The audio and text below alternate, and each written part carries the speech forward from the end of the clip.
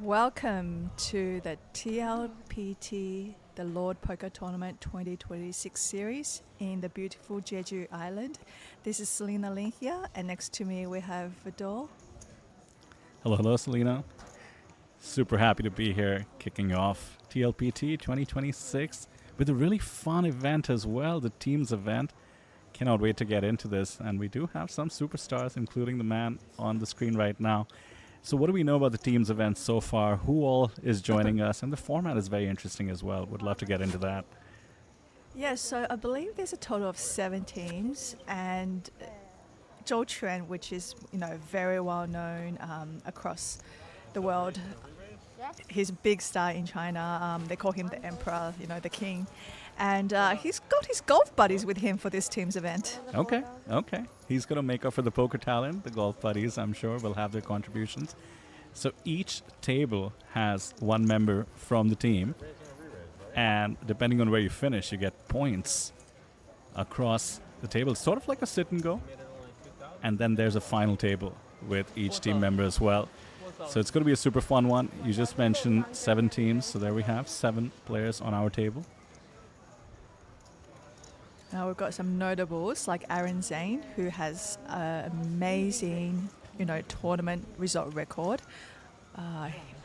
He's had some, I think there was a Triton main event that he won not long ago. That was really, really massive prize pool for that one. And Zhou Quan, definitely a very famous player in China as well. And we have Jungle Man, Daniel Cates, dressed as Captain America, I believe. Captain America himself. He always does bring some funky costume to the mix, but this time it's appropriate considering it's Team USA. By the way, we have Ace-7 getting super busy on the 7-3 deuce flop. This is going to be trouble against 2 overpairs. A bit of trouble for Jacks there, thinking they probably hold the best hand here. I mean, with the action, I don't think there was a re-raise pre-flop because the Ace-7 being in the hand. Yeah, it's actually a bit of a trap from the pocket kings, and looks like the trap continues on the super dry, pure board 7-3 deuce. It's pretty much what you want with kings. No surprise, Jack's not going anywhere. We have a huge spot here on hand 1. Oh, what a card. Now we see Ace-7 really pulling ahead here. What a bink. Has no idea how lucky. He just got action killer as well for the kings. Joe with his now signature white suit looks disappointingly at how the trap has kind of failed with the ace on the board now. Yeah, he'll have to read that against 2 opponents on this turn card. Someone's holding an ace. Let's go of his pocket kings, very disciplined. Now Daniel Cates is going to stick around for one more street. Yeah, Daniel just not a believer, not yet anyway. The difference is he is closing the action. The kings felt a little more precarious, as you said. Joe knew somebody could have an ace behind. Jungle Man thinking he's under-repped his hand the whole way. Too early to release, and the queen is pretty comfortable to go for one last street of value.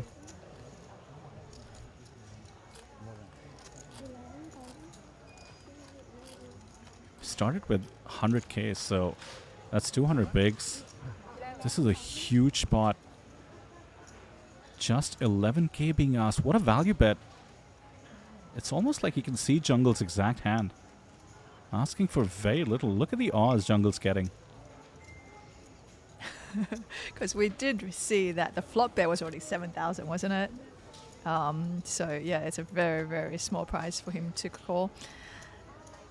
He's taken a hand that pretty much feels like the effective nuts. Oh. And turned it into a blocker, and Jungle Man attacks the blocker. This is hand 1.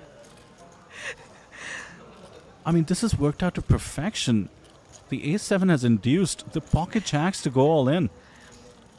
Now we see... I mean, you just call it, right? Yeah, you just, But what is Jungle Man here repping? Like, if you're holding Ace-7, I don't know if you're that excited about calling here.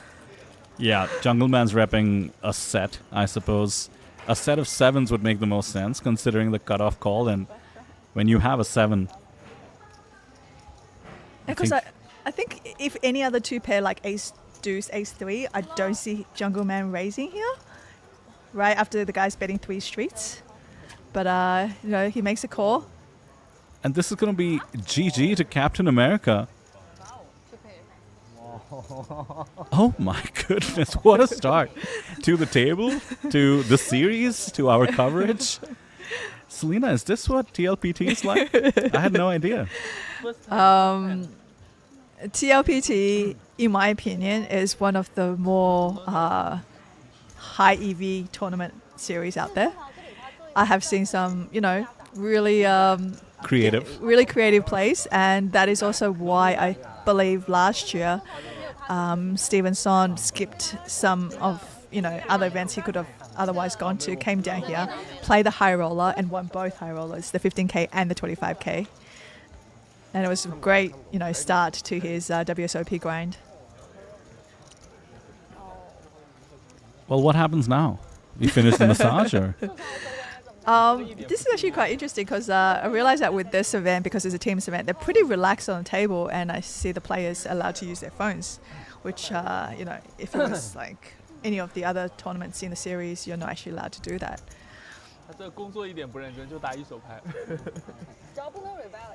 So does then he get swapped out for a new teammate? How does it work? I think his other teammates would be playing on the other tables. On the other tables, okay. And given that this is the team's event, I think he just sits there and finishes his massage. So it's kind of like a shootout then, right? Would that be how? So I remember from the early days of Zynga Poker, which is maybe the last time I played a shootout, that in a shootout you have to win your table. Yep. Which is not the case here. We actually have essentially, points ladders. So starting out at 0, going all the way up to 25 points on each table. And Jungle Man does get up now. He's going to walk away as the last place finisher. I mean, he's known for being creative. Maybe the most famous creative poker player in the world, but taking pocket jacks to the streets does not work out. So, yeah, we're going to play down to the winner on each table and then have a final table.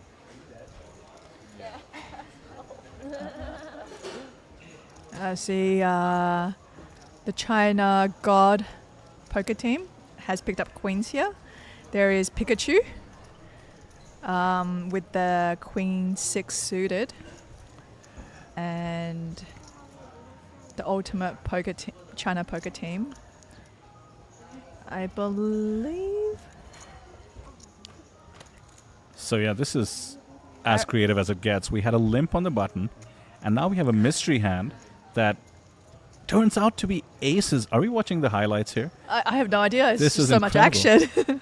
It's like, just a lot of big pairs already. So we had a limp on the button. The small blind comes along. The big blind wakes up with aces and obviously raises things up. I guess you would call that an ISO against a button limp. And then the queens decide to make their presence known. 3-bet to 13K, and the aces, loving life, 4-bet.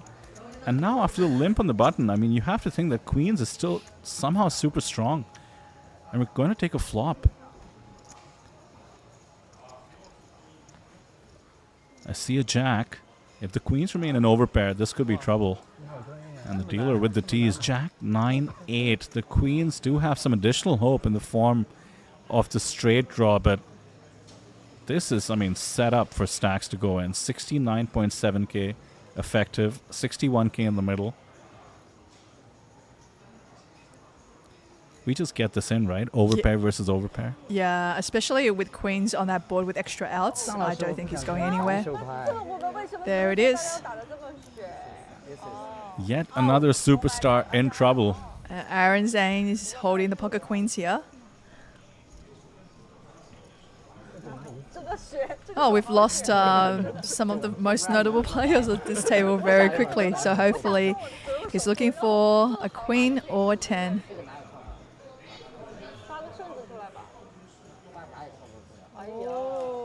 That knocks out some outs because it is a spade, and the ace of spade will take away. But it is the 10, the offsuit 10. Oh my goodness. Oh, that is a huge bad beat. So that's how they do it, Selena, the superstars. Wow. I think it was 4 outs left, maybe, with a folded queen on that turn. So yeah, it's that's poker for you. He looks a bit sheepish, but it was basically a setup, especially on that flop. Money going in. Aaron's probably thinking, why in a team's event?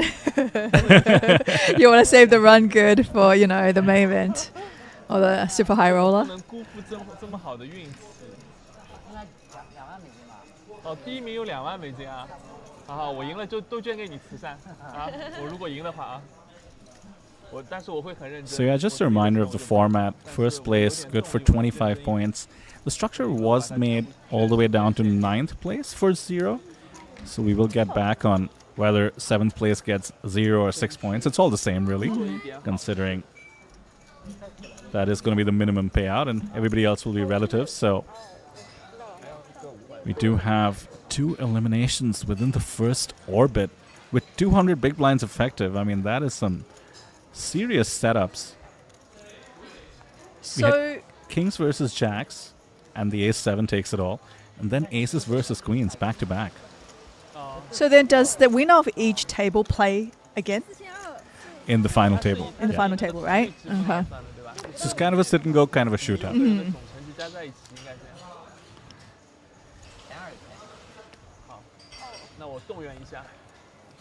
So the points on the final table are actually distributed in the same way. Okay.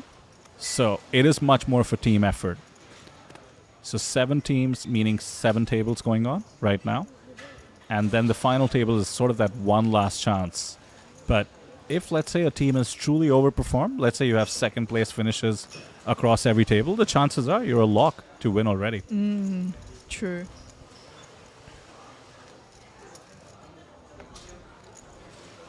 So some of the players on the table will just be like, oh, I'll just wait for one player to bust out every other person on the table and I'll just come second.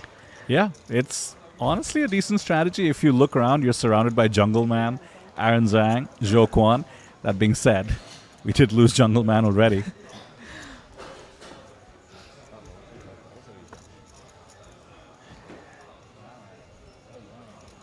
So let me thank you in advance, Selena, for helping me out with translations across the series. And this is maybe the perfect time to just remind our viewers of the team names, if you wouldn't mind. Yeah, so that was a bit fast. We have the ultimate poker team, China's ultimate poker team. We have a Pikachu team. We have Poker Queen. And we have the China Poker Gods. We have the China Poker Queens. We've got a Nana Japan team. And we've got a China Tianjin team, which I believe that's the golf team. So there is the China Ultimate Poker team number 1 and number 2. So there's 2 teams of that. And then Team Captain America. So yeah, looks like the update with the chip count, 9 teams, meaning 9 tables going on. Now this is fascinating to me, that Team Captain America, who are wearing USA attire, they went with not writing their name out in English. That's right. It is in Chinese. Classic Jungle Man. Kings again.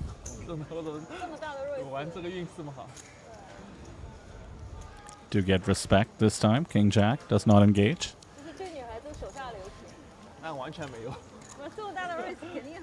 So Selena, you covered the previous series as well in 2025. Did not have a teams event back then. No, I did I'm not. assuming. Yeah. Yeah, so a really fun edition. Yeah, they had, you know what they had instead? They had instead a free roll. And first got like 100,000. It was like a really big prize pool guarantee free roll. And yeah, that was a fun one to watch as well. A lot of very, like you said, creative plays. Yeah, TLPT seems very unique in that sense. Sponsored by AA Poker, and if you go on the schedule on the website, you can just see how many ways there were to qualify, including free rolls into the main event. That's a 1.5 million guarantee, of course. About 1,000 USD buy-in. Expecting hundreds of players to come in through the free roll route, which is really amazing. I mean, you can't help but root for the qualifiers in a main event. Yeah, for sure. I think that's how, most of us get started in poker. I believe my first ever tournament, I played a satellite, which got me a seat into APPT Macau. Okay. I came, I believe I finished 13th or something in that event. And that was also how I became the ambassador at the time for Poker in Asia. And yeah, I had a 14-year career out of that. From a free roll? From a free roll. Wow. From a satellite online, So yeah, amazing how poker just takes you to places.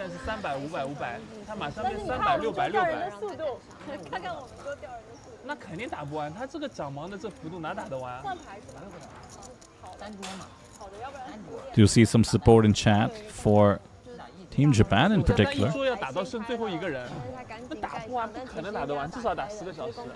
No, I know Nana from a Red Dragon event that she played in Jeju, and she actually came second, I believe, in the main event.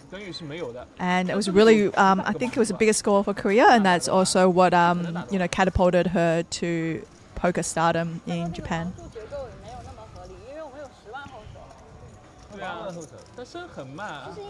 Really do find the Japanese cohort the most exciting to watch on most poker tables.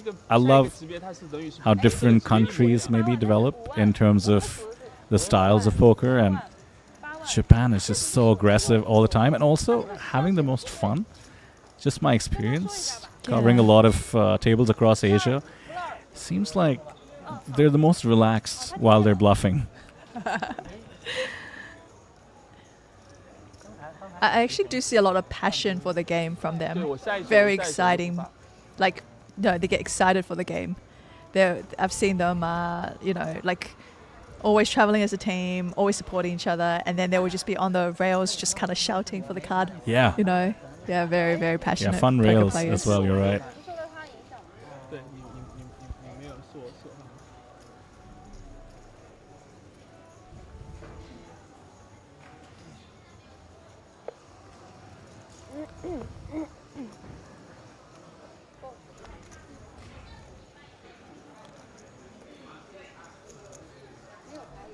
Well, no more coolers or setups, as we see some regular poker folded to the blinds this time. Well, never mind. Pocket kings make another appearance. Raise from the small, and what looks like a pretty difficult hand to continue for Team Poker Queen.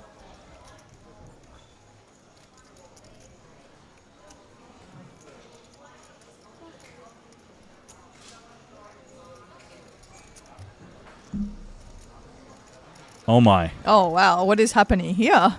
Oh my. I thought the hand was just going to be over. You do love this. Were we just talking about getting creative? Yeah, looks like Team Poker Queen has come in with a plan, especially blind versus blind strategy. And I do like taking the queens free. It's not a hand you want to just call in position. Instead, turning it into an ambitious 3-bet, which immediately gets 4-bet. And I think we can release now. A 4-bet also quite large. Doesn't really matter against a hand such as Queen 3. Given how deep we are as well. The kings decide to go on the bigger side.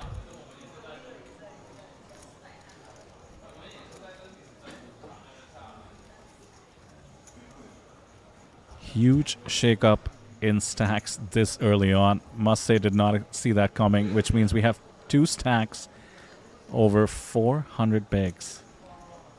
That is very deep poker, but we can also see that it's very possible for these players to get it in quite light. Keep it coming. No shortage of aggression thus far.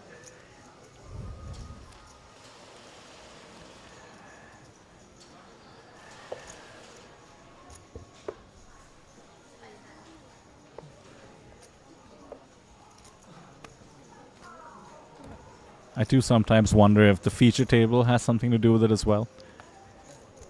You know, you're on the feature table under the lights. Maybe have some fans watching. Might as well make some moves.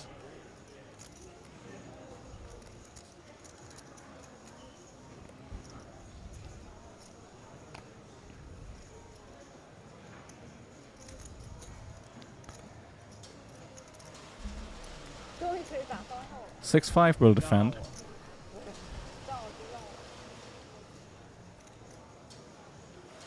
The open was pretty big, 3x from under the gun. 6-5 a hand, you can let it go sometimes, but now you flopped 8-7-6, and that is a dangerous card because it gives a straight to the under the gun opener, and bottom two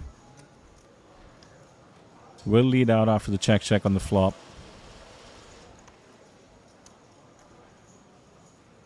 Now Aaron with the straight is contemplating how much to raise it to, I believe. Oh no, he's just going for a call here. Now that's a pretty small pot compared to the ones we've seen. Oh, that's not helpful for her, is it? Yeah, a bit of a lucky card, I suppose. Although she has let out, her two pairs have been essentially counterfeited. She has a pair of sixes at this point. So this bet is basically kind of a blocker and looks like it's about to get raised, and she already seemed to have signaled the disappointment.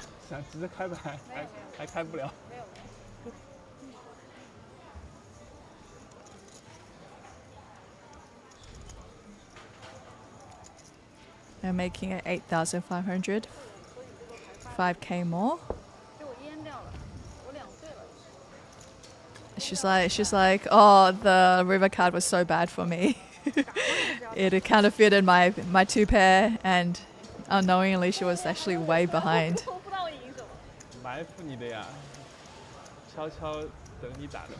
And he's like, I was trying to trap you, waiting for you to bet.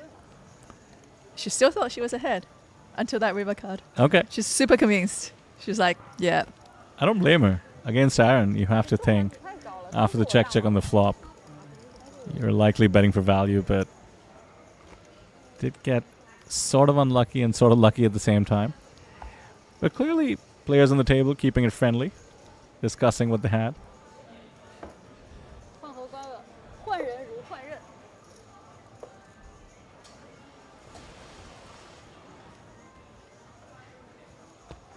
So the buy-in was approximately 4.7k USD per team, I believe. We'll be finding out payouts shortly, I suppose.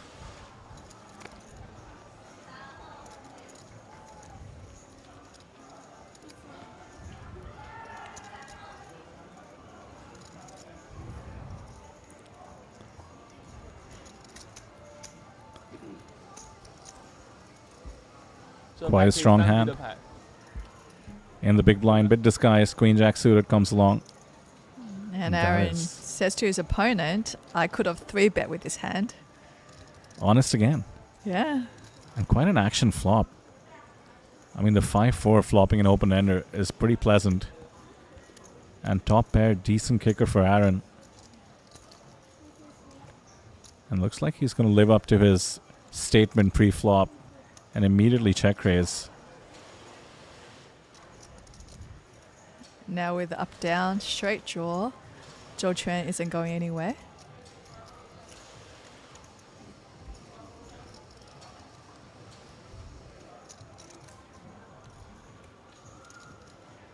Pretty spicy. Now a pair for Zhou. Backdoor flush draw added for Aaron. You can just never fold this. Not much to do, but just call in position. There's a couple of super dangerous cards. Ace of Spades comes to mind. 9 though just means check mark for Aaron. Joe left with just a pair of 5s.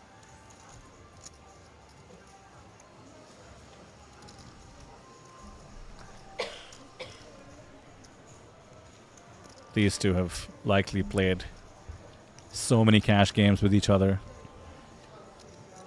Likely met on a lot of MTT streets as well.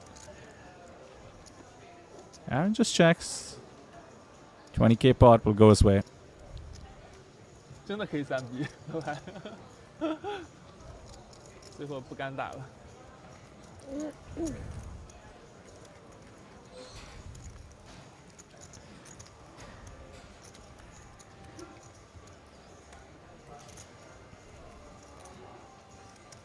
No lack of action, Selena. That's what the theme seems to be. I'm excited for what this signals for the next 10 days or so. Well, I think with the teams, it's also a little bit more like you have everybody else's like results on your shoulders a little bit, right? So, I mean, I don't know about how Daniel Cates felt playing that poker jacks, but you kind of want to, you know, do good for your team, right? Like it's almost like, you know, it's not just about you, right? Right. But when you're playing like a normal tournament, everybody's for themselves, right? This is, you know, you're carrying the weight of the entire team, like everybody feeling that on their shoulders. So if they can, you know, finish like top 3, it's actually really, really good for the team. 就8个人，感觉不用考虑那么多了。 Yeah, poker is such an individual sport that it can actually throw people off to be part of a team. Exactly, yeah. It's quite different because, you know, in poker, it's, unless I guess maybe tag team for WSOP, you don't ever work as a team. You know, it's very rare. That's why I think that with these teams event of nations and cities, they've started introducing a lot in Asia. You know, I think I've seen them run it in Japan. I've seen them run it in Taiwan. It's actually quite popular. So I have played a team's version of poker. It was called match poker. Not sure if it's still around, but very unique concept. I'll go into detail some other time, but I was the last person still playing on behalf of my team. Our table was a little bit slower, and so everybody else was done and now watching my table. And so when I, you know, didn't do that well, which happens sometimes in poker, we just saw a jungle man. Yeah. It felt like I'm the one who let the team down just because I was the last person remaining. There is a funny element to that as well.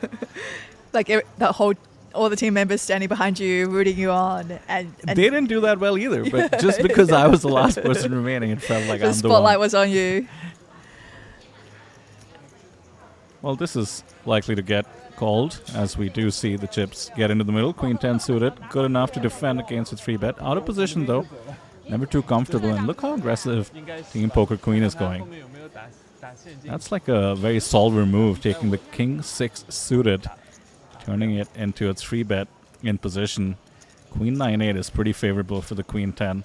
Backdoor clubs as well. I do realize how aggressive some of these Chinese female poker players are. I don't think I'll ever 3-bet King 6 versus Underground raise here. But they've been putting in the solver work, I think, you know. Like I said, these days, the Sims tell you to do some weird things. Check call against the C-bet, and a club means additional outs to the extent the Queen 10 suited felt like it was behind. So I don't think a double barrel will work. No equity, mind you, and looks like chips are being grabbed. I mean, this is just hyper aggression. I just really try to tell a story here, and the story is my hand is better than your Queen 10. Yeah, it's basically I have pocket kings, I guess, considering she blocks a king.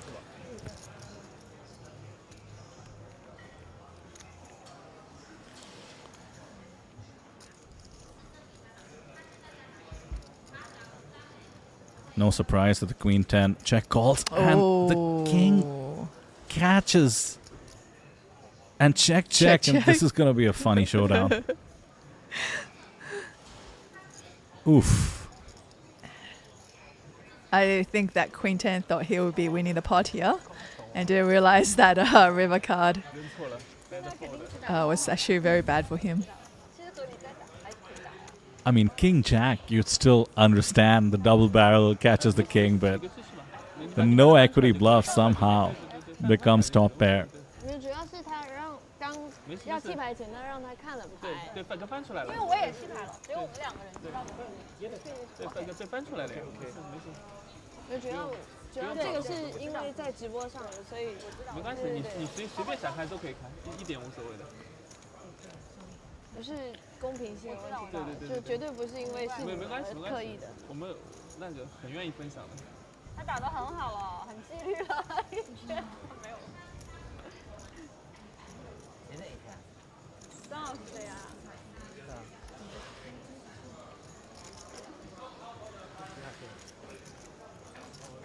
要真实名。我的牌也挺好，如果不是那边，我这里8个给你敲一下，现在就2队，bluff 2队。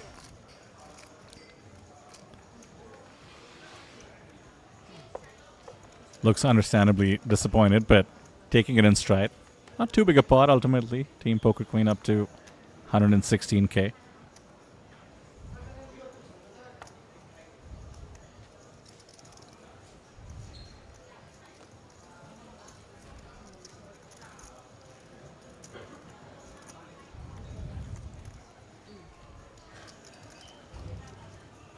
Back to work already. I do feel like there is two quite different players that like going to these teams event. You have someone like Jungle Man who's probably look at this, you know, when can I get off the table ASAP? I felt like that was him, right?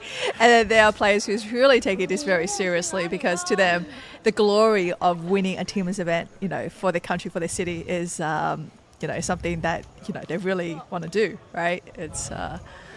It's quite different intentions going to this tournament.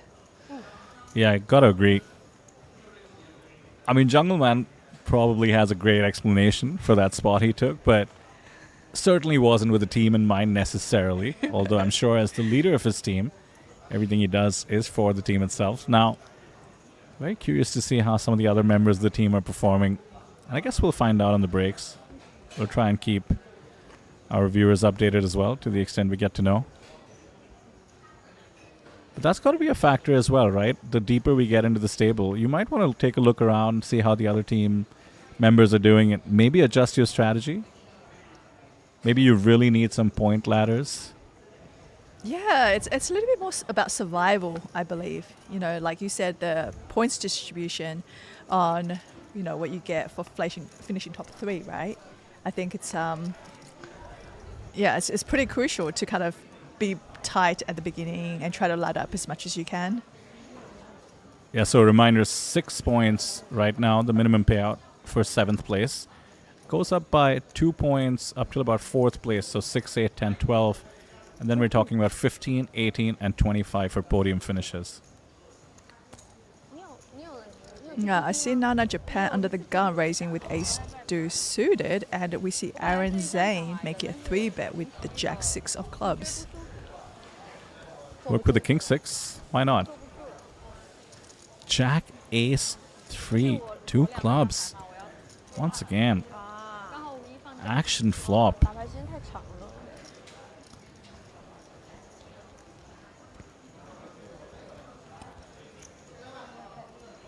You love continuation betting after flopping.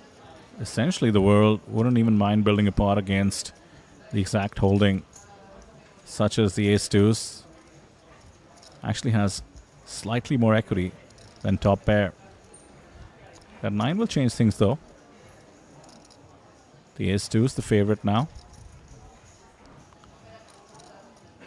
Pretty standard to check behind in a spot like this. UTG open, call the 3-bet, and ace is quite likely and maybe unlikely to fold even to this double barrel, but looks like Aaron doesn't mind putting more chips into the middle. Kind of setting his own price as well, can check behind the river in case he doesn't connect further. But if he does, he wants to build a pot. Yeah, we see that he's got 12 outs left for that river card, and he can also at this point represent a better ace. So I do like his turn bet here, and he's made it significant too. So it's going to be a pretty big dent, you know, a quarter of what Nana has sitting in her stack.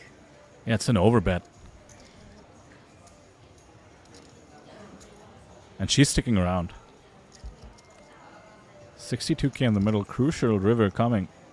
The 8 means a check mark for the top pair, weakest kicker.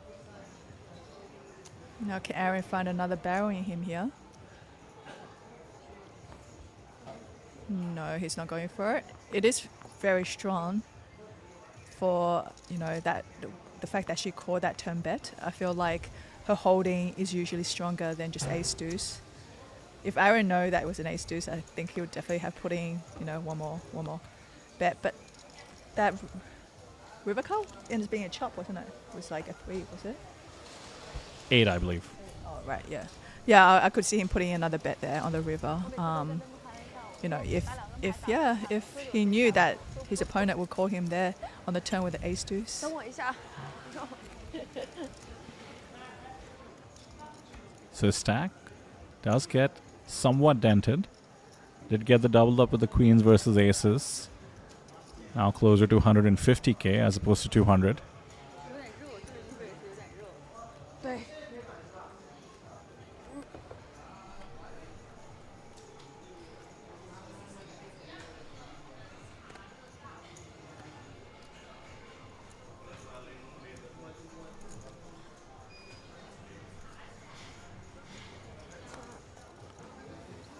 We're getting pretty loose here.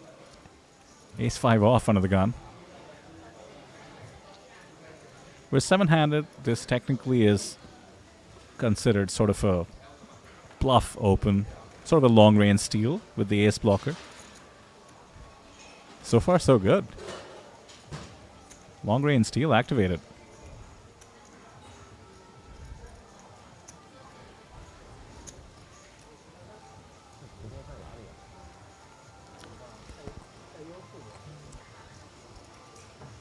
Feature table here looking fantastic at Leze Casino.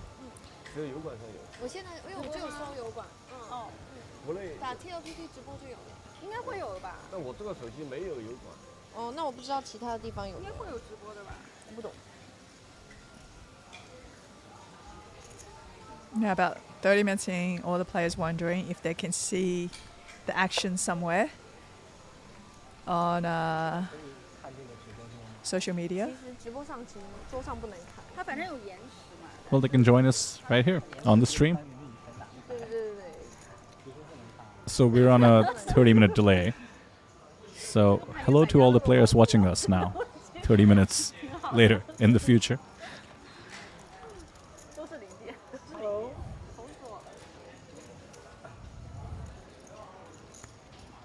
哎嘿。 That is a chip leader open right there, 7-5 off from the cutoff.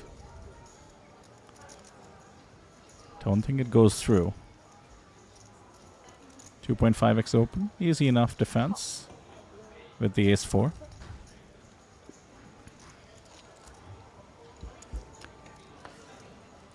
This is such a fun event already. It kind of makes you feel like it'll set the tone for the rest of the series in the sense that, you know, these players will be firing a lot of the events, I'm sure. You know, the Jungle Man, the Joe Kwans, the Aaron Zhangs of the world. No doubt most of the other team members we see here as well. And if you have a good time on the first event, you know, you probably keep it loose for the rest of the series. Quick bet and the takedown.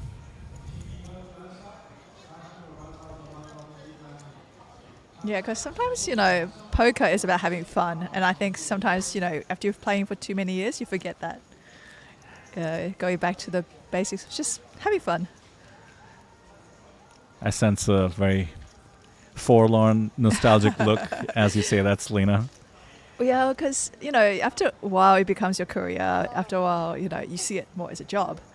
And then, yeah, and, you know, you kind of step away from it for a bit and you come back and then it becomes fun again, you know. So you do have this almost love-hate relationship with poker at times. And You know, for me, I've loved games. I still do love games. I mean, as of recent, I've transitioned more into, you know, like physical sport, pickleball.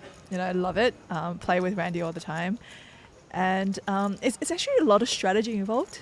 You know, and I think that with the kind of poker background, the ability to see what your opponent is trying to achieve is quite important. You know, yeah. Yeah, unless you've played a game for a living like you have, Selena, it's quite natural to not even think in terms of strategy, right? Some people just go point to point, or even in the case of poker, they don't think of having a pre-flop opening range as a strategy. So yeah, I can see you're using all the edge you've accumulated over the years in your pickleball game. We do see a raise here, and we see now a 3-bet out of the big blind by the poker queen team, and she's choosing the holding of ace-9 and getting a stare down from Zhou Quan here. Now he's not going anywhere with these pocket jacks, and also playing position here. He makes a call.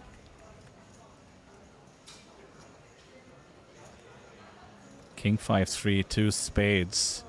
Not the most pleasant flop for jacks, but quite a quick check, and I must say, a live tell in a way. The way she just seemed quite happy to quickly check and not interested in continuation betting. Her hand looks a bit face up. For sure. And I think Georgia here is starting to realize he's definitely ahead, and she has lost interest in, you know, trying to win this pot. And looks like for the river, he's going to go with a value bet.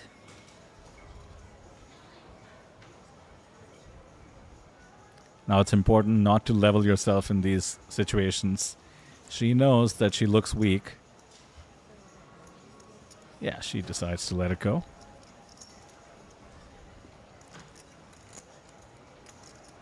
Nice attempt pre-flop. Take the aggressive option, take the ace-9. 3-bet. Actually gets slightly unlucky. Joe relatively top of range with the jacks. No further damage though. So the China Ultimate Team is number 2, is ranked in the first place. Did look up Joe Kwan's, or is it Chuan? You'll have to educate me. Oh yes, yes. So Chuan, right? yeah. So have you heard of like qi, like Yeah. the yin and the qi? Yeah. So in Chinese, the Q is always Yeah, pronounced in that way, rather than you going with that Q sound. Right, Yeah. right. Something to keep in mind. So as I was saying, I did look up Joe Chuan's hand and mob, and astounding. Is there a guess, by the way, if you don't know this already? Oh, like a cumulative lifetime earnings? Yeah. Oh god, that's a good one. Let me think. What would his be around? Let's see if I can give you a Okay, hint. I'm gonna go with I'm just gonna throw something out there. All right, I'm gonna go with 10 mil USD. Not a bad guess, and ballpark is correct. He's number 4 on China all-time money list, in case that helps. Is Aaron above him? I can check that momentarily, but just to answer, it's Number 4. almost 18 million. 18. Okay, so almost double what I guessed. That's very impressive. Yeah, followed by Tony Lin, Biao Ding, and Aaron actually leading the list Yep. with near 22 million. I see. So we've got some of China's best minds here on this Definitely table. too. Yeah. Do spot somebody on the list as well. It's Zhou Yinyan, number 8 out there. That's the as well. WSOP Paradise winner, isn't it? That's right. Yeah. He's probably on one of our outer tables. He is in the same team as Aaron Zane for this tournament. I already said that is by far the strongest team. Yeah, so far, so good, but the queens did have to find the suck out against the aces. That is true. He's got the run good by him too.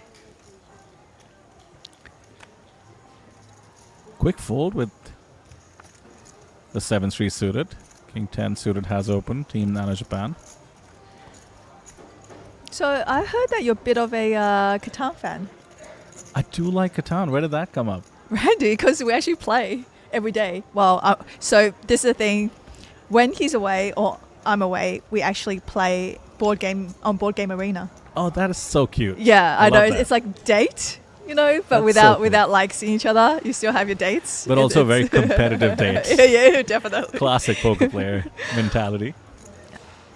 Look I at want to that hear flop. more about that, but yeah, this flop is spicy as well.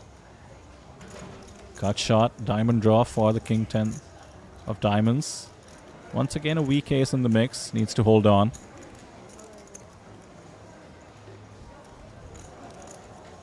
Check raise wow, with the he's ace. going for a raise there. Nana's not going anywhere with the number of outs we see. Yeah, that is very pleasant after check raising a weak ace. You get pretty uncomfortable when called. Probably worried about future streets, but not only is that an offsuit card, it gives him aces up. Now I wouldn't mind bloating the pot further for value. Quick call once again.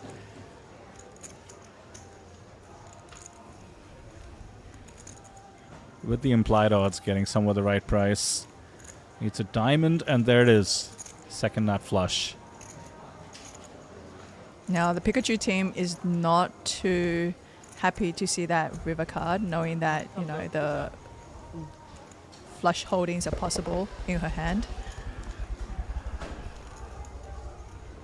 Bit of an old school live tell as well, right? Quick calls tend to mean draws, especially in position. The most obvious draw has come in. Looks like he's gone for a half pot bet. It's not exactly a block bet.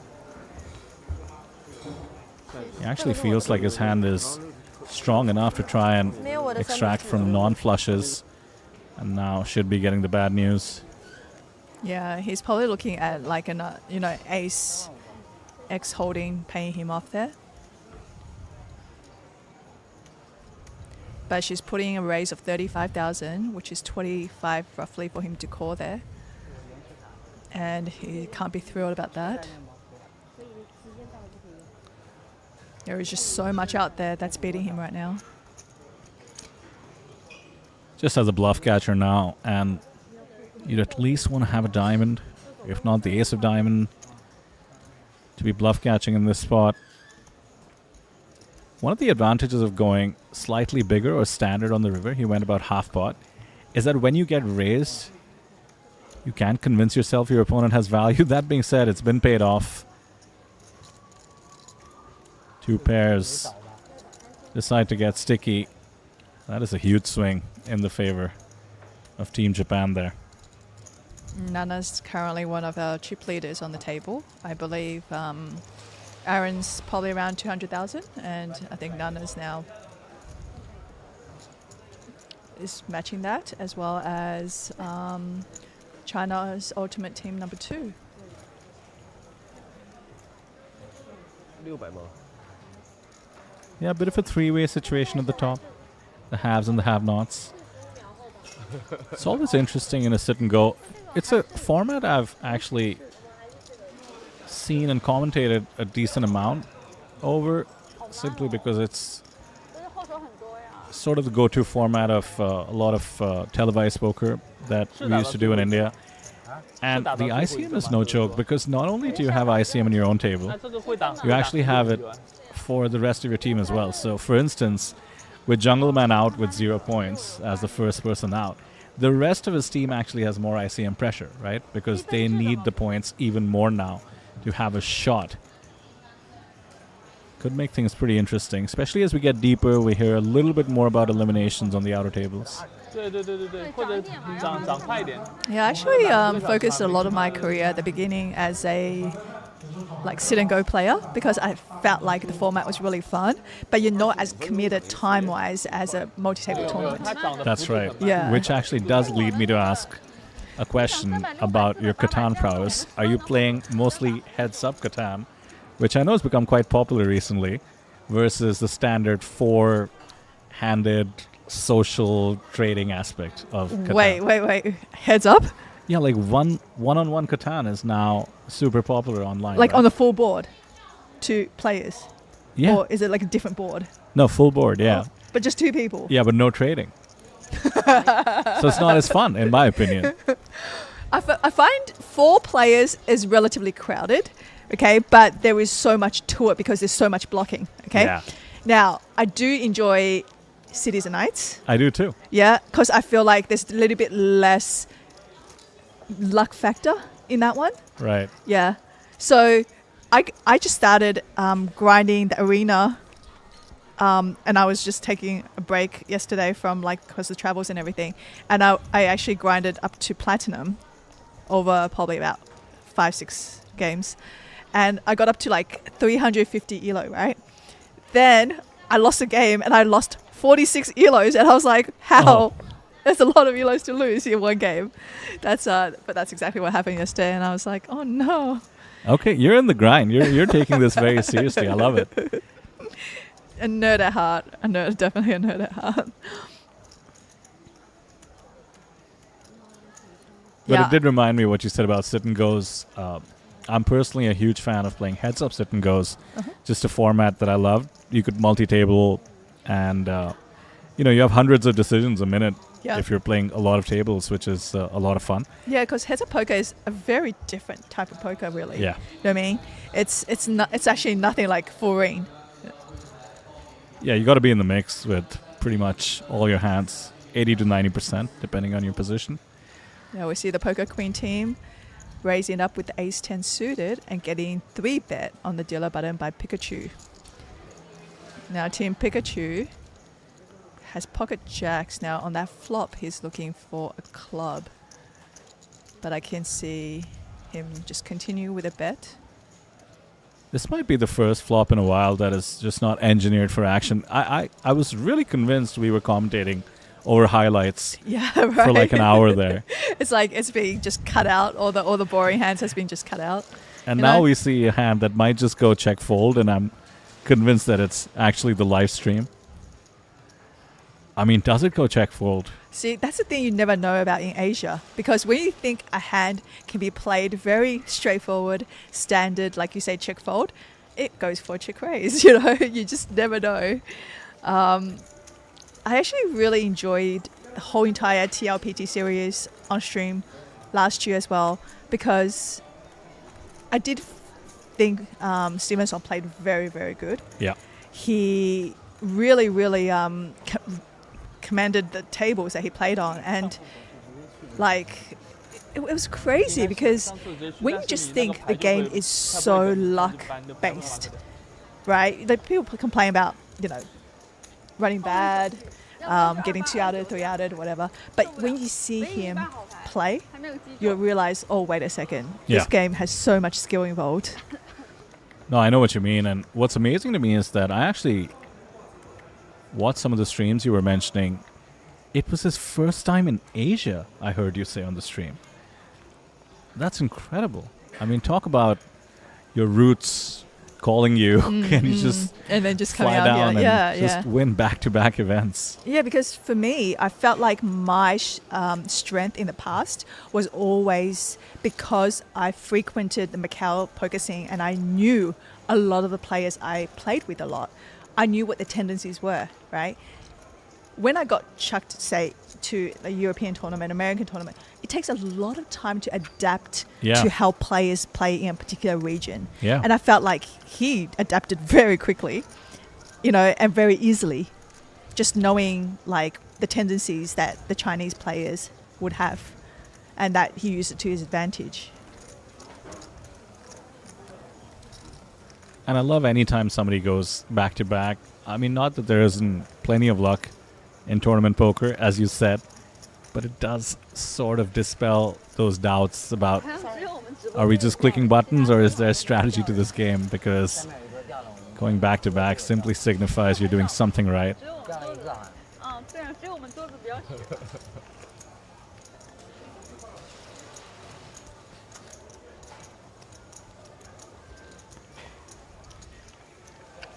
Certainly having over 20 million on your Hendon mob also signals you're doing something right, as we see Aaron kind of focusing up. And not this is actually taking the it lightly. first time I've seen Aaron come out for a tournament for a very long time. I think the last time he might have come out for a tournament might have been that Triton event he won for millions of dollars, you know, and he just kind of like disappeared and 对啊，就有意思嘛。 I guess went back to living and enjoy his life for a bit, you know, and coming out now for this teams event, you 不要 know. 选，你只要选。我已经做了，我做了。 So remind me, Selena, their team is called The Poker Gods. the Poker Gods. Yeah, but it's more like when I say the Poker Gods, they put poker at the front, but 1007嘛。 in China, when you see someone who's usually like tall or physically attractive, you just call them a god. So Right. that's kind of like where that play on words come off. So not necessarily poker god, but more like just, you know. More like the poker hunks. Yeah, exactly. Kind of like that.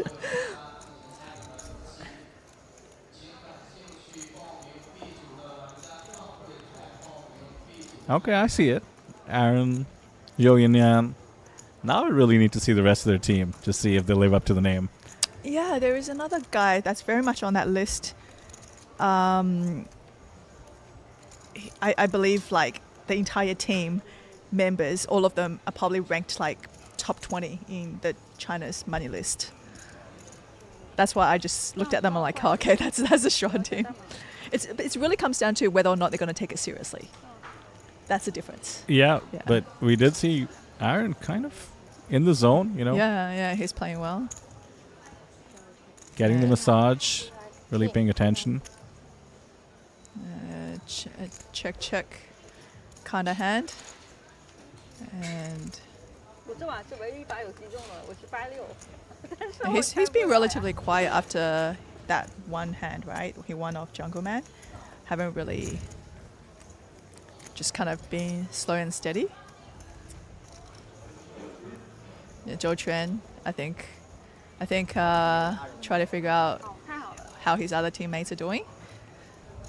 It's just being the captain, you know. Yeah, probably wants to loosen up, you know, play his standard game, but like you 100 said, 个盲就开始。 being the captain, 一般团队 taking it seriously. 10万。 5个小时里面结束差不多这个。 So it's so funny because like Aaron Zhang, I know him from very early Macau days where I think there was only 1 or 2 poker rooms out there at the time. And it was probably my second time in Macau so it might have been 2009, 2010. And that was when I first met him. And, you know, this was before like poker exploded in Asia. Right. Yeah, and you know what? We sat down, and I believe we played like 5-10 Hong Kong, which is like, Pretty oh my tiny. god, yeah, exactly. Yeah, like 50 cent, $1. Yeah, because that's US. how big the games were. Do you know what I mean? There wasn't much out there, and slowly, you know, the Macau games became so well known. They became really, really big, and you know, when it came to high roller tournaments and stuff, these guys started frequenting, that scene, and you know, everybody started, like, earning lots of money, and we've come so far. It's been like what 17 years, right? Yeah, wow. Something like that. Yeah. 18。 1800。 And then I come back here and I see the players and I don't recognize anybody anymore. You know, so as the time have gone by, you just don't, like I might, you know, see like 2 or 3 faces that I you know, like Zhou Quan or Aaron.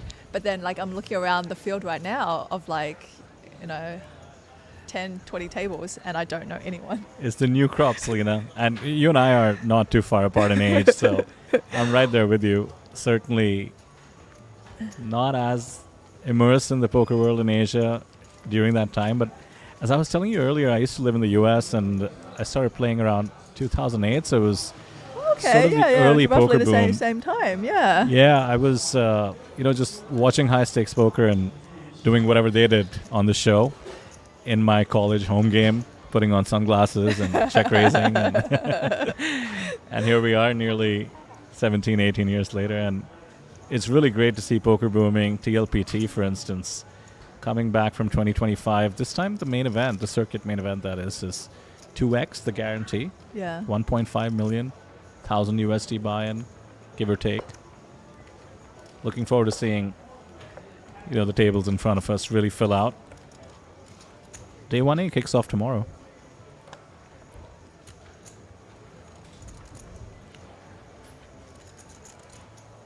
And I'm sure you look back on Macau fondly as a destination, but I really feel like Jeju in particular has really emerged as just the go-to for not only tournament stops, but cash games as well.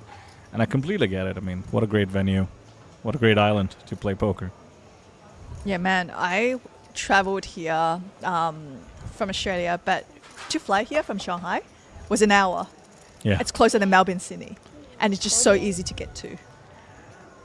I have this little factoid along those lines that I'll mention in a moment as we do see the pocket jacks, 3-bet, and I suspect the pocket 5s come along because we're so deep stacked. We did see her 3-bet king 6 suited earlier, and that hand went to showdown. It went to so showdown, yeah. if he had seen that hand and he remembers what she did there, Wow, instead he just Oh, yeah. mocks the So- pocket so 5s. I would say definitely one of the tighter players on this table. Yeah.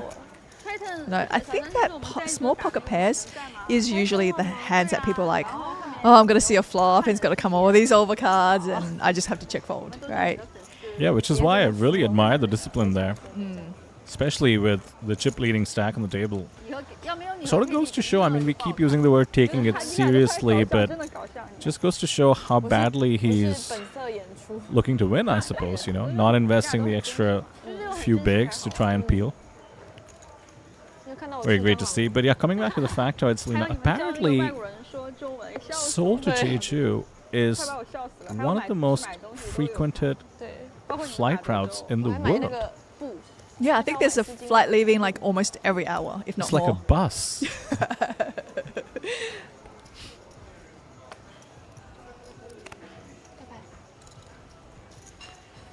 Have you had a chance over the years to explore the island outside of Shinhwa World?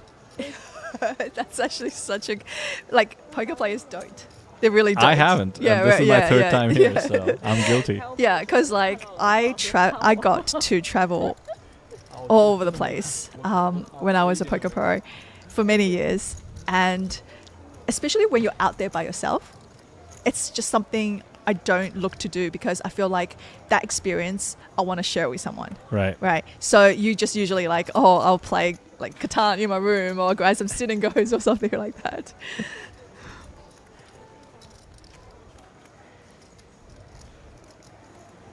The jack is giving 2 pairs, as well as just a pair of jacks with the jack 6 of diamonds. Pocket 6s with the only heart, but doubt they can withstand the 6K ask. No way to know that your heart is good. Does come along though. Color me surprised. No heart.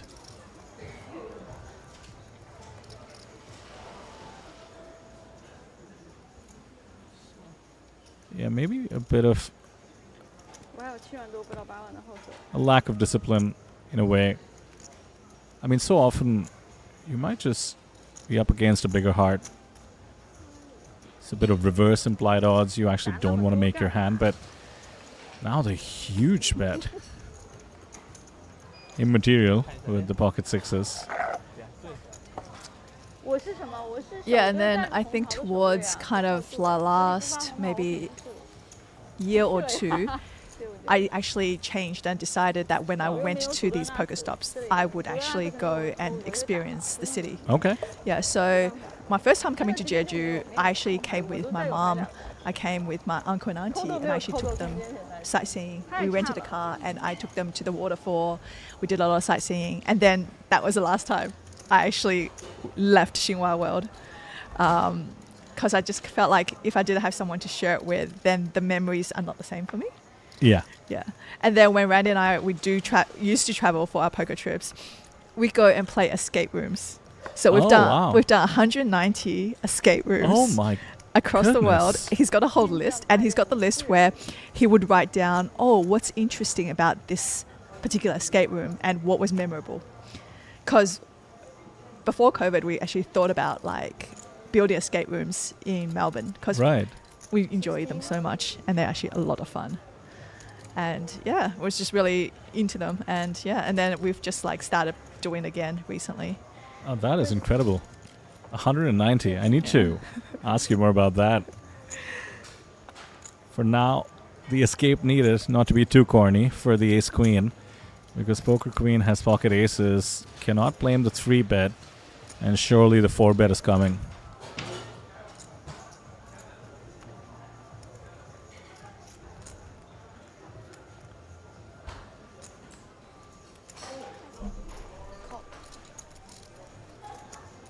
Love this. Looks like the trap has been set with aces.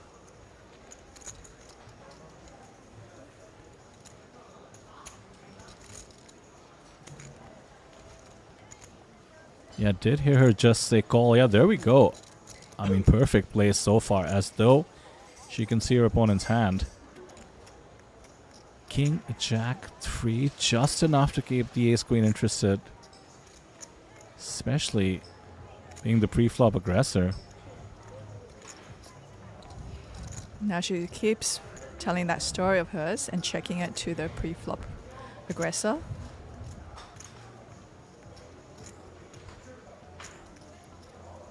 The continuation bet, it is a down bet on the King Jack 3 rainbow board. So do you announce your hand here? Yeah, it does say raise. I believe that's 11k.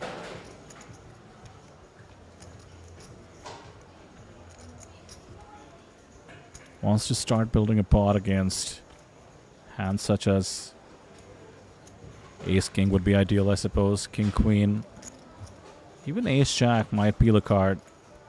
And ace queen would be tempted, but 7.5 seems quite a lot to call just to try and hit a 10. In position though. Good thing an ace is good as well. But yeah, good time for discipline. Yeah, not getting stubborn. Try to look for a gut shot 没有靠 or an ace rolling off, because even if an ace roll off, you just can't possibly think it's going to be good at this point. So 190 escape rooms. I'm still processing that. That's a lot of hours. And you know what is so funny? We've actually played the same ones. So without realizing, because there might have been like, say, 8 years apart, right? So we played one in London, and recently we were in Sydney, and we played the game.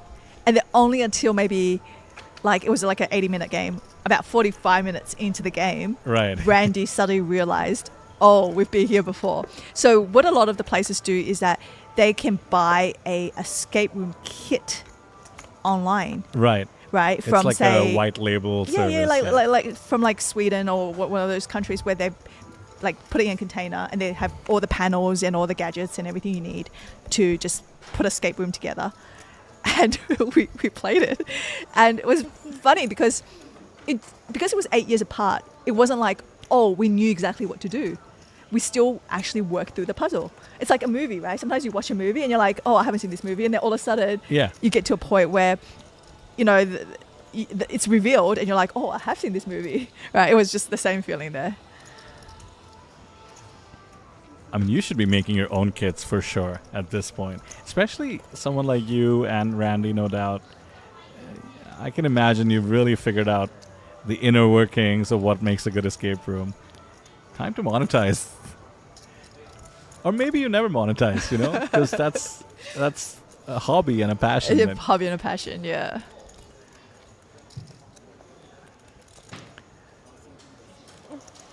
Pocket Kings, no shortage of premiums 没办法， on our feature table here. It's like every other hand, isn't it? 懂吧？ It is It's like kings and disproportionate. aces, kings and aces. Yeah. Keep it coming.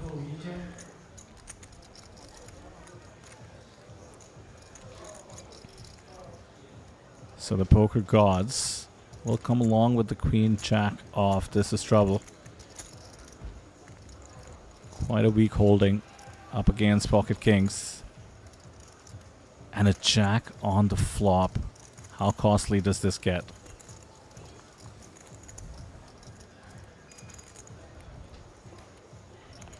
Decent amount of metagame here in the sense that these two are the biggest stacks on the table. Aaron should be weak opening from the cutoff, so the small blind 3-bet does not need to be as strong as pocket kings.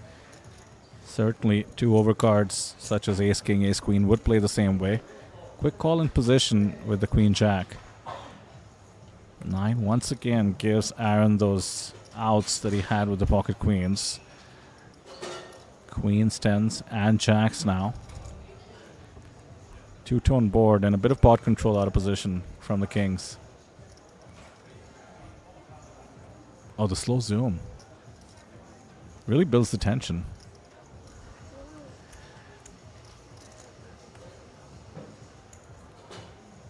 So Quick Aaron's... call. Yeah, he's taken the betting lead. We saw this when he actually checked back the river. And a jack on the river. Now, He's what is this? just running so pure.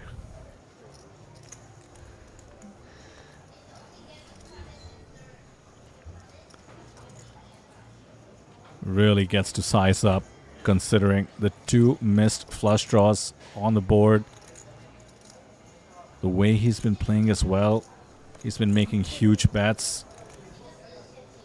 And how big did we go here? 65k into 55.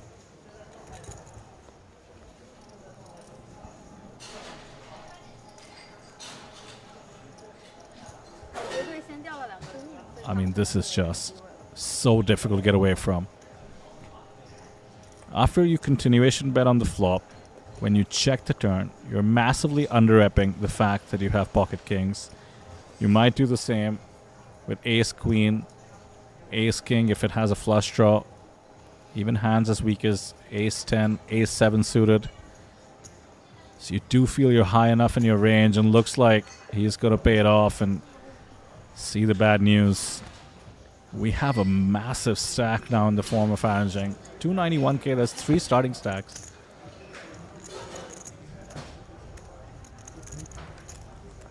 This is a 超值。 364 bigs. 很厉害。我要想学习一下。都是乱中 Team 牌啊。 Pikachu 其实第一手就应 now 该 is 被 in 淘汰了。 danger of 第 elimination. 一手就是运气好。 We have not eliminated any player for a while. We eliminated the first 2 players very quickly. And the first orbit. 很多人都这样说，最后都把我的钱赢走了。我真的是，我刚才那把牌。 I mean, you mentioned Team Pikachu, but they have over 60 bigs 战队 in a 赛 tournament, or indeed a single. That's true. It's actually a lot to Very play with. comfortable, You know, yeah. it's not like you're down to 10, right? 先让队友提升。只要是这样你正常打2就可以张牌，让队友可以背锅 re 呀。的话，早都只要比队友输得晚，就可以让他们背锅。只要我们牌是什么，这个桌上都是队长啊。这桌上是队长吗？对啊，我不是队长哎。这桌上都是队长。 Bit of a frisky open, queen 8 suited from +1. 你看我每一把开始都会遭到3败，怎么办？ Runs into the ace 没有 queen. 位置。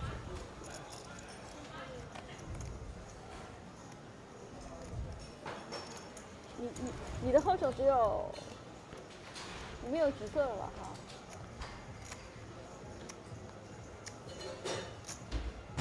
哈。 Team Pikachu making a 3-bet here. She's one of the tighter players on this table. I'm probably not seeing a flop with that hand. 我还是可以很怂的。 Yeah, good laydown. 坐一会儿。 Doesn't put good chips after bad, after the lose open.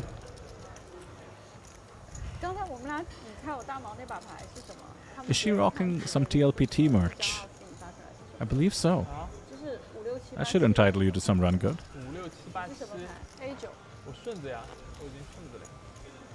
我没有看。 I love taking a quick look at the fashion on the table just because I'm so 我们尽管不 unfashionable. 看直播也会有人发 It's mostly out of jealousy, and gotta say, nothing can compete with Zhou Chuan's now signature white suit. 展牌就是顺。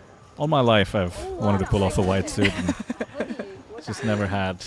I think for the WSOP, the year he bubbled, he was wearing a full-on tuxedo, Oh, wow. like black and white, you know, like that full-on like formal wear. Yeah, I think there's a famous photo out there of where he busted on the bubble unnecessarily. It was so unnecessary, the hat, if you read it, and he was just dressed to the T. It was just like he prepared himself that day, and he got up, he got dressed. It's like, I'm gonna be the bubble boy today. Okay, yeah. Yeah. If you're going to punt, you might as well do it looking good.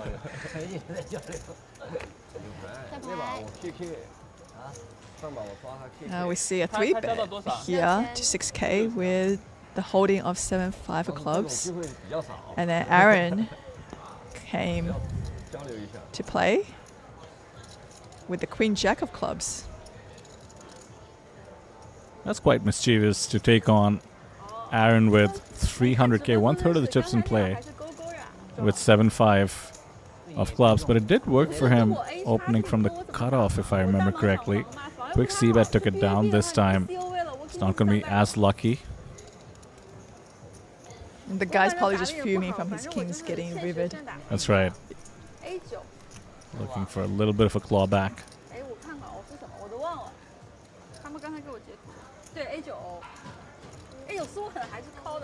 Yeah, and this is way too ambitious. 0 equity on a board that's decently connected. So many of Aaron's calls on the flop will be kind of the holding he has, pair and a straight draw. And somehow it goes through. Lots of credit being given. Power poker. There's that clawback. A little bit of revenge. Now, 50% of the chips in play belongs to China's... Oh no, that has to be surely the VPIP actually. Oh, is that the VP? Yeah, I did just see 45% right below. And also, given how the action has been going, Right. I'm not surprised to like, see these high VPIPs. I was like, that can't be the... Yeah. I mean... Oh, look at this, Selena. that- Minimum VPIP is 22% on the table. Well, I mean, you could argue it's kind of short-handed, right? No. Yeah. It got short-handed in Orbit 1. You're right. 50% though.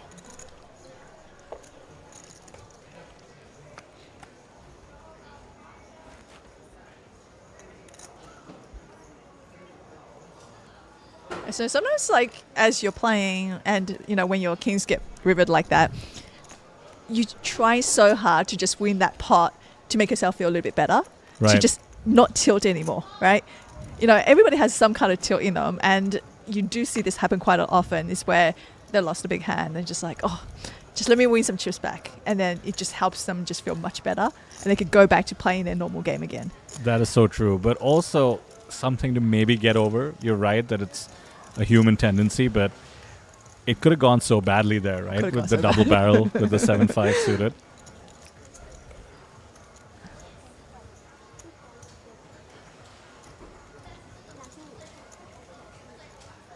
Jack 3 open from the button works out with the Jack high board.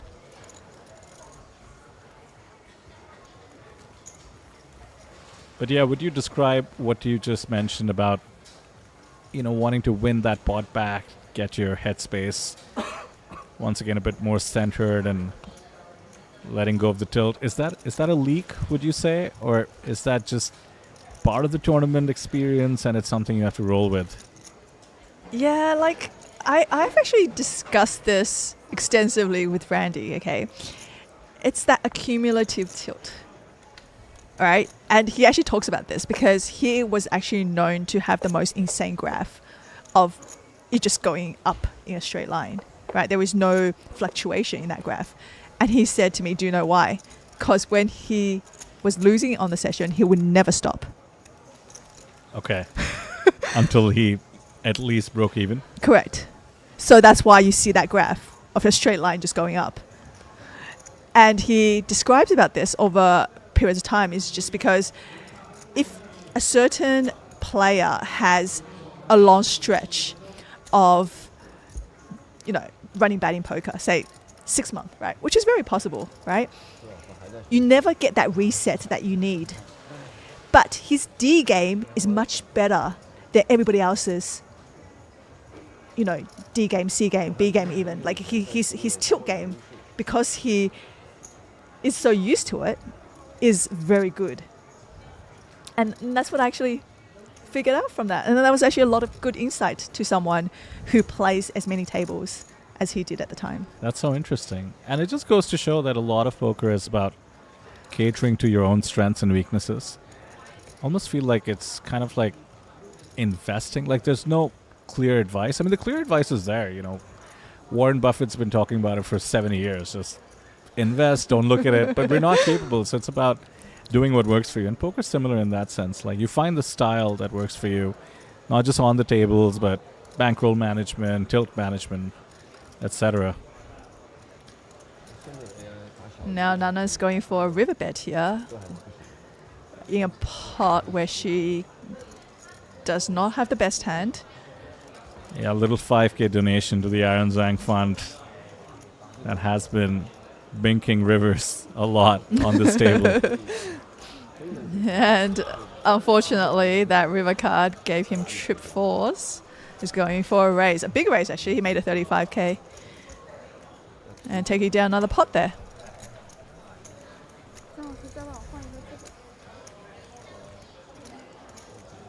And that comes to explain school holidays.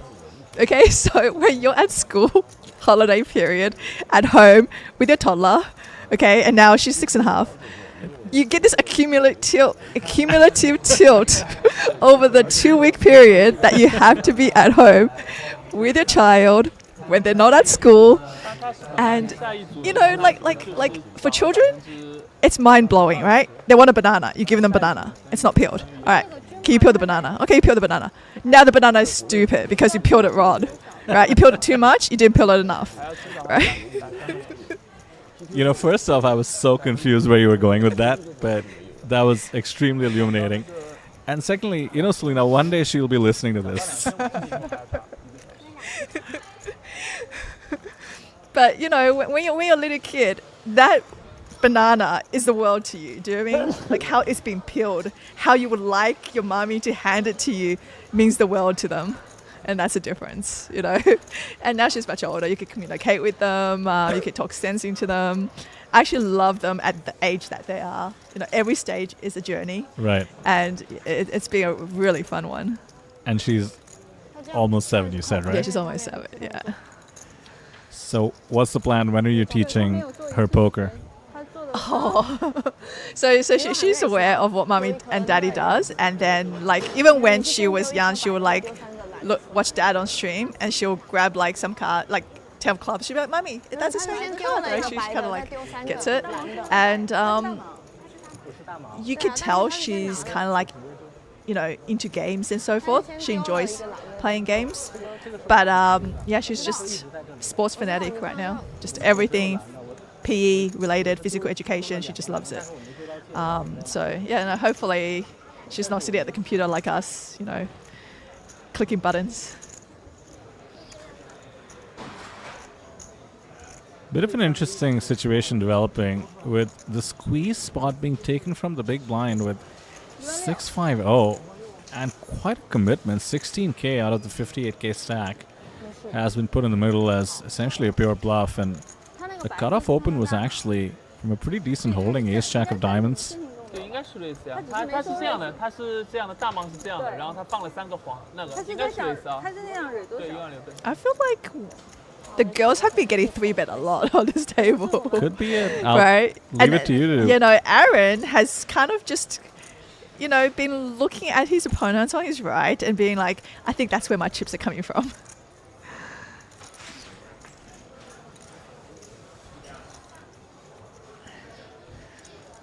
Now it's a bit annoying spot here for the ace jack of diamonds. And looks like we're repopping it. This is just awesome. Totally in tune with what might be going on. She's made a 4-bet to 42,000. Yeah, she's played some really aggressive poker on this table. I like it. Absolutely. Living up to the team name for sure. Gets rid of the riffraff. Collects the 16K in the form of the squeeze bluff. Slowly chipping up. Yeah, so towards that end of the 2-week period of school holidays, at times my daughter would go to me, "Mommy, why are you yelling?" And I'm like, no, I'm not yelling. I just need to get my my thought process through. One pot back. You need to win one pot. Yeah, exactly. Do you know what I mean? Like you're just giving so much, and then the kids, they're so intuitive, and they're so smart about like how to maneuver between the parents and everything. Yeah. Accumulated tilt. Accumulative tilt. Yep. And I think poker players experience a lot of that.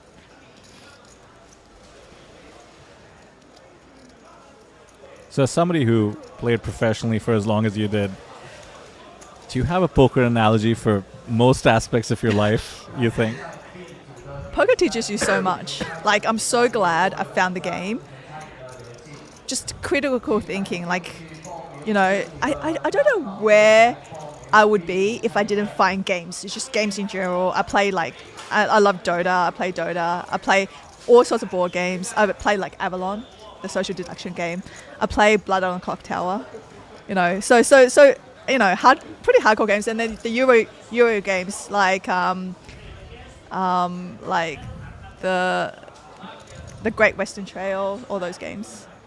Yeah, like not the ones that you find at the Walmart, Kmart, those places. You have to go to the actual board game store. Do you know what I mean? They're really, the stuff that people have never heard of. Yeah, really into those. You need to really have nerd credentials. 100%. Like, you can really tell if somebody knows their board games or not, because somebody would talk to you about Monopoly and you're like, cool. Even Catan is very much a beginner's board game. Yeah, pretty mainstream. Yeah. Poker is so great is that you don't get bored of the game because it's not repetitive in the sense where, say you play any other board game, you might have like an opening strategy, you might have a particular strategy that's your go-to, so forth. But with poker, like, it depends on your opponent, depends on where you're sitting, it depends on your chip stack at any point in time. The game's always frequently changing. And the game itself, in terms of strategy, is always changing, right? There's things that are yin for a little while. And then, like, for example, like, there was a time where under the gun was raising really loose. So everybody starts 3-betting under the gun raises and so forth, right? So there was just like an evolving way of playing the game, that players do. And on the table, after a while, it's all about that dynamic that you have with a particular poker player, right? Sometimes you're like, oh, why did this hand happen? But the problem is you're watching a hand, but they've been sitting at this table now for maybe 6 hours, 10 hours, right? So the amount of history and amount of metagame they have going into it, there's so much to it. So by us as a viewer watching a hand, you really can't begin to decipher exactly what's going on, right? What we can do is we can give you the best insight from our perspective, our point of view, but only the players that are in this hand really knows what's going on. Yeah, sometimes the history can be from years ago. Exactly. And you might not realize. I did get the chance to participate in this televised format where we did get to interview players afterwards, sort of like a reality show. And one of the players was literally like, yeah, I check raised him here because in this one event, he gave me a bad beat, and that's because he just bet too light on the flop. And you could just see there was logic to it, but it was also like years of like trauma, of just like it had festered that one hand. It's like, I'm going to get this guy one day,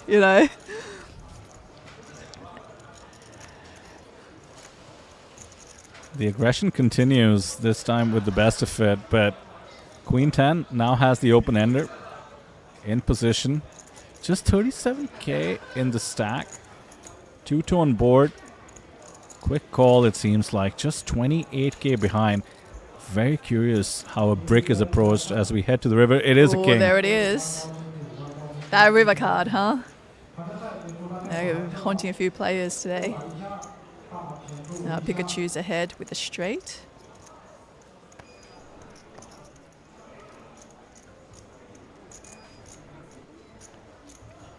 Now poker queen here is checking over to Pikachu.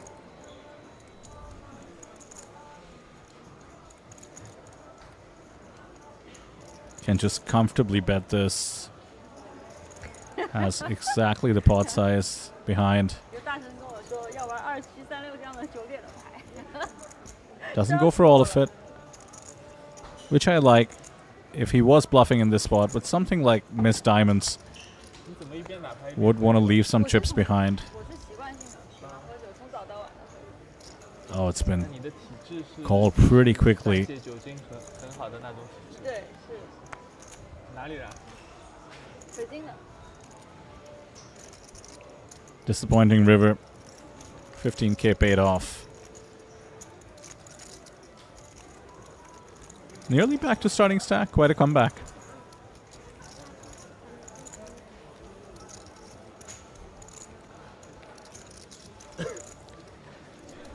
I just started them off really deep, huh?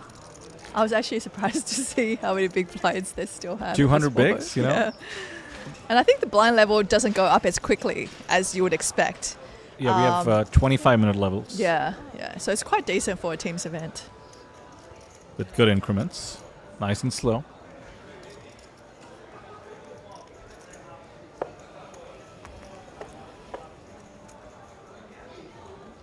Especially with the points ladder, it actually does reward a lot of patience.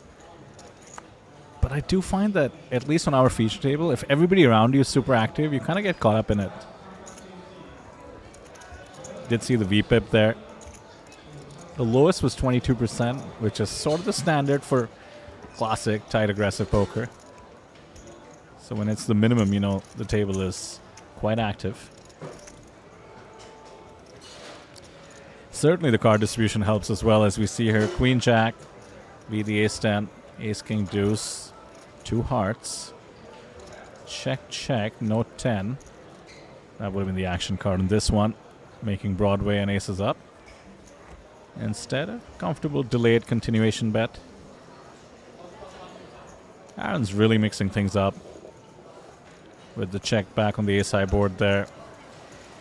I don't know what his randomizer is on this table, but it's quite active. 我们已经打了也从300打了，现在已经。 You know, he's going for the huge sizings, certainly mixing up the pre-flop ranges as well. 这个没有休息吗？ It's all working so far, 302K in chips. It does make him a very tough opponent to play against. You know, without seeing what he's doing with the kind of like hands, sometimes you're faced with, you know, a bet from him, and it's a lot of pressure.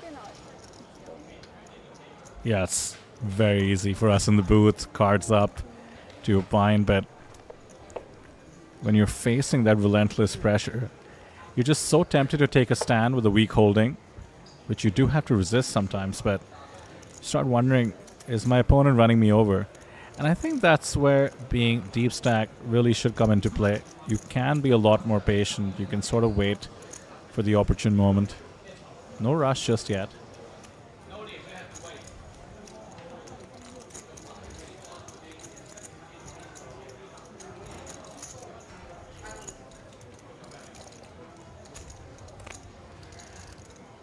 You were talking about how poker, in particular tournament poker, is just different in every spot, every situation. Is something new. It's certainly an aspect I love about MTTs, but also something like what we're doing here, the team events. I just love adding a twist to the game. You know, in chess terms, you're thinking more on the board, which is to say preparation goes out the window. Even if you're a very studied player, you know, you run the sims, you put in the work for MTTs in general.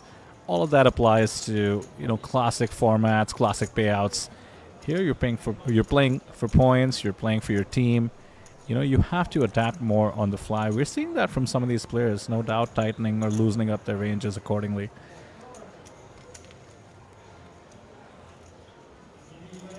Also, I'm a bit of a convertee to mixed games. Sort of recently discovered them, and still quite an amateur, but now I know But all it's of them. fun, right? Oh, yeah, it's so much fun. It's so much fun.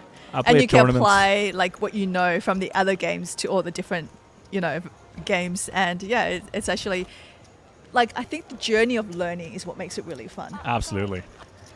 although I did sort of just enter the arena without knowing most of the games. I signed up for a few tournaments of games that I Googled while sitting at the table or asked the dealer.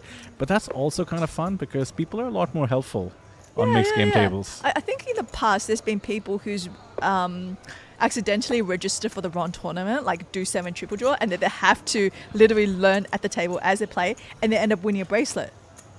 Oh, Just that's because, crazy. Because they don't know what they're doing, right? They're like just kind of. So almost like sometimes where at the beginning I didn't study poker and I just played however I felt like playing, and it was much more versus the player than my own cards. It was actually a different game I was playing. You're not bound by sort of the rules as well. You throw the rule book, which you don't know yet, out the window. You're just like, what opening ranges, right? There's definitely something to that. And on the flip side as well, I feel like the more different variants of poker you play, you actually might get better at Hold'em too. You know, for instance, you were talking about the metas in poker, and certainly for about 10 years, I feel like the biggest meta in poker was blockers. And so much of, stud, for instance, or any mixed game where you can see a lot more community cards is blocker-oriented. So, stud players actually became better Hold'em players as a result. Yeah, definitely. I think that, like, everybody says that when you learn mixed games, it helps your Hold'em game a lot. And you start to realize different things as well. A more in-depth look at the game.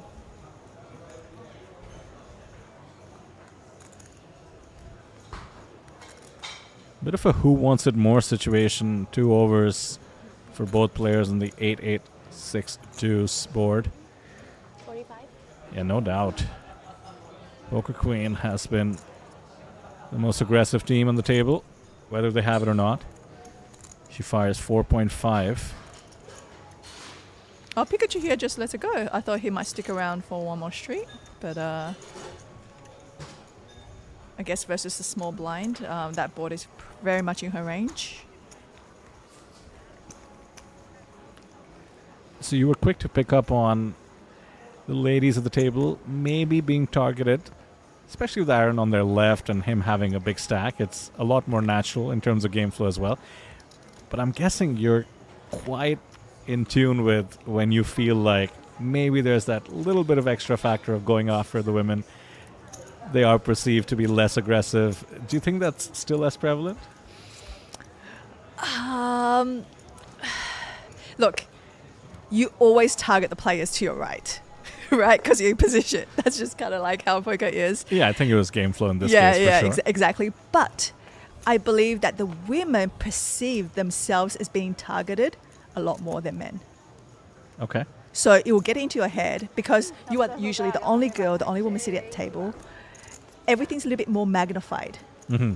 So you don't know what they're holding in the whole cards, but they could just possibly have it. But at the same time, because you're the only woman at the table, you do see when you get 3-bet and everything, it stays with you a little bit longer, right? Like you might see the other men 3-bet each other, but you're just like, oh, well, they're just playing their game. But then when you get 3-bet, women tend to react a little bit more personal and emotionally to something like that. It's almost like borderline feeling attacked.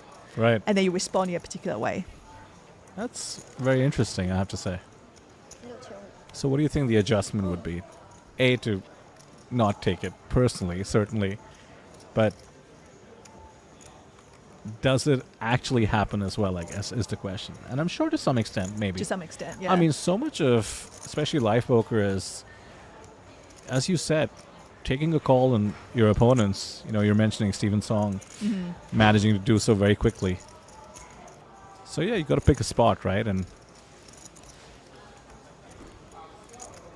wouldn't be surprised if it is often actually the case, as we do see a spot being taken by the ace-jack suited. Good timing for it. Perfect squeeze. I think this is a great play by pocket 3 on the dealer button, raising a group of limpers to 6.5, and Pikachu here recognizes that's possibly what she's going for. and decides to jam with ace jack suited.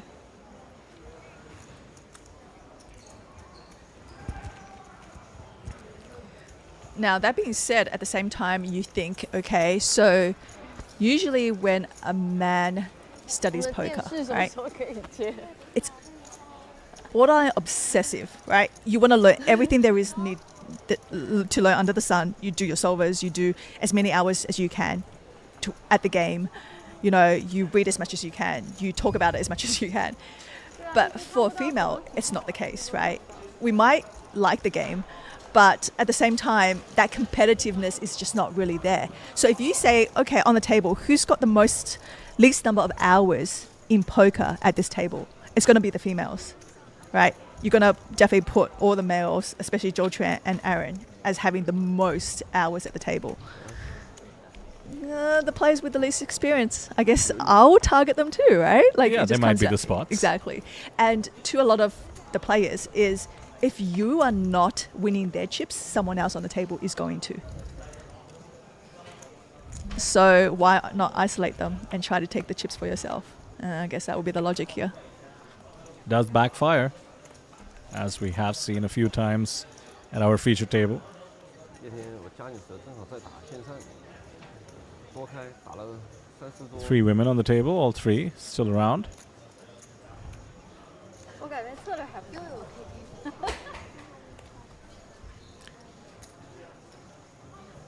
So I did catch you at the opening ceremony, Selena, which was really fun, especially as we're opening with the team events.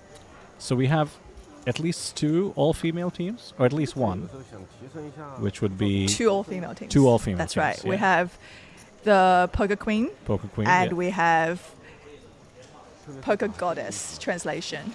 Yeah. So is there the same element of god and goddess? So Yeah. Kind of.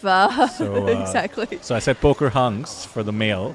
Yeah. So it'd be poker divas, poker queens part 2. 策略不错，这个竞争力都几乎是零。 That's why I think Pikachu is a pretty good team name. You're just like, oh, you know, it's a good one to remember. It's easy. Well, Pikachu has flopped the joint here, and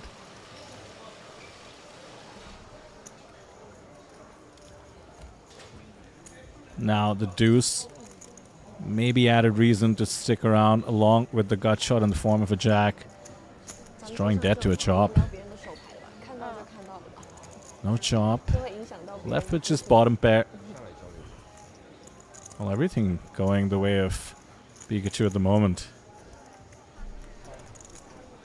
Blind versus blind. Flops he's the going nuts. Massive bet. Yeah, easy fold here for Aaron. 他的价值也好难买。你的 all in 无敌 You're 了。 talking about the opening ceremony. It's quite interesting to see my poker journey has evolved over time as well. Going from almost, full-time poker ambassador, traveling the world, playing a lot of poker tournaments, to pretty much being like a full-time mom for a little bit. And during COVID, I did a lot of online commentary. And then that led me to do live commentary for a few stops in Asia. And then this time around, I'm doing a lot of emceeing, presenting work as well. And I studied public speaking for 2 hours this morning. Did you? I did. Well, it paid dividends, I will say that. How did you study that? What's the last minute public speaking crash course like? Right, so I've been really, really into the podcast series called Diary of a CEO. Yeah, I'm familiar with You're that. familiar with that. And he actually had a fellow Aussie come on. His name is Ving Gan, and he is actually a public speaking guru kind of thing. He's got, I think, I looked him up just now. He's got like 5.6 million followers on Oh, social wow. media. And he teaches how to use your voice as an instrument. And it's quite interesting because he actually went through the process of explaining how he used to be a very shy kid 75。 and using magic and magician to kind of come out of his shell. And then he started becoming a public speaking, like everywhere he would go, and he would just be teaching CEOs how to communicate better. That's really cool. Well, you did a great job. Thank you. And I suppose some credit should go to, what did you say his name was again? Ving Gan. Very impressive. Yeah, How to use your voice like an instrument. correct. I really should look that up. Yeah, you know, it's actually a very good podcast. Oh my, that is quite a flop we have Another here. action one here. This is the dream scenario with pocket nines to flop a set and your opponent has top pair, top kicker. 2 hearts on the board as well, and this is extreme pot control by Poker Queen at the right time. The absolute brick, though, doesn't help the case. Underrepresented his hand there on the flop. Zhou Quan is gonna have to start building a pot here.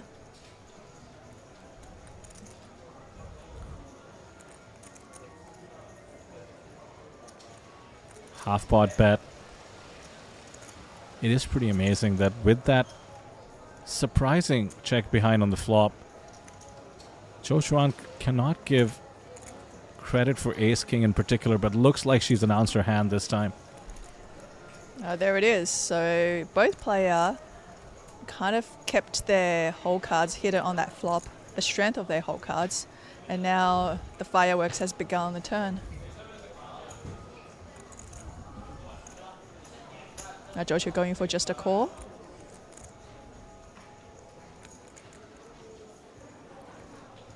Full house. And the ace king looks quite strong.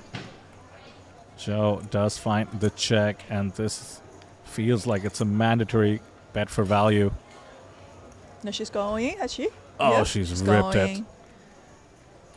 I can't see Zhou Quan coming up with a better hand than he's here.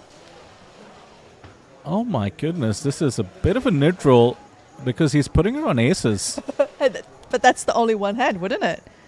Yeah, but Yeah. with the check back on the flop and the raise on the turn, frankly, she could have pocket eights as well. So that's, I would it's a expect him to possibility. have called by Yes, now. Yeah, you can read that into pocket eights very easily.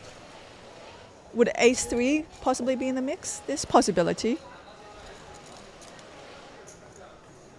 This is quite extreme from Chuan. On some level, he knows he's calling.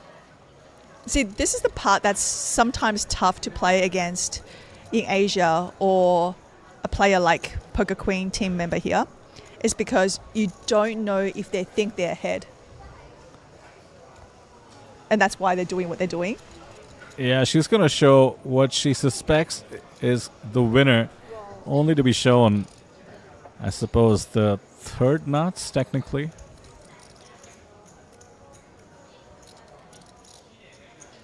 And with that, Poker Queen is going to be down to 21K.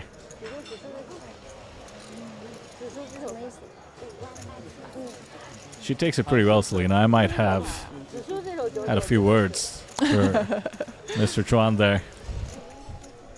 Again, it obviously comes from the fact that he's actually putting her on aces. Considering the way the action has gone, I don't blame him. Yeah. But, I mean, like, he's pretty much like, all I did in that hand was call.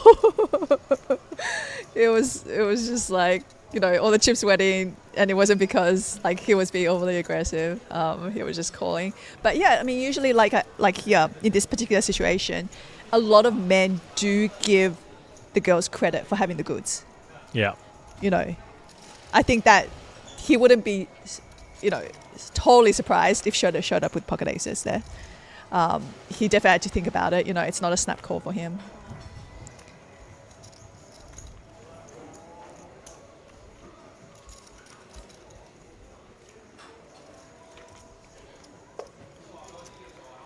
So with that, he's going to be one of the bigger stacks on the table. I mean, the cooler is going the way of Aaron and Joe. Just doesn't seem fair, does it? They have 40 million on their handed mobs combined. I think we could have seen the coolers go the opposite way. Aces versus queens for Aaron, followed by the pocket nines versus the ace king on the ace 9x board. Really nothing anybody can do there.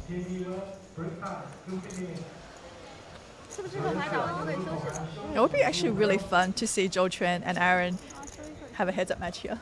That is true. That is probably what the viewers are hoping for. So we're going to go into a break now for about 14 minutes. And we'll be back at 5:10, so don't go anywhere. Oh, is there another hand? Yeah, might have an Oh, elimination. there is another hand. Right Because on the I just break. saw everybody leaving from the table, and I just thought that the action's over. Jojo. Wow, we actually very well could have elimination here with pocket queen here with pocket 3s up against Pikachu's pocket 9s. 3-3呀， Could be down to 6, 哇， barring a 3, and looks like one of them is dead. So just the 3 of diamonds is the out. And that's going to be that. Really unfortunate with that ace-king hand. I think we saw her make some excellent moves, played very aggressively, got a bit creative on that ace-high board as well, but at the wrong time. And with that, we're down to 6. I'll take a quick look at the points we've locked up. So I believe we had locked up 6, so 8 points minimum now for the remaining 6 players. We're going to take that break. Selena just mentioned about 13, 14 minutes left in it, and we will see you on the other side.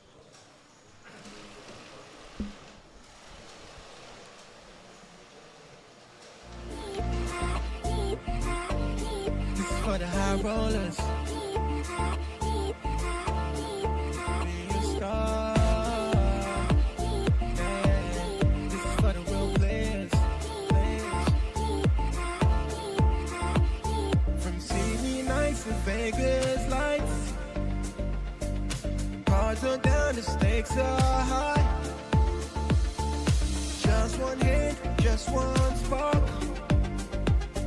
One moment split, you could rise, rise. Eyes on the prize, eyes on the line. This is a game that rewrites time. No crown, no fame, until you dare. 'Cause greatness starts from anywhere. Anyone could be a star. This is the moment, here you are. Play your soul, play it hard. Raise the stakes, play your part. Light it up and leave your mark. From the grind to the golden card. At their Lord's poker, we raise the bar. Anyone could be a star. Anyone could be a star. For the players, anyone could be a star.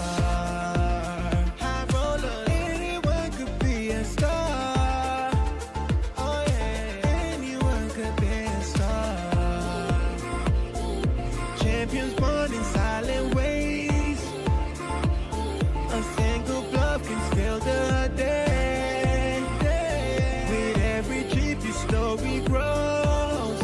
The Lord's game where the glory flows. Anyone could be a star. This is the moment, here you are. Play your soul, play it hard. Raise the stakes, play your part. Light it up and leave your mark. From the grind to the golden card. At their Lord's poker, we raise the bar. Anyone could be a star.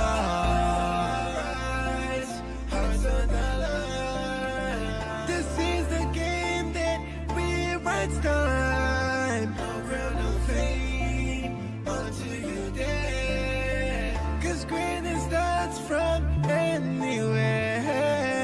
Anyone could be a star. This is the moment, here you are. Play your soul, play it hard. Raise the stakes, play your part. Light it up and leave your mark. From the grind to the golden card. At their Lord's poker, we raise the bar. TLPT 一战成名，你们可以在这儿一战成名。TLPT 可以一战成名，你可以一战成名，你可以一战成名。 TLPT anyone could be a star。TLPT anyone could be a star。你可以一战成名。TLPT 你可以一战成名。一战成名。 Anyone could be a star. This is for the high rollers.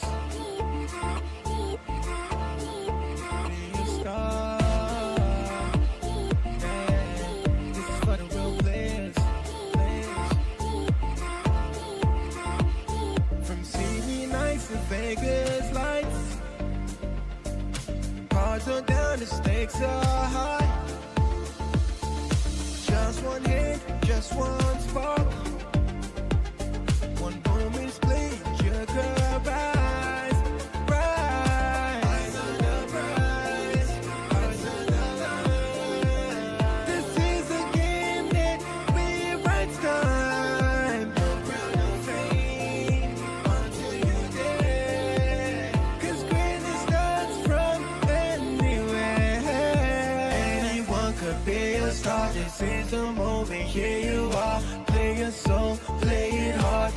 the stakes, play your part, light it up and leave your mark. From the grind to the golden card, at their Lord's poker will raise the bar. Anyone could be a star.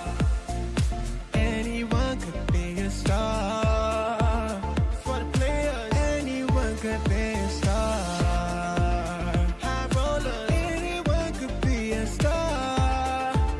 Oh yeah, anyone could be a star. Champions born in silent ways. A single bluff can steal the day. With every trip, your story grows. The Lord's game where the glory flows. Anyone could be a star. This is the moment. Here you are. Play your soul, play it hard. Raise the stakes, play your part. Light it up and leave your mark. From the grind to the golden card, at the Lord's poker will raise the bar. Anyone could be a star. Hearts of dollar. This is the game that rewrites time. No ground of fame until you dare. 'Cause greatness starts from anywhere.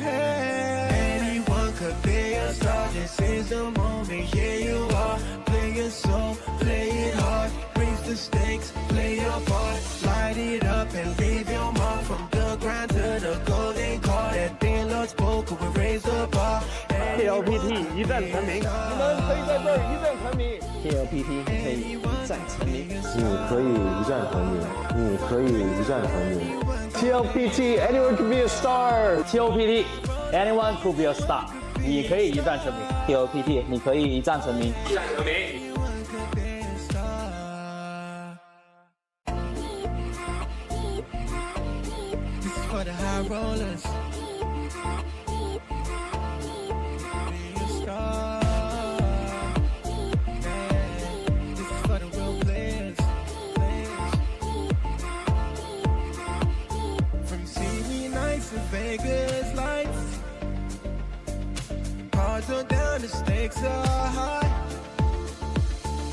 Just one hit, just one spark. One moment split, you could rise, rise. Eyes on the prize, eyes on the line. This is a game that rewrites time. No ground of fame until you dare. 'Cause greatness starts from anywhere.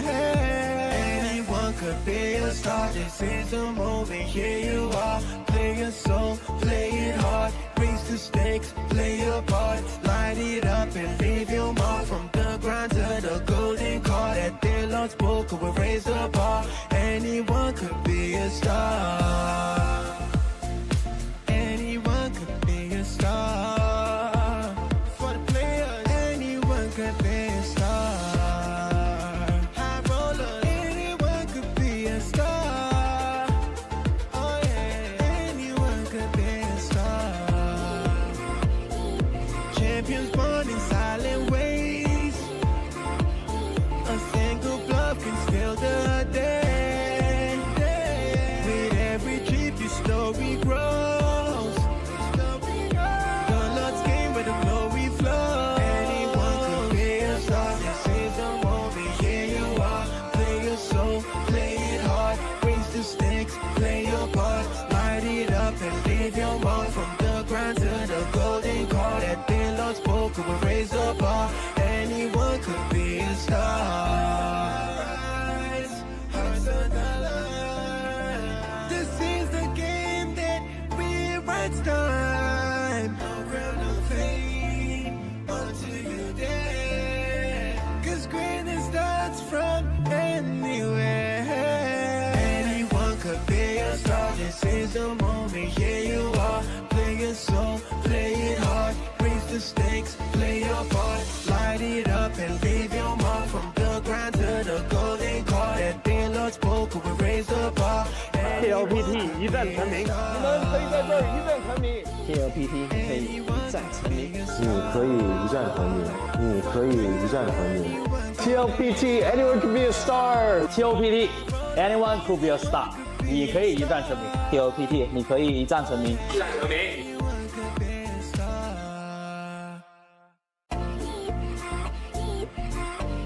This is for the high rollers. Be a star. Yeah. This is for the real players. From CD nights and Vegas lights. Cards are down, the stakes are high. Just one hit, just one spark. One moment split, you could rise, rise. Eyes on the prize, eyes on the line. This is a game that rewrites time. No crown, no fame, until you dare. 'Cause greatness starts from anywhere. Anyone could be a star. This is the moment, here you are. Play your soul, play it hard. Raise the stakes, play your part. Light it up and leave your mark. From the grind to the golden card. At their Lord's poker, we raise the bar. Anyone could be a star. Anyone could be a star. For the players, anyone could be a star. High roller, anyone could be a star. Oh yeah, anyone could be a star. Champions born in silent ways. A single bluff can steal the day. With every trip, your story grows. The Lord's game where the glory flows. Anyone could be a star. This is the moment, here you are. Play your soul, play it hard. Raise the stakes, play your part. Light it up and leave your mark. From the grind to the golden card. At the Lord's poker, we raise the bar. Anyone could be a star. Rise, hearts on the line. This is the game that rewrites time. No crown, no fame, until you dare. 'Cause greatness starts from anywhere. Anyone could be a star. This is the moment, here you are. Play your soul, play it hard. Raise the stakes, play your part. Light it up and leave your mark. From the grind to the golden card. At the Lord's poker, we raise the bar. TLPT 一战成名。你们可以在这儿一战成名。TLPT 可以一战成名。你可以一战成名，你可以一战成名。 TLPT, anyone could be a star. TLPT, anyone could be a star. 你可以一战成名。TLPT, 你可以一战成名。 Anyone could be a star. This is for the high rollers. Be a star. Yeah. This is for the real players. From CD nights to Vegas lights. Cards are down, the stakes are high. Just one hit, just one spark.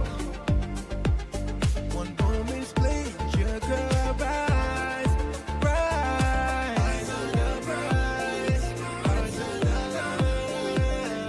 This is a game that rewrites time. No crown, no fame, until you dare. 'Cause greatness starts from anywhere. Anyone could be a star. This is the moment, here you are. Play your soul, play it hard. Raise the stakes, play your part. Light it up and leave your mark. From the grind to the golden card. At the Lord's poker, we raise the bar. Anyone could be a star. Anyone could be a star. For the players, anyone could be a star. High roller, anyone could be a star. Oh yeah, anyone could be a star. Champions born in silent ways. A single bluff can steal the day. With every trip, your story grows. The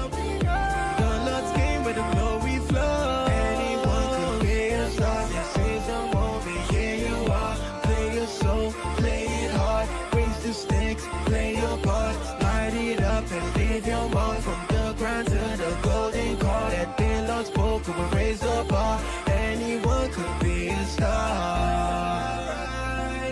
Hearts on the line. This is the game that rewrites time. No crown, no fame until you dare. 'Cause greatness starts from anywhere. Anyone could be a star. This is the moment. Here you are. Play your soul, play it hard. Raise the stakes, play your part. Light it up and leave your mark. From the grind to the golden card. That being Lord's poker will raise the bar. TLPT 一战成名，你们可以在这儿一战成名。TLPT 可以一战成名，你可以一战成名，你可以一战成名。 TLPT anyone could be a star。TLPT anyone could be a star。你可以一战成名。TLPT 你可以一战成名。一战成名。 Anyone could be a star. This is for the high rollers. Be a star. Yeah. This is for the real players. From CD nights to Vegas lights. Cards are down, the stakes are high. Just one hit, just one spark.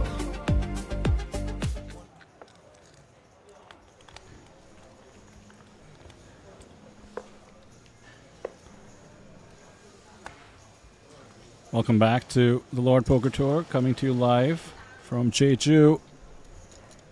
Day one of coverage in case you're just joining us. And this is the fun event, the teams event, down to 6 on our feature table from 9, which means a minimum of 8 points locked up for their team, for everyone still left on the table. But could be a whole different story out there on the outer tables.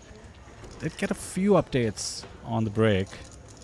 Looks like Team Captain America or Team USA had a pretty rough go of it. We lost Jungle Man on our table. Pretty much hand number 1. It turns out at least 2 other members of their team were the first ones out on their table as well. So could be that we have a bunch of 0 points out there for the team, which does mean their team members now need to play more aggressively on the tables they're still alive on. And this is the fun part of the team dynamic. First place good for 25 points, so you can still recover if some of your team members end up shipping it. Not to mention you get that extra chance to get more points at the final table if you do ship it. So that's one of the stories of the outer tables. The story of our table is the man on the screen, Aaron Sang, well in the chip lead on the table, about a third of the chips in play. Selena, did you hear anything from the outer tables apart from the timid performance by Team USA thus far? No, but this is one of the best tables to have on stream with 2 very notable players still left. And you know what? Zhou Quan and Aaron Zhang are both taking this tournament very seriously. Yeah, I have noticed this with the sickos. Sometimes they just cannot help but play proper poker, aggressive poker. They're just so competitive, so used to winning. And they also have each other on the table to sort of motivate themselves. Trying to best each other, no doubt. You did mention would be pretty fun to see them heads up. Me, I'm sort of always rooting for one of the wild cards, certainly one of the women, to show them up. So far, it's been the Aaron Sang story. Let's see if it continues.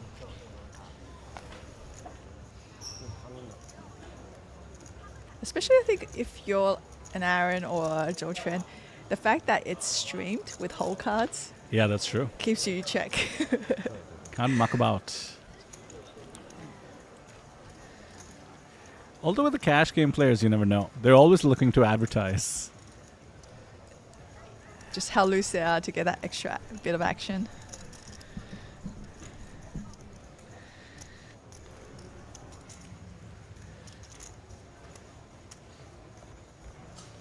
I have noticed Zhou Quan rocking some pretty cool timepieces in the past on his stream tables as well. I'm not a big watch guy, but I'm being exposed to this world of Watches, is it? hyper luxury watches worth Ferraris, and I'm pretty sure that's one of them. The one that we see Mr. Chuan wearing. That has become one of the things that people look at, isn't it? I have no idea when it comes to watches. It's one of those things where it's men doing it for other men. It's like how women buys the outfits for other women to That's say, right. "You look gorgeous, darling," and just from that one comment, they would just go buy another 20 outfits. Okay, noted. Yeah, I've seen videos of watch fanatics, which tend to be men. You know, sometimes even showing their girlfriends their entire watch collection and asking them to guess the price. Right. And They're just so off, aren't they? the $200 and the $200,000 watch is often interchanged. You have to be in the know, right? Like you just have to know to be able to, you know, appreciate it.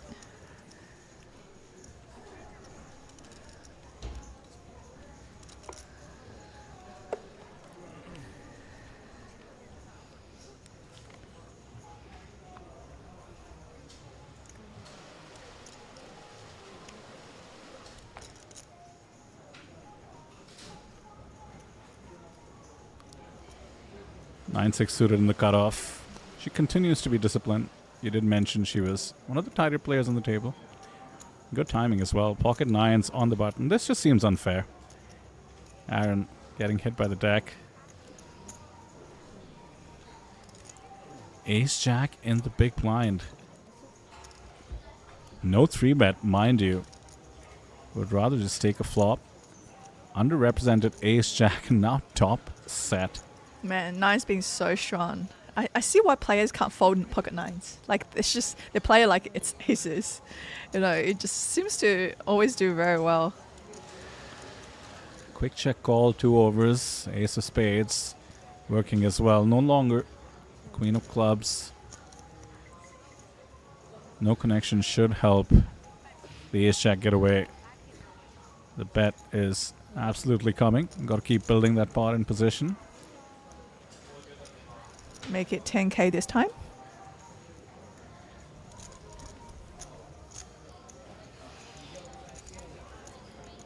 No need to get sticky with the ace jack. Yeah, you're going to have better hands. You under-repped pre-flop, so peeling one street made some sense.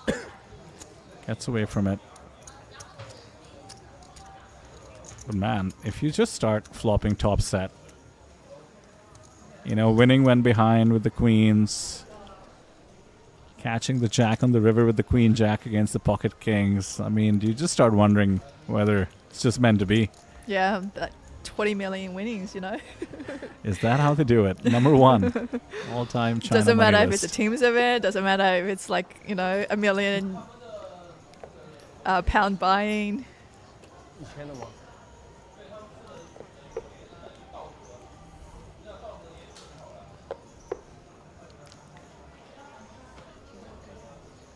So I called it sort of a fun event to kick off the coverage, and you mentioned how phones are allowed, at least for this event, on the feature table for the moment. So I can only imagine they've gone back and looked up a few of the hands on the stream. They have a better sense of how some of the players have been approaching the game. Once again, the premiums don't stop on our table. Ace King suited.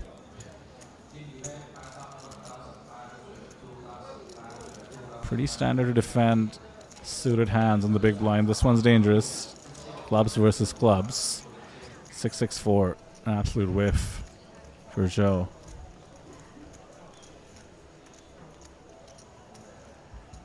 Yeah, we saw the check last time around when she was out of position. 6-6-4 is a decent flop to continuation bet, but certainly catching a king on the turn helps the cause even further. 我终于能收到1把几，真的，今天终于能收到1把几。AK 输啊！你看 flop 那期生我都不敢打了，团队赛怎么办？为什么怂一点啦？ Table remains super friendly. 有点 Still showing down hands.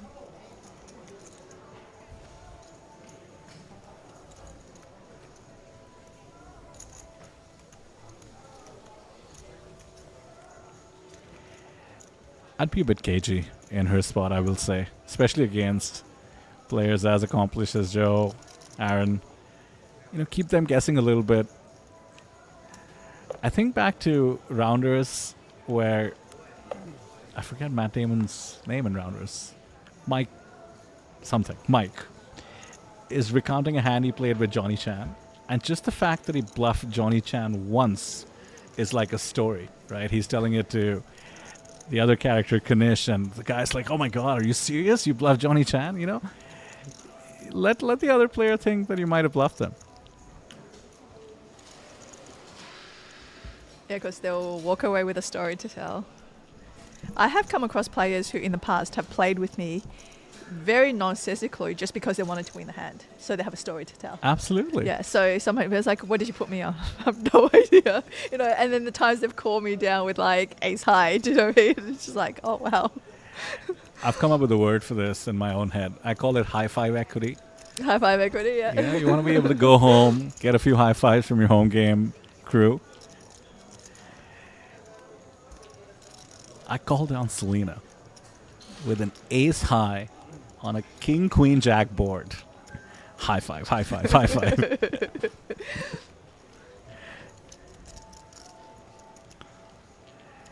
But would you say it's worked to your advantage as well for people to be coming after you a little bit more than usual?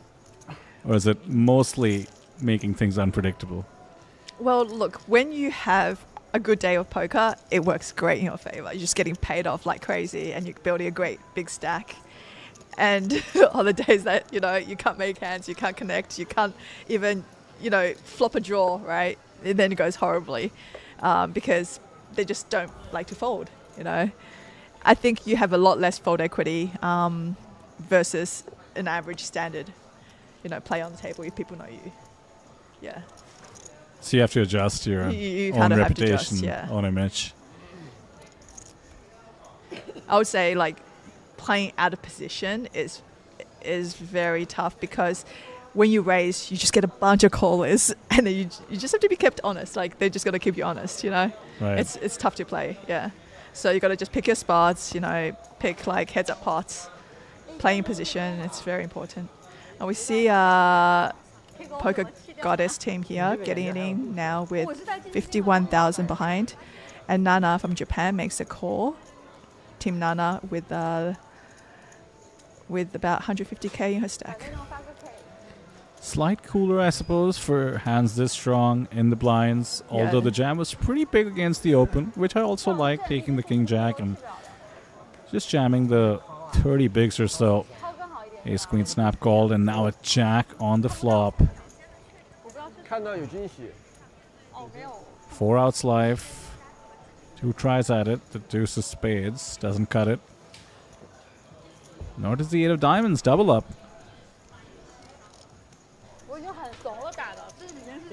And back to starting stack.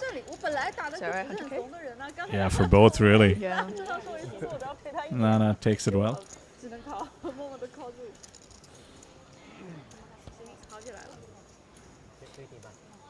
Every time I see Nana, she looks so different. Every time. It's crazy. Last time I saw her, she had like long blonde hair. Okay. Yeah. Like it's actually amazing how much, especially the Japanese girls, they change up their look.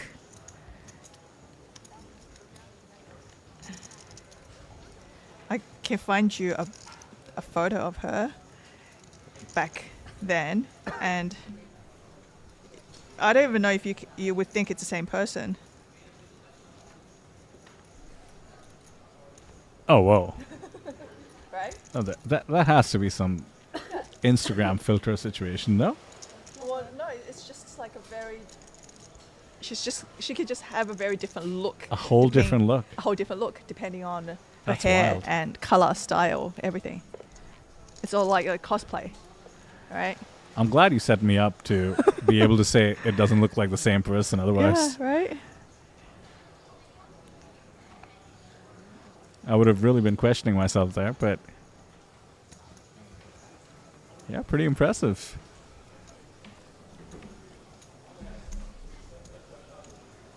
Wonder if her playing style changes with her look. There has to be some meta there as well, right? If you're coming in blonde, maybe you adjust accordingly. Oh, blondes have more fun, right? That's what they say. Yeah, a little bit wider ranges, perhaps.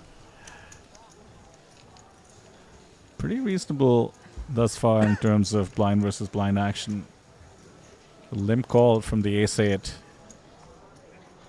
Good timing to not get too frisky considering the ace-10, which once again I think is a bit unfair, blind versus blind. Aaron has enough chips, doesn't need to have the best ace as well. Queen check, queen is comfortable. No, I think she's got prescription sunnies because I don't think she can see the flop without putting them on. She put them on upside down. What kind of a prescription is that?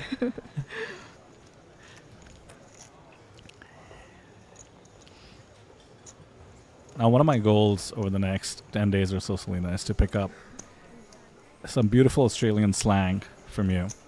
Not just the Chinese, which you do keep teaching me along the way, but, you know, sunnies is one of those words that I just think is the best word for sunglasses. Across the world, you hear shades, you hear sunglasses, you hear goggles, which I think is like a bit of a British remnant, but in India, like a lot of people actually do call them goggles. No, but that's what you do wear when you go swimming. Yeah, so, you know, you would think goggles is more swim goggles and ski goggles, but just regular sunglasses sometimes get called goggles in India. But sunnies, I mean, that's what they do, right? They just protect you from the sun. And yeah, also no, I actually, when you said that, I did realize that's not normal to call them sunnies, right? Yeah, I love it. Yeah. I'll throw in some Indian slang here and there to make things fair. If I just said goggles all of a sudden, imagine, you would have been pretty weirded out.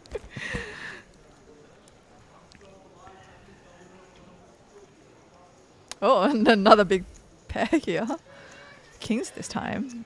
Hopefully should get more action to gain a few chips. Pretty much on starting right now. Yeah, if Aaron has a bit of a hand, he's going to pick up from a game flow perspective, considering she did just take a big hit with the ace-queen, now opening on the button. Looks like he's called with ace-8. There's a world where he could have 3-betted, but gave her some credit. 9-5 suited comes along with the big blind discount, and ace and a 5 pocket kings. The aces magnets do their job. Oh, here comes the sunnies again. Yeah, let's take a look with the prescription sunnies. And see that there's an ace on the board and check behind, and a 5 means the big Here's blind. one for ya. So this turn card might bring some chocker blockers. Okay, wait. In context, that means action? Yeah, kind of. Okay. Yeah. It's like some madness or something, right? Some madness. That was like a quiz. And how'd you say it one more time, please? Chocker blockers. One more time? So even shorter, you can say chockers. Chockies? Chockers. Okay. Love it. Have you heard of it's like pissing cats and dogs outside? Oh, okay. Yeah, okay, then you gotta get that. Yeah, I think that's just regular non-Aussie English as well. Oh yeah? Well, actually, you'd say raining cats and dogs, to be fair. Oh, okay, yeah. Mind you, the 5s are best, and they've gone for the tiny value bet. The kings did come along on the turn. I think we can release now. Nicely done. Have you heard of probably one of the more famous ones, fair dinkum? No. No. Fair dinkum? Yeah. Like fair play? No, Fair it's all kind of almost like, oh my gosh, kind of thing. Fair dinkum. Oh, wow. That sounds like something out of the Lord of the Rings. Well, that is filmed in New Zealand. That is true. We're quite close neighbor of ours. Yeah, I'm no surprise that we do see the call with the ace there. Interesting sizing. I mean, doesn't go for a big bet in a spot that you would see a lot of players trying to extract the maximum because he's up against 2 players, knows it's going to be perceived as strong. and the ace has to call, thinking they might be up against the same hand. 多少？ I did learn this one Aussie slang phrase that is just stuck in my head.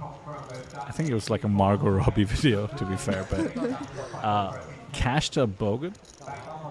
A cashed up bogan is somebody who's coming to new money, basically.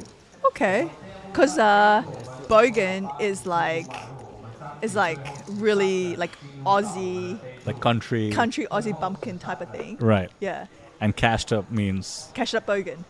Yeah, right. Like So sometimes if you're behaving a bit gaudy or, like Novo Riche, Yeah, you call yeah. someone a cashed up bogan. so it's like you rich but you're not educated. Right. Yeah. You're not classy, maybe. And I found a good, fair amount of use for it as an insult. And it's a great insult because the other person might Have not no know idea what what you're it talking means. about. Yeah. Another big pair here we see. Yeah, this Aaron is- Zane this time is 3-betting to 11k with pocket queens. And then it's up against Nana with the ace-4 of hearts. 7k to call for Nana. She does make the call. We really are being blessed in the form of the card distribution. And looks like Oh, it wait, was no. a... She does not go for just a call. She is gotten aggressive with a 3-bet, with a 4-bet actually. And a shove from Aaron does the trick. And she lets her ace-4 go. Not a bad holding to go for a 4-bet there.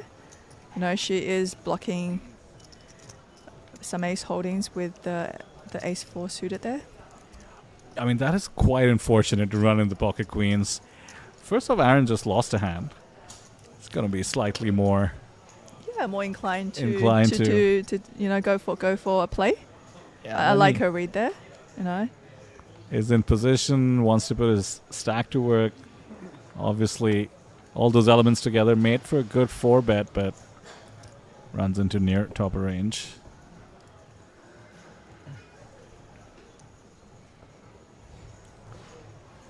Discipline continues. 10-9 hits the muck.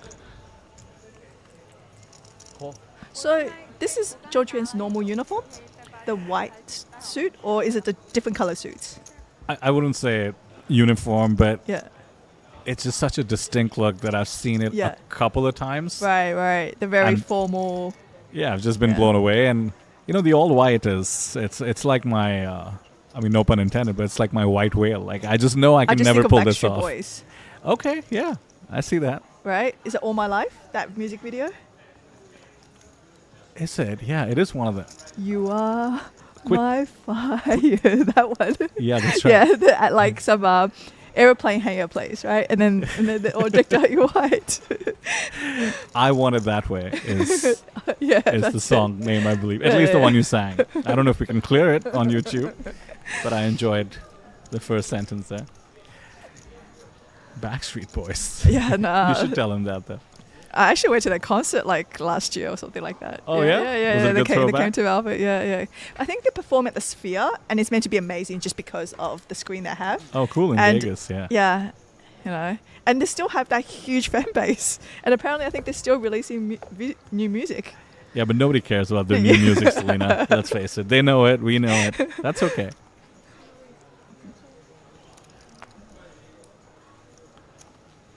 But no, that being said though, their fans are cashed up now. That's right. Yeah, they're cashed bogans. All millennials on some level are cashed up bogans.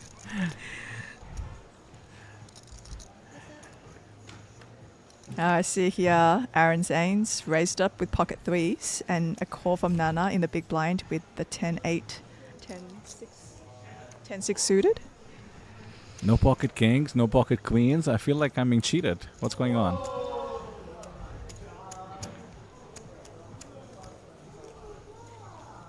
Mind you were 6-handed for the elimination right on the break, so should see more and more aggression. Short-handed poker is pretty difficult to navigate. It's funny though because you would think that Zhou Quan would be actually a little bit more aggressive. He's Yeah. one of the tighter players on the table, right? Yeah. I feel like the guy to his right is also relatively tight. Aaron's probably the more active player on the table here. And I think it might have to do with something you had pointed out earlier. You know, Zhou Chuan being the captain of the team. You know, he's laddering up in points, wants to make a decent contribution, and he's played so many tournaments. Part of tournament poker is letting the chip leader do their thing a bit, especially if they're getting you points by eliminating players. He's going to wait for a nice spot before he feels the need to get too activated. He's also most cognizant of how deep we are, probably.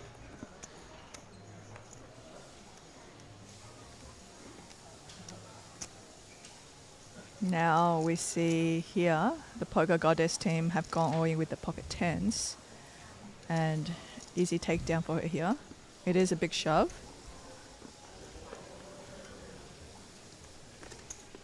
Almost exactly back to starting stack, which feels good at this stage, considering No, she not was a down about 50k when she yeah, jammed the that's king right. jack.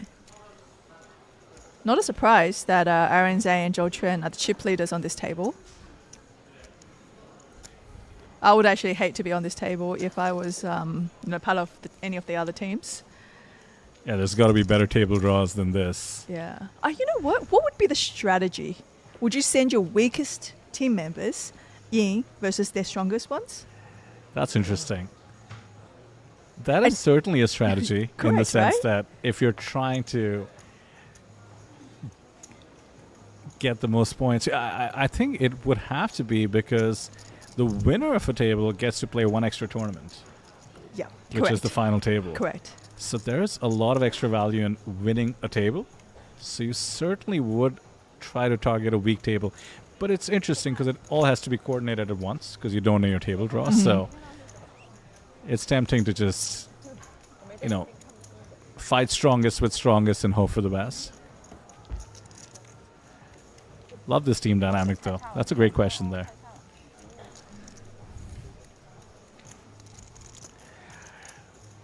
If I could choose who to send to this table, knowing that Aaron, Zhou, and Jungle Man were on the table, I would go for the most unpredictable player. Like the wild card, the person who...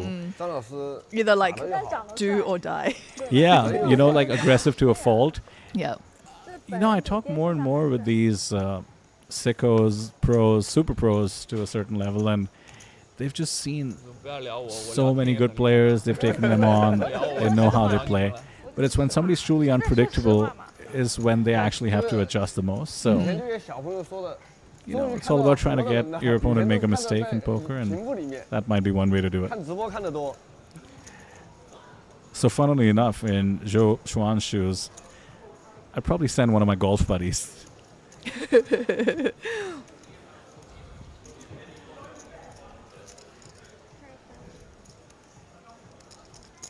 Yeah, by the looks of it, right, I would imagine the team captains being at this table. That was from Zhou Chuan's end, Aaron, and Yeah, they this kind of is, put, this is all of those them. three guys would have kind of gone with the best players from their team to face them.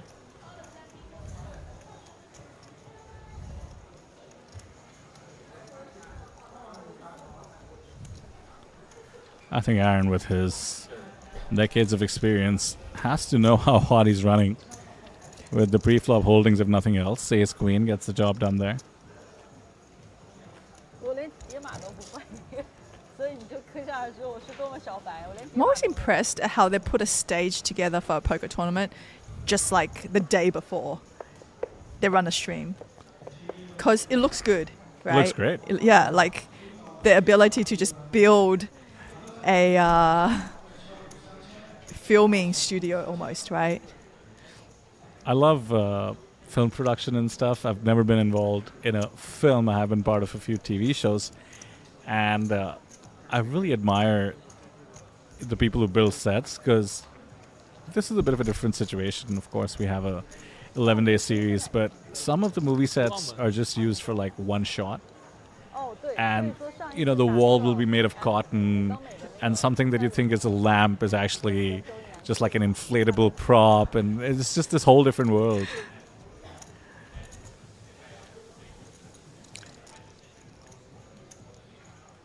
Both players here were interested in the flop. Goes check, check.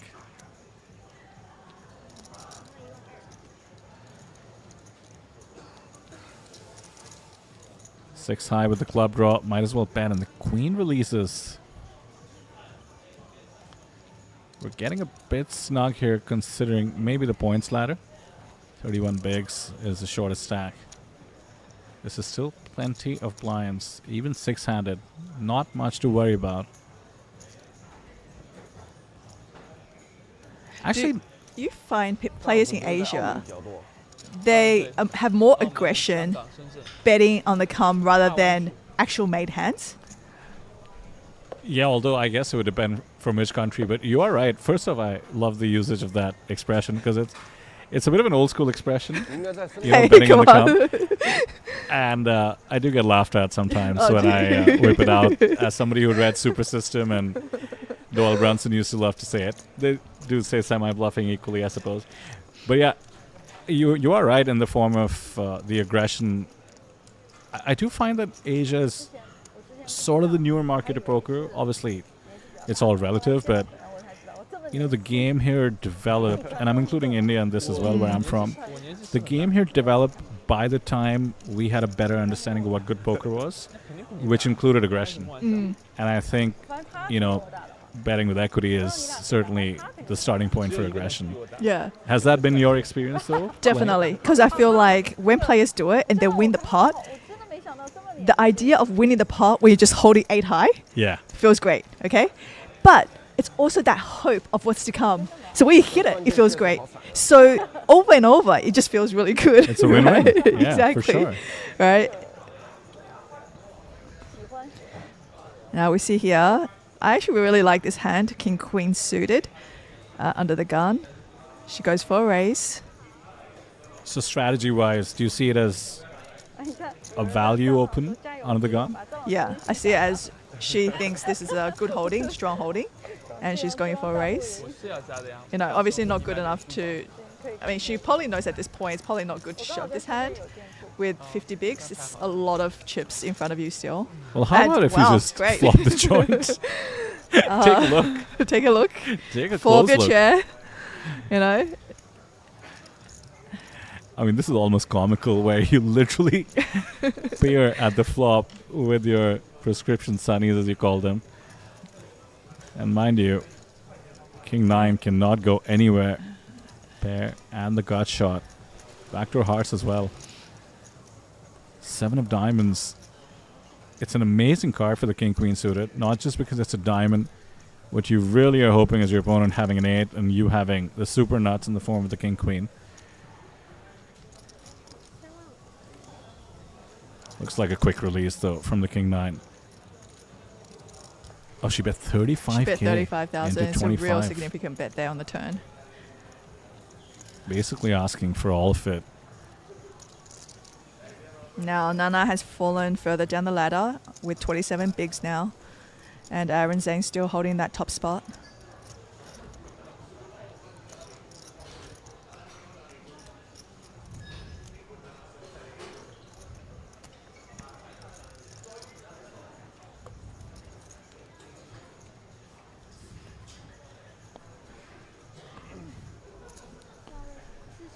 There was this tiny movement to start calling King Queen Quing, and I was very against it. And I'm super glad it did not catch on, although I am bringing it up, which is defeating the purpose. But Quing, Queen. yeah, they were gonna call King Queen Quing. Oh man, no, I would not like that.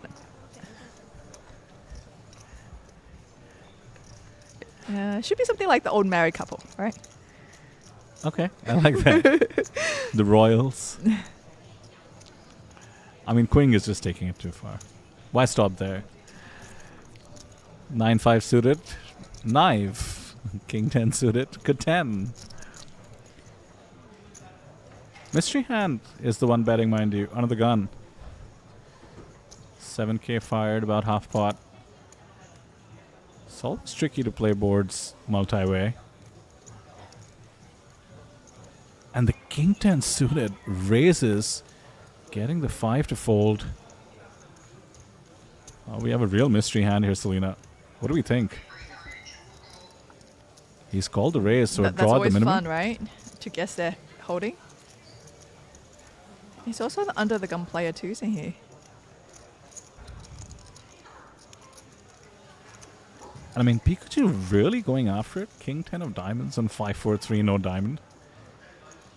Okay, so with this turn card, Aaron seemed all of a sudden more interested and betting 25k here. His read on the situation is just so good. Like, Absolutely. It almost feels like he doesn't need to have a holding, but to my Yeah. amazement, Team Pikachu is grabbing chips and is throwing in a time bank. I don't know if this is for posturing or not, but if it is just to posture, throwing in a time bank is quite a commitment. it's really tough. Like, what does Pikachu do here, right? Like, I'm actually really curious to see what Aaron's holding here is. So there's 4 to a straight on the board, but that should be irrelevant considering it's a deuce needed. All right, come on, can we see it? Can we see it? Can we see it? Oh no, we don't get to see his whole cards. It's almost like we're at the table now. This is what players have to experience every time. We're just so spoiled in the booths, but yeah, the A-star was technically good for Aaron's range against somebody who raised the flop on 5-4-3, but it just goes to show he's not afraid to put his opponents to the test for all of it. Yeah, that comes from experience, you know. Once you've played so many hands, you just kind of know what to do. There is just a formula to, oh, you know, this is what I do if this comes on the turn, or so forth, right? Like, you know, like, amazingly enough, Randy's math is terrible. Amazingly enough, right? You wouldn't think so. You would think, oh my, everybody's like, oh, he must be really good at math. He's actually like one of the only Chinese people, Asian people who's not good at math, okay? But he's really good at exploiting the players. So he can recognize their tendencies very quickly and very well. Right. And that's actually how he plays pickleball at the same time as well. Really amazing. He's just transitioned. And he's never played any sports in his entire life. Like, look at his physique. You probably could tell, right? He's never touched, you know, a paddle. And when he first started, I was like, oh no, he's going to be hopeless. And after a year or something, I'm like, damn, like he got good. Right? I was actually really surprised. But he just watches these YouTube videos and learns this explorative plays and makes it work. Very fascinating. Yeah. Did not realize that there could be so much reading in pickleball. Yeah. Just knowing your player's tendencies, I think, is a big one. Yeah. So here we see Aaron getting the best of it again, building his stack up to 350k. Yeah, Yeah, this just yeah. continues to be unfair in my books because this Yeah. is a bit of a cooler once again. We do see the 9 of spades being pipped by the 10 of spades.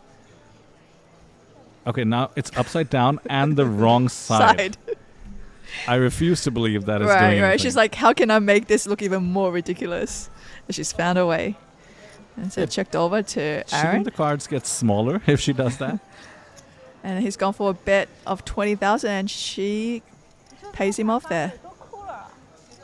And it's a frustrating day of poker for her, do you know what I mean? Sitting to his right, you know, and just always seems like he has the best of her. 怎么盖掉啊？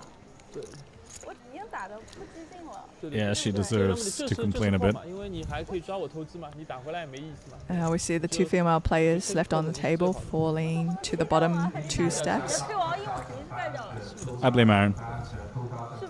这个牌就是要输，就是输一输。 I mean, jokes aside, he has had the best of it when it matters. Thinking back to the queens against the ace-4 4-bet. This time around, 10 of 他问你到 spades. 赢了，我 Yeah, no, it's that one hand he should actually be out of the tournament. 这里不太好。 Yeah, queens Right. versus aces. Yeah. 但我还是 I believe it was hand number 3, hand number 4. 没事没事。 Was a 4 outs on the river there too, I believe. He couldn't hit a spade or something like that, right? It was Yeah, like that's the right. flush outs were gone, everything. Blessed. That's what we call blessed. Hashtag blessed.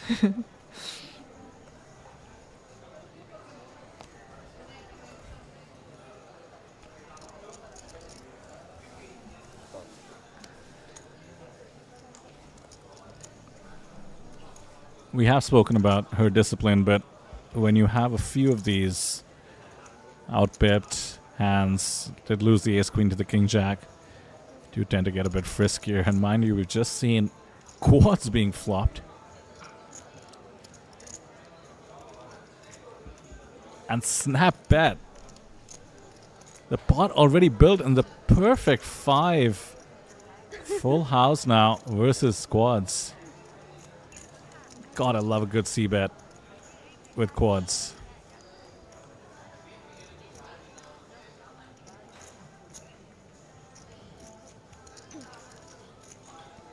No surprise to see the check call. Now that Aaron has a full house, 1 overcard to the 5 in the form of the 9. I mean, you need to be putting your opponent on exactly a 9 or somehow having flop quads. This is a mandatory bet incoming, and I think it's going to get called. Team Pikachu could be bluffing, could have a 5 themselves. Huge bet paid off, and Aaron finally on the wrong side of one of these. He didn't think that he was that strong. Flopped quad 10s. 你看他刚才有那把去负5也是。 I will say it's not easy to fire on the flop when you flop quads, but this is why you have to do it, because Yeah, because the opponent will be like, why would you bet if you have quads? exactly, 位置上也是这样。 you're also going to be doing it with bluffs, and more importantly, over the course of 3 streets, you want the pot to keep building, the value bets to keep compounding. I mean, we saw the last bet was 31k, the second Yeah. last bet was 9k. So if you take away 1 street, you're only getting to fire 9k, not 31k. 跟他们前面那个。对你顺时针。有的时候是要选水点。 So many players were trapped in that spot, but 你看我刚才那个 he's rewarded, and 8K， 你如果 I believe was the shortest stack for a long time now. Approaching 200k, I believe. So she's someone that has accumulated tilt. You can actually really feel it from her. You can actually see it from That's a her. It's great very point. frustrating, you know. And I think, you know, the complaint is literally the chips is flowing, you know, around the table in that way, but it's not coming to her, right? And, you know, you have one of the tighter players, Zhou Quan, sitting over there who's not giving any chips away. 陷进去会多很多吧。 He looks unbothered by anything happening on the 都 table. 快睡着了，跟我们打。 He was actually having a chat with me. He's got a 5-year-old, and he used to be away for half of the year, just on the road playing poker tournaments. And slowly he realizes it's important time for him to be around his child, and he's actually starting to cut back. And he said that this year might just be about 3 months, you know. So, Okay. yeah, you know, all poker players, I guess, transition in their poker career. Kind of work around it, you know. You can relate, I'm sure. You definitely can, yeah. I guess when, you know, Nova starts university, Randy and I will get back to it. We'll play the seniors event at the WSOP. Yeah, It's going to be the toughest senior event you'll ever see. that's right, because a bunch of poker players from your era maybe are now empty nesters. Do you ever wonder what you'll be like as a player when you're sort of at that age where traditionally, you know, you turn into these stereotypes? Old man coffee is one of them, where you're just like this grinder. You just, you know, come there, read your newspaper, And just play grumpy. premiums. Oh, you know what? You get that when you play pickleball. So a lot of times you go play pickleball, you play with 70, 80-year-olds, Right. right? And then they just give you the death stare if you like drop shot the ball, if you lob the ball, because Yeah. they can't move, right? And they're just like, kind of like, you're not supposed to use their disability against them. I've heard back in the day check raising was frowned upon. Check raising was fun. Yeah. It's like, what do you mean? You already checked. You can't raise now. Yeah, because that was when the C bet worked really well. Oh, yeah. Yeah. 100% C-bet.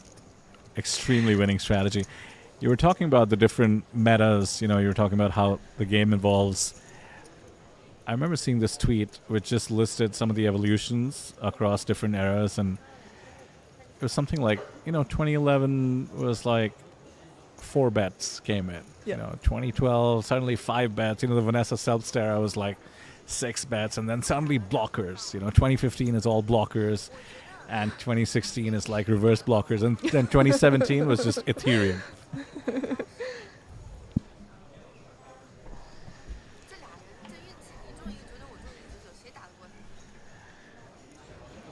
Four on the river means the king is best. A lot of checking on this in this pot, and we see the ultimate team China's number 2 taking down this pot. They can't come up with like a different name, you know? Why is it the ultimate China poker team number 1 and number 2? Yeah, it's like online screen names. You know, when one is taken, you just add a different number. No, but you could have picked like Charizard, right? Yeah, we only had 9 teams, to be fair, not 900,000 like online.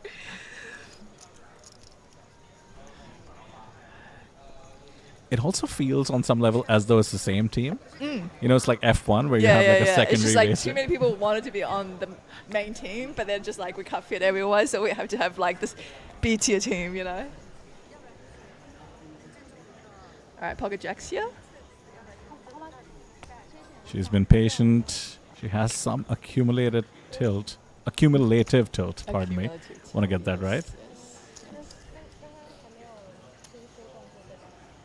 对，我已经问你了，我说了嘛，然后他知道了。我已经在拿筹码了，这里他算他，我拿筹码了，在数筹码的时候，他这里器材算什么？哦。我问了一下大盲是多少，然后我在数筹码的时候，他没事，我的问题，对，我认早了。Okay, I don't know if this is an act or what, but she just calls. She also said that she was asking how big the big blind was, but her intention was to raise. Okay, looks like it's going to register as a raise, which is what she was hoping for.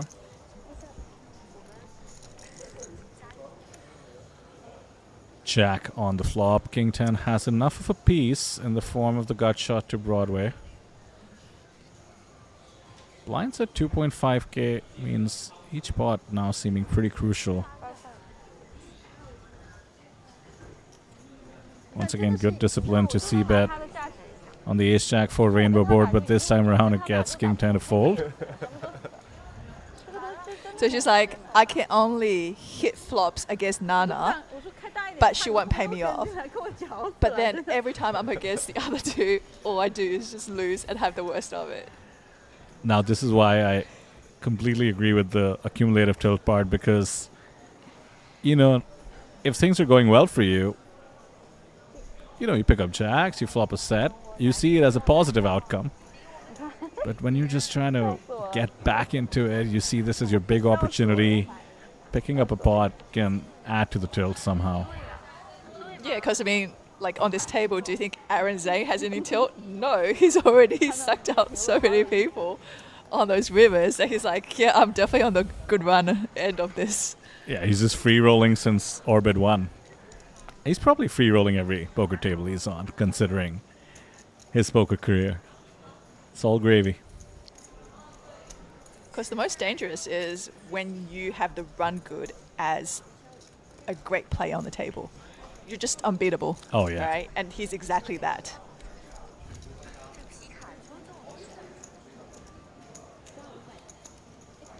I can't remember who I was watching in some poker TV show talking about how you just have to stay out of the way. When you recognize that a good player is running good, your strategy is to stay out of the way. Yeah, don't be the collateral damage, you know. Don't stand in the way of them trying to isolate, you know, the fish on the table.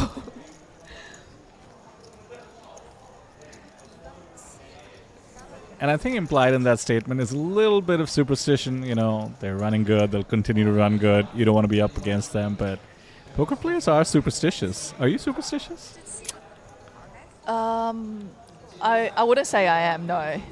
No.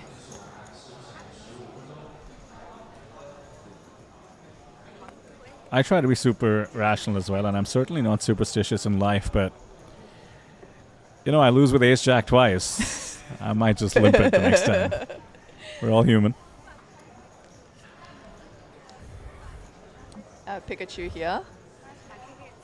under the gun calling with the ace queen. And we have Zhou Quan here with the ace king on the cutoff, raising it to 8K. I can see some fireworks here from Pikachu when the action's back on him. So we saw something funky like this from Team Pikachu earlier with, I think it was Ace Jack suited. Oh, And there it yeah, is. There He it did is. jam then, and this time it's a much bigger jam, and this is a huge misstep. Look at the stack he's got in there, Selena. 175K, so that's good for, I want to say like 70 bigs? And he's actually got Zhou Quan covered here. Like, he would have change left, even if he doubles up Zhou Quan. And Zhou Quan has to remember that he did do this, and if he saw the stream with a hand like Ace Jack. So he really has to, think that his Ace King is well ahead. Puts it in, and let's go. Yeah, this is quite a misstep. Turns out 60 bigs or so effective is Chuan's stack, and after coming back from about half a starting stack to 176K, I think he knows he's overplayed his hand here. Got a bit cute with the limping. King on the flop. 3% now. Never easy. Oh, a little bit more now. Oh my goodness, my he's gone runner. Wow. Whoa. The 3%. Damn. 3%, huh? Wow. Oh, what a 周老 hand. 师怎么可能比他少呢？ That is how we lose. 对对 不 对 是，我 他 的 The 意思 legend 他怎么 himself, 他 Ho Chuan, 哦，你打 gets 起 it 来 in. For that heads-up match between him and Aaron Zane, especially if he had won that pot. 这个转牌这样勾翻了就不太，我就心里 And a near tie up top now. 真的是，因为之前你在 between 外面也是卡死卡出来 The 的。 two players seated next to each other. 没敢说话。 330K 我 or 前进了 so. 一名吗？我又前进了一名。我们桌是掉人最快的。 I mean, you see a flop like King Deuce 3. You just think No, the you rest got of the cards are. locked up, right? You know how there's these people who start celebrating? I did see Joe start to put out his chips and count them for the double up count, but I'm not superstitious. Well, I believe he exited in 6th place, so that's going to be good for 8 points. Everybody else locks up 10 points. Not the best outcome Giorgio was hoping for on this table. He was looking for at least top 3, right? Top 3 finish would have been ideal. And he played in that way as well, right? You were mentioning he could have been a lot more aggressive. He had 2x the starting stack. Instead, he was just grinding, putting himself in the best spot. As we saw there, was just a runner away from being in the chip lead on the table. That's the way the tournament cookie crumbles sometimes. So GG to Joe. Let's hope his team is doing well out there. Yeah, I mean, like, all I can say about Giorgio's play on the feature table the entire day is solid. All right? There was, I didn't see him make any mistakes and everything. He played really good poker, and it just happened the cards didn't fall his way.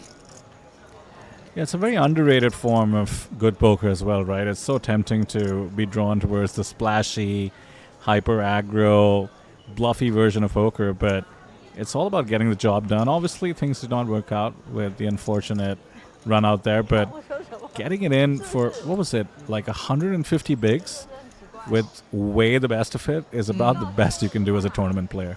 Yeah, for sure. Tournaments, that's where tournaments is quite hard, because I actually was talking to Zhou Quan just before the opening ceremony, and he's kind of like telling me that I think a lot of professional poker players agree with this, especially when it comes to tournament poker, is that the lows and the amount of time you feel the low definitely outweighs the trophy or the celebration or the happy part of tournament poker, because it's so rare. So you're just getting pummeled and pummeled and pummeled. And maybe now, and for someone who's got $20 million to their name, your earnings, you still feel that way. Like, how amazing is that? Do you know what I mean? So for him, he's like, oh yeah, like if I win a tournament, that feel lasts for 30 minutes. Yeah? 30 minutes. 30 minutes. That's so not it? even a day or two, like a normal player would feel. For some players, it could last like a month, right? Or more. Yeah, I mean, exactly. You certainly have tournament players who are happy to wait for a year for that pop, but just goes to show everybody's different. Right, so 30 minutes, right? But if he makes a mistake or he busts out a tournament, it lasts for about 2 hours, right? Ouch. So that's short as well, but it's not as short as his, triumphant, wins, right? So to him, he definitely feels that he's like, over time, it is very unpleasant to kind of go long stretches in tournaments feeling terrible. And maybe now and then, you feel good for 30 minutes. So, given that it is asymmetric, but given that Joe is such an accomplished tournament player, and even though you said he's going to cut back his schedule, and I know he plays a lot of cash games as well, but the fact that he still does it means that there is something else he's getting out of it. Like maybe enjoying the stimulation of the strategy, maybe enjoying not just the exits, but also Bringing home the bacon. bringing home the bacon. Certainly. That is what it's come down to, because he actually says that as a man, you feel the responsibility of having to bring home the bacon. Okay. And, as you said, it becomes a job. It is a job, and I respect all professional poker players who are able to find the passion to do it. Yeah. And then the thing about like poker is that at times it can be really a lot of fun, right? So if you could just put the results, and it's hard to do. It's very hard to do, but enjoy the game for what it is. It's great. It's a little bit like pickleball, right? Once you have that duper, which is like a ranking system come into play, the game actually doesn't feel as fun as when you first started, right? And as you get better and better, you realize that your pool of players starts getting smaller and smaller, and you become a bit of a snob because you're like, well, no, I don't want to play with a 3.0 now that I'm a 3.5, right? So it actually changes so much, where sometimes the best part of your poker career might have been the first 2-3 years where you just learn the game, and it's just so fun, right? And because I see so many new faces at the TLPT, you actually see the passion and how much these players come to enjoy the game because they've just started. I've met a guy who's fresh out of like high school. He had no idea who I was, and he was just so happy to be on the table to play. I've seen that as well with the new crop, and it's kind of inspiring or sometimes nostalgic. It reminds you of why you first got into this beautiful game. And it's like you said, sometimes you just need to take a step back and realize you are playing a game, sometimes for a living, and what a privilege that is. And you would know that more than anyone else. Doing something that is fun and you can call it your job and your career is a blessing, really. I mean, the gold standard for a dream job is that you do it for free, right? And it's funny because poker is a game. Oh no, poker's even worse. You do it for negative income. Exactly. I do that all the time. And then you got your flights, right? You have your hotels, and you could walk away from a poker tournament down $20,000, which is very common, right? So it's not very common for you to go out to work and come home minus 30K. Yeah, months at a time sometimes. Oh, we might just get action here with the pocket aces against the ace 4 of diamonds on the big blind.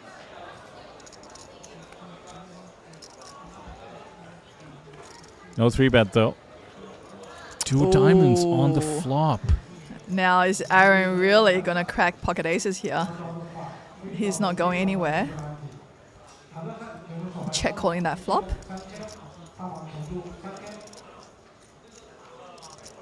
There it is. Goodness. Do not even have to wait for the river. Too easy. Oh, it's not just because I can see the cards, but would love a check back here for pot control. That being said, cannot blame the barrel here. It's one of those bets where you're setting your own price for a check back on the river. But this is also why it's dangerous.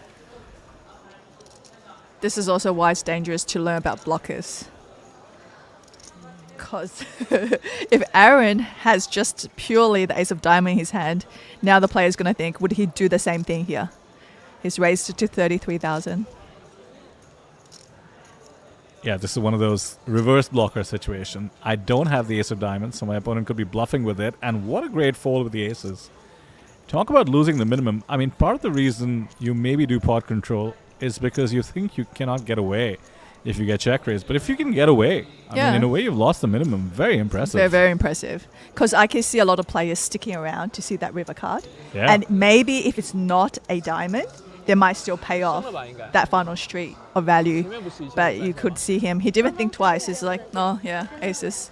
You know, dusted. Especially against a player like Aaron, who's obviously very capable of bluffing. That is quite a read. It might not appear so, considering the wetness of the board, but yeah, you're so right, Selena. You also start convincing yourself an ace might be good on the river, a 10 might be good on the river, and the lower card pairing might be good against potential 2 pairs, but he just decides to treat the aces like any other hand. Yeah. There's this tongue-in-cheek theorem, right? Every time you get check raised on the turn, top pair is no good. So that's why players keep starting to check raise with draws, right? On the new meta, you do check raise as a result. Now Pikachu and Aaron Zane at it again here. Not much happening, but that turn does bring some outs for both players. Yeah, quite a live read there in the form of the check for the diamond. You usually do this if you have a single diamond. And now when he does call, his hand is a bit face up. Mind you, a diamond would spell trouble. King of diamonds for Aaron. Instead it's a deuce. Check mark with just the king.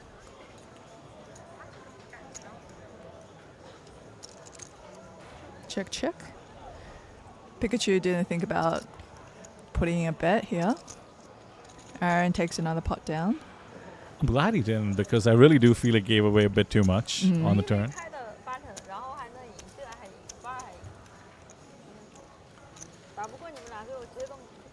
Two big stacks now on the table is Team Pikachu and Team Poker Gods.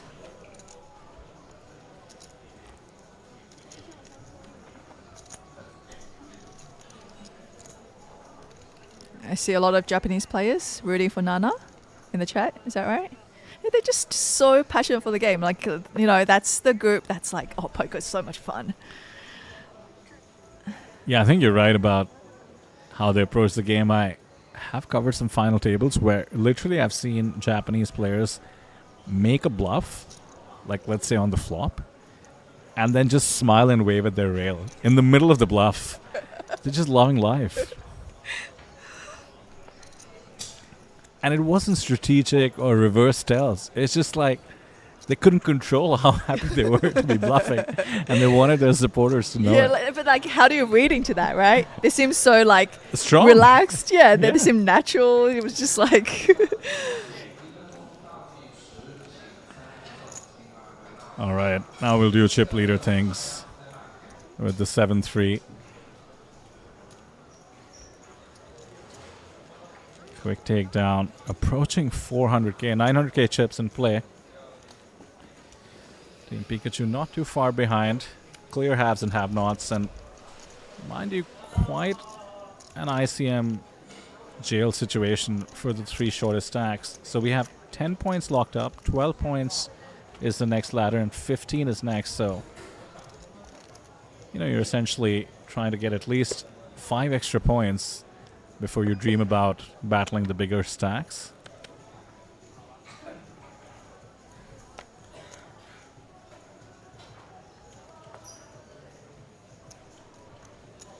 Her spot is just so tough. For instance here, King 9, 5-handed, fair enough open, but she has the 2 biggest stacks behind.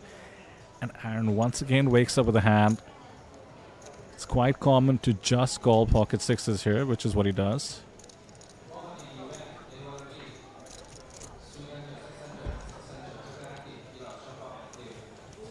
Pretty looking suited 2-gapper. King 4, 6. Are you kidding me?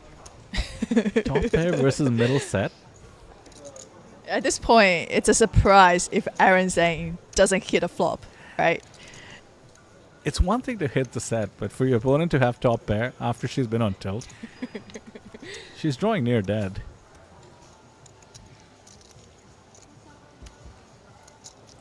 She looks disappointed, and there's the boat.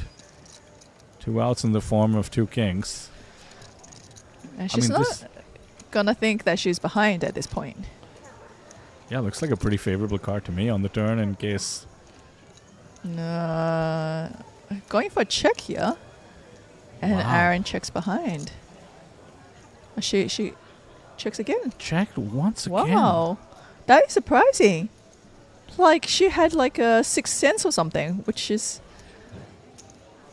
That's amazing to not get stacked yeah. in this spot. Especially with how many chips she has behind, right?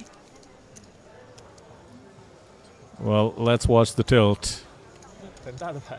But she should be really proud to even be in this tournament.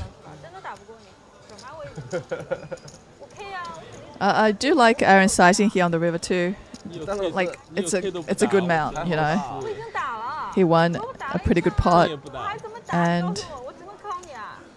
我打不过 she actually didn't think very long before paying it off. 那我赢少了呀，这个有 K 肯定打光的。我当你没 K 的。我开池的，我不会开开叉的牌啊。而且 flop 是彩虹面，我才。 Now the girls are really at risk. Both need a double up here. I think Aaron was a bit prepared to get a near full when he shows down the full house. Gotta know he's been running hot, but yeah, super impressive to save the 39k with the check on the turn in the river there. 你真的打得很好，这全我真的是部省 K 啊，下来的你可以。看对啊，我 K 9，打很好。 5个人桌 K 9是完全可以开的嘛。那我是输我是实了，话实说的，这牌都没打，没有没打急的，因为我们都能看直播的嘛。我要是 AK 这牌肯定是给你，可能会打的稍微相对也是一样的，其实行动线还是一样的。 Mind you, 400k crossed for Aaron, actually approaching, having about half the chips in play, and the jam with the 10-8 of clubs. The frustration coming in, 30k to call, but it does go through. 我是10月8号的生日嘛，还是 Oh, and she's showing it. Oh, I don't know. At this point, she should be showing her holding. Oh my god. 90那把牌。 You show it if you know. Oh, like hey, I'm ahead, right? But you don't show your 10 high. Yeah, so far it was building an image, and I guess the image paid off right now, but she's undone the image. But I think see, this is the part where she's like, okay, that accumulative tilt has just subsided a little bit because You're I right. stole a pot of Aaron in that spot, right? You know, You're right. It was an absolute tilt jam. And I think picking up that pot, and mind you, Aaron is just quite upset having folded at least the best hand pre-flop. It's amazing how competitive the likes of Aaron and really everyone on the table tend to be, even in a team's event like this. You can just see his disappointment.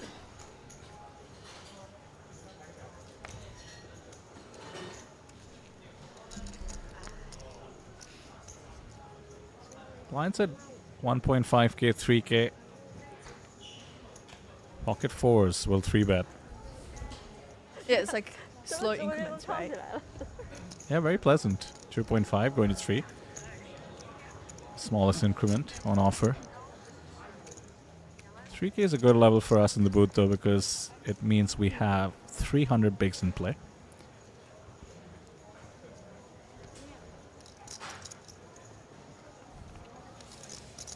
No 4-bet with the ace-5 of diamonds. Against an active player, you might be tempted, especially with the chip lead. But against a player that's been fairly snug, we see Team Pikachu give the credit.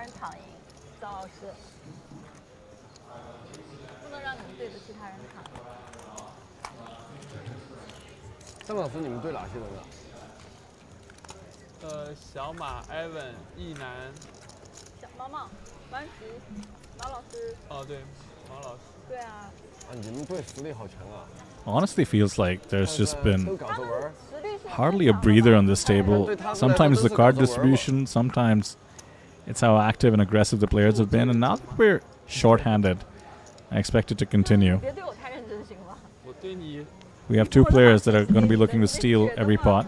I think the one thing that might keep Aaron in check is having the other big stack to his left. 都没赢到等鱼类啊，已经。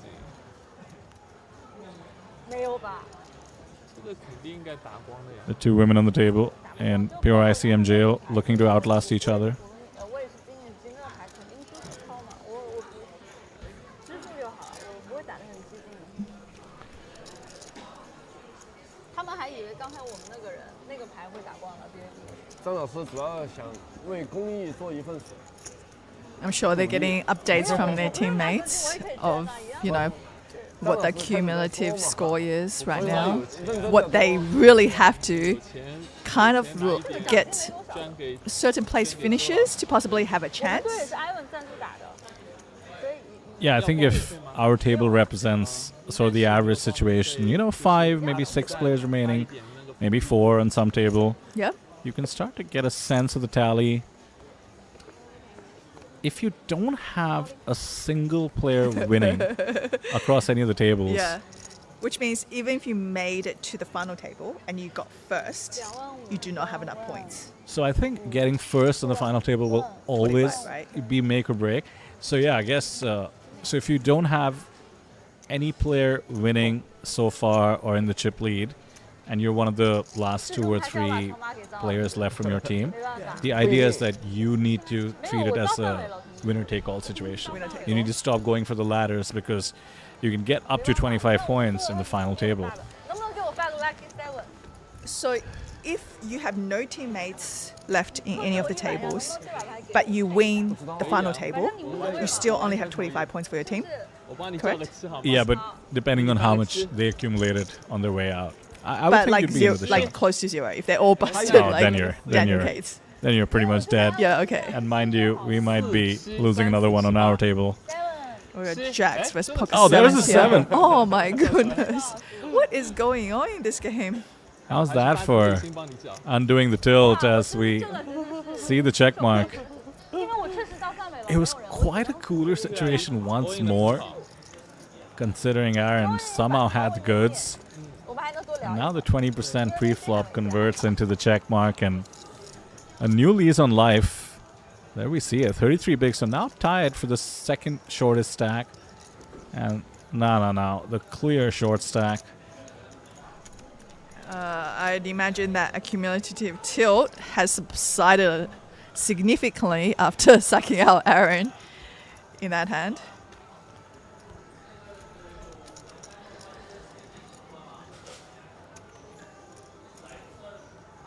So 120 bigs, 105 bigs, 33, 33, and 11 are the stacks.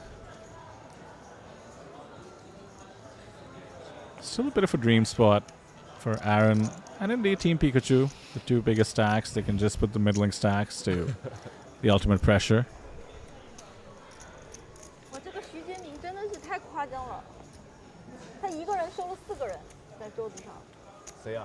就那个徐杰明，你不知道吗？现在最新的济州岛岛主 ，PT 拿了一个5个冠军，然后红龙 Plus 拿了一个主赛冠军，拿了6个冠军，就最近这20天，真的是太厉害了。 You know, as I listen to some of the banter on the table, I'm realizing that Nana also has the only language barrier on the table, right? Yeah. I can certainly empathize. Has been just super focused, 是吧？应该是 trying to play her cards. That might be one of the reasons. Can't engage as much. Aaron with the goods again here, pocket queens. It just doesn't end. Jacks, ace-8 of diamonds, which even 5-handed with the chip lead is very strong. And now queens. Maybe one of the crazier runs I've seen in a long time. Hasn't always worked out as we saw with the jacks, but 防我都不防。 he was certainly owed a bad beat after the opening queens versus aces gambit.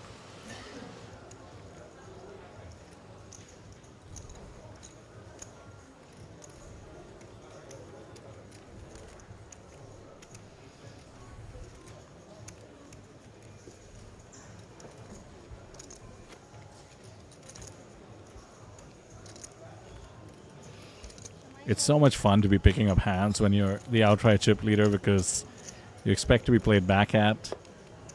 especially with the frequency with which he's been opening, and you just love having something that you can actually 4-bet, as we did see him 5-bet the queens when he was 4-bet by the ace-4 of diamonds.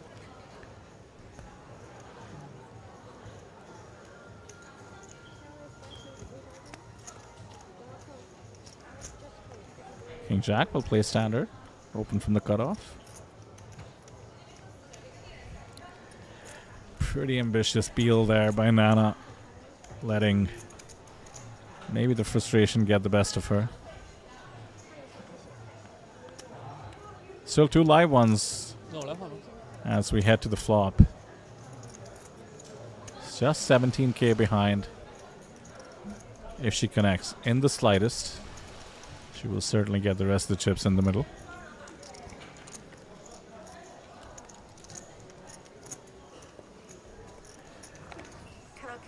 Yeah, and this is unfortunate. There's the connection, but the better connection for the King Jack. Wow, checked all around. You don't see that too often with the amount of chips Nana has left. Wants to see a safe turn, I assume, and that is quite safe. That being said, backdoor hearts now. It's actually iron, bluffing at it. So this is interesting, Selena. It's going to go bet 8k. Most likely a call, considering the multi-way caution we saw on the flop. And does that mean the queen 10 can get away from it? Yeah, I feel like Nana can just safely fold here, knowing at least one player should be holding a king. And she does make the correct fold, saves herself from elimination.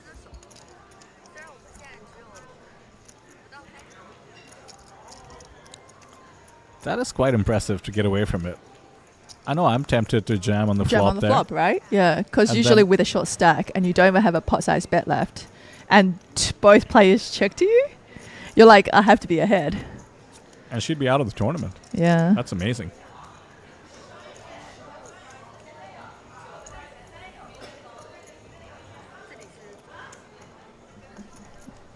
Making a pair there on the river puts Ari into the tank for a bit. 15k is the price.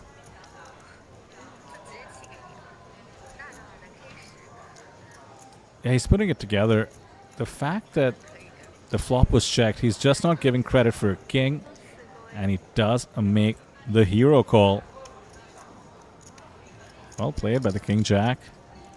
Can't blame him for a lot of missed draws on that board. There could be a lot of, bets on the turn with a bunch of draws that missed the river. I don't mind that call there, keeping them honest. Yeah, probably feels it's a king or nothing. Just because you're unlikely to find the middle pair, find the bet there. So that check on the flop, having a lot of ramifications. And once again, credit to Nana for still being around in this tournament. So I heard you mention a lot of board games, Selena, but is chess one of the games that you like to play? No. Not at all? No, I actually think that, I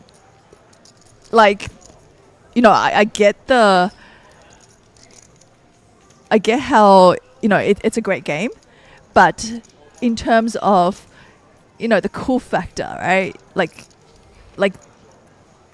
I like the games that look more cutesy, or you build something, or there's Okay. just a little bit more elements to just like the pieces, right? You were a professional poker player, right? We just have a deck of cards. I mean, there is different colors, That is true. different suits, We have light square and dark squares. and different variations of the game. That's actually one of the things where they've got a chess club, at my daughter's school, and then I kind of want her to, learn and push her to play. But then I'm thinking that if she learns to play chess, then she's going to ask me to play chess. I'm like, I don't want to play chess. So she goes, oh, nah, I don't really want to go to chess class. I'm like, that's fine. So, yeah, she does not go to chess class. Interesting. Yeah, I mean, there's definitely a lot more online chess now, so she could certainly learn that way. And I'll tell you why I brought it up, actually, is I'm not that good. I just kind of enjoy it as as a way to. No, but if you were to choose, hey, you've got an hour, you play a game of Catan or a game of chess, what are you going to pick?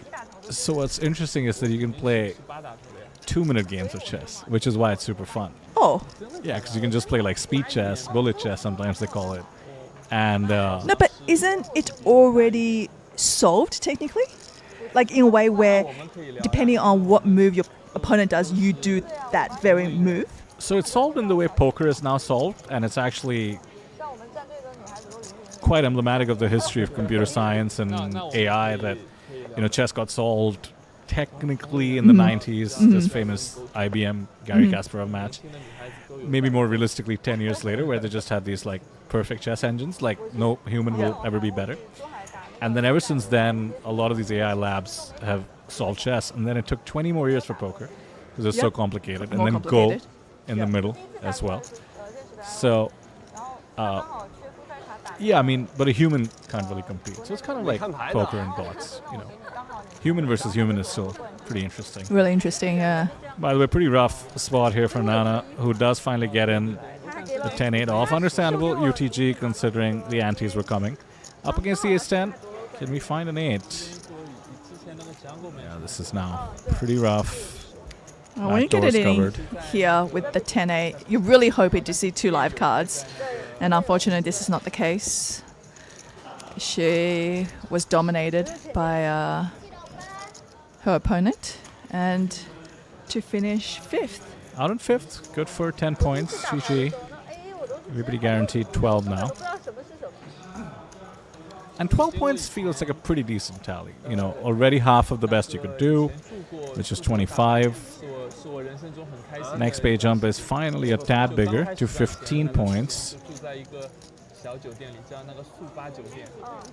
Although four-handed, you do start thinking about the potential for winning this table. Going on to the next one. The one board game I thought was quite cool and interesting and fun was Charterstone. Oh, I'm not familiar with that one. No? So you actually... The board is variable. So as the story... So, okay, first of all, you got to actually have 4 friends to commit to 12 games. I'm out. No. and it's almost storytelling. So it's almost player guided where you actually make decisions in the game and different boxes are opened and you put different stickers onto the board to cover it and the board changes over time. So if you play that game over and over again, every time it will be different. It's different. That's yeah, cool. and I thought that was really cool. And you can buy a recharge pack. So you remove the stickers off the board and you start again and then you'll have a totally different game again. So I thought that concept was really cool. The thing with chess is it has a 1,000-year history, maybe more. And so it's one of those, it's kind of like No Limit Hold'em where there's just infinite depth. And some people just love No Limit Hold'em, right? Right. The best chess players in the world, obviously, it's just so competitive. They are absolute machines. Like the level of skill displayed by the best chess player in the world, currently Magnus Carlsen. Is it still him? Yeah, it's definitely still him. He stopped competing for the World Championship title. So currently the world champion is a 18-year-old kid from India, but he's certainly not the best player in the world because you can test that pretty easily in chess. There's a rating, there's an ELO system. But they're just computers. The most impressive poker player in the world does not impress me in the way the best chess player does because they're just inhuman at pattern recognition, at thinking over the board. And I mean, if a 2800, which is about the best you can play in chess, plays a 2700, they will absolutely whoop them. Oh, wow. Meanwhile, a 2700 is maybe 0.01% of the world. They would absolutely whoop everybody in the world ever. But the best guys in the world are so much better. So somehow. How many players can be in the 2800 ranking? I mean, realistically, it's been maybe 10 ever. Okay. And you usually get there and slip back. It's the ultimate pinnacle. And a 2800 will probably beat a grandmaster, which is a different category, blindfolded. So you can be that good, which I really enjoy. But one of the reasons I brought it up is it's counterintuitive, but preserving your king or king safety is something that the most elite players overvalue. So, as you're coming up, and I'm not that good at chess at all, but you're trying to go for the attack, you're trying to go for fancy moves. Obviously, the best way to win is offense, but the game ends when your king is checkmated. So king safety becomes something that the top players do. And as it relates to poker, I mean, thinking back to that Nana fold with the queen 10, obviously we did lose her on the very next hand. Stack preservation in MTTs strikes me as similar. Like, the game is over for you if your stack is depleted, right? So preserving your stack is actually one of the most underrated aspects of it, even if it's just 17k. And I just found that like pretty high level from her. It's not something you do at the lowest levels. You're probably just getting it in, as we mentioned, in the flop, maybe just thinking, let me try and triple up so I have a shot. Well, if you have 17k left behind, that's quite a shot as well.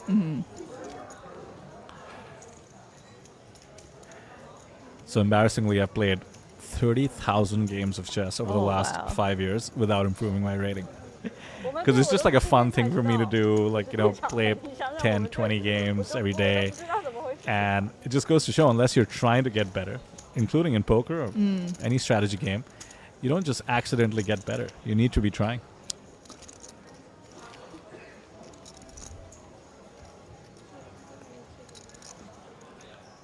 I think Aaron got a bit embarrassed at having hands that are too good, so he decided to just flat call from the small. As a result, check on the Jack 10 2 spades flop, which was decently favorable for both. Now the delayed continuation bet, and ace queen strong enough.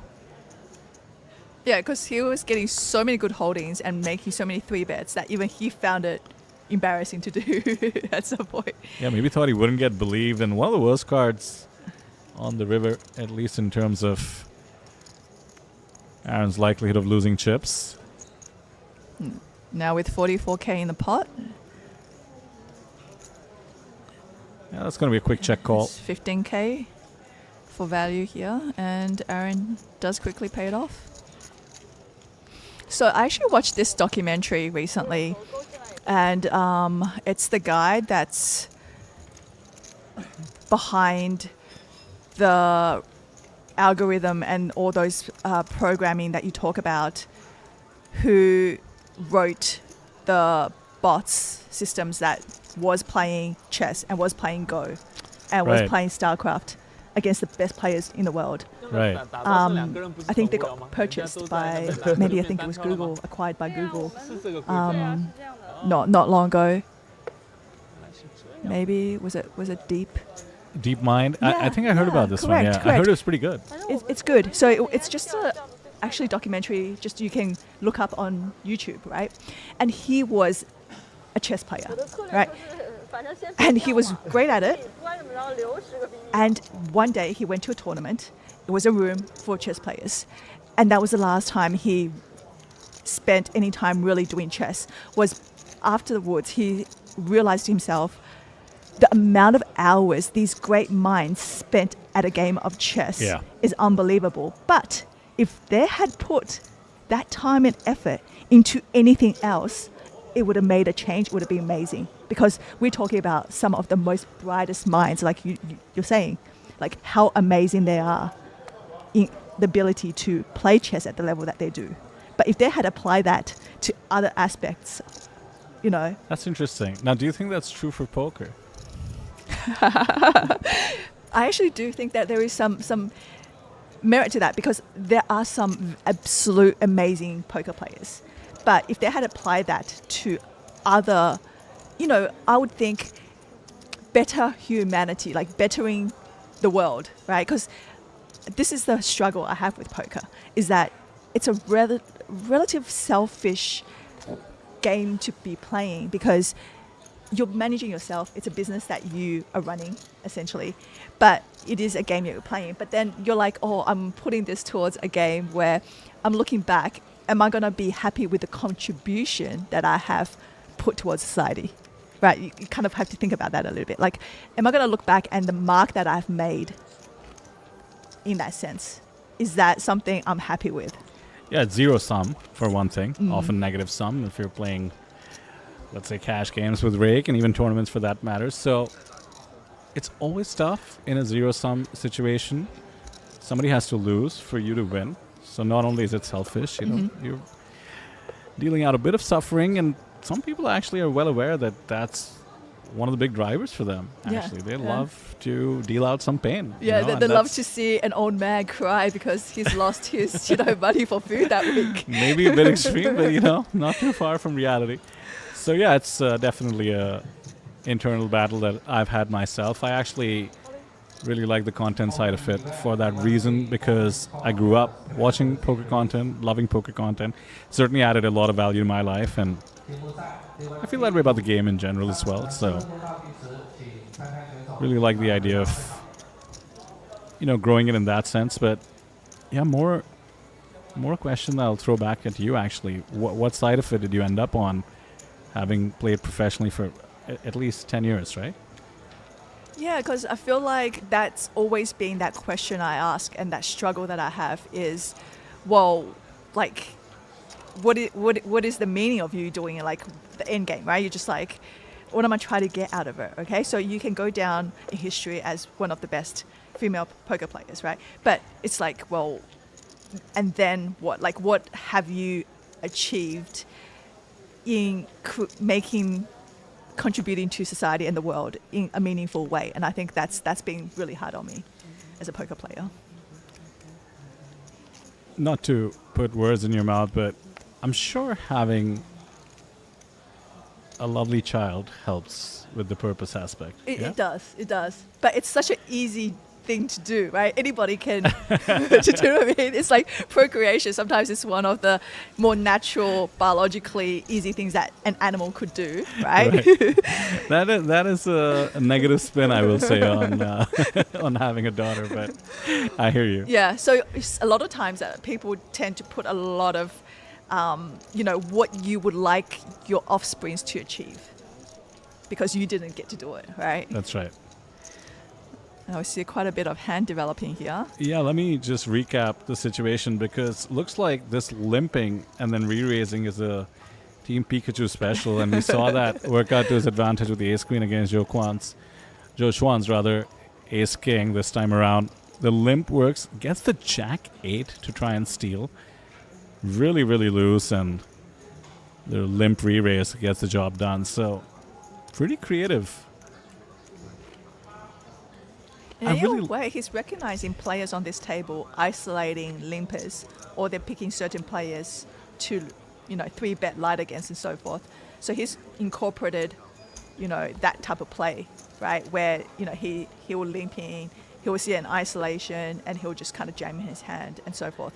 Yeah, so I do think that in terms of you talking about sending an unpredictable player into the field, Team Pikachu did send one of that type of player into the field to really give him a chance, because he's, at the moment, top 2 in stacks, right? He's most likely the one that's going to be playing heads up against Aaron. Yeah, that was sort of a undeserved pot that got inflated, and he picked it up. Mind you, now the 10s find the 3-bet jam, and I think you do have to consider this with the Queen-Jack suited. 20 big seems a bit too many, perhaps. Too likely to be dominated. That being said, she did show the 10-8 of clubs after 3-bet jamming. And this is perhaps why you don't do it. That being said, the pocket 10s get the job done. Doesn't show this time.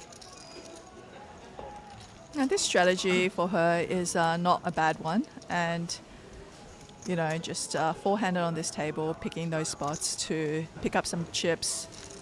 It's keeping her alive, and hopefully Pikachu, Aaron, they start eliminating the others.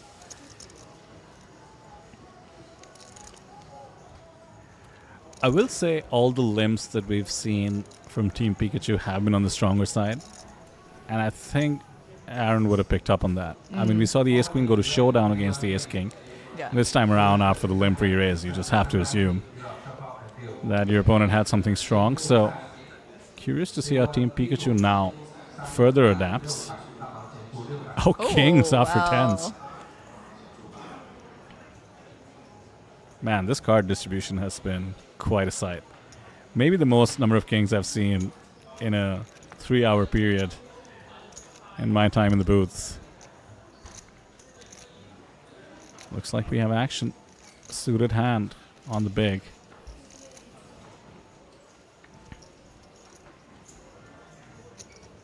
Queen 9-6, no connection for the Jack 4. Should be a bet and take it situation.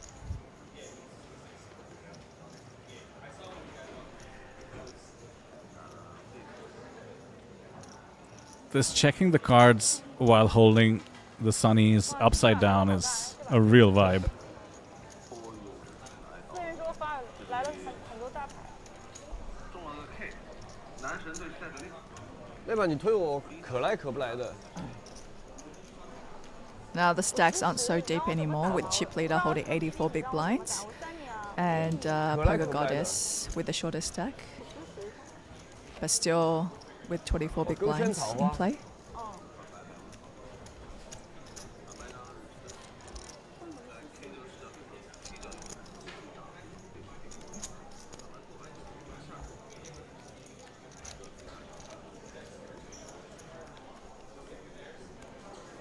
这个离休息还有多久啊？离休息还有多久？我们这里有看不到。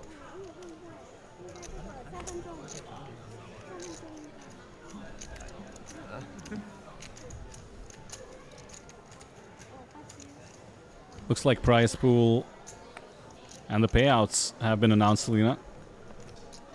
Did the quick conversion to the USD. Just a reminder, about a 4.7k buy-in. So the top 3 teams out of 9 will be in the money. About 8k US will be the minimum payout. That's 12.17 million Korean won. 17.84 million for second. That's about 12,000 US.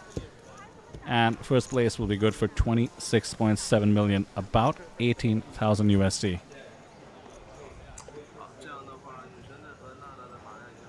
There we go. Signature move now.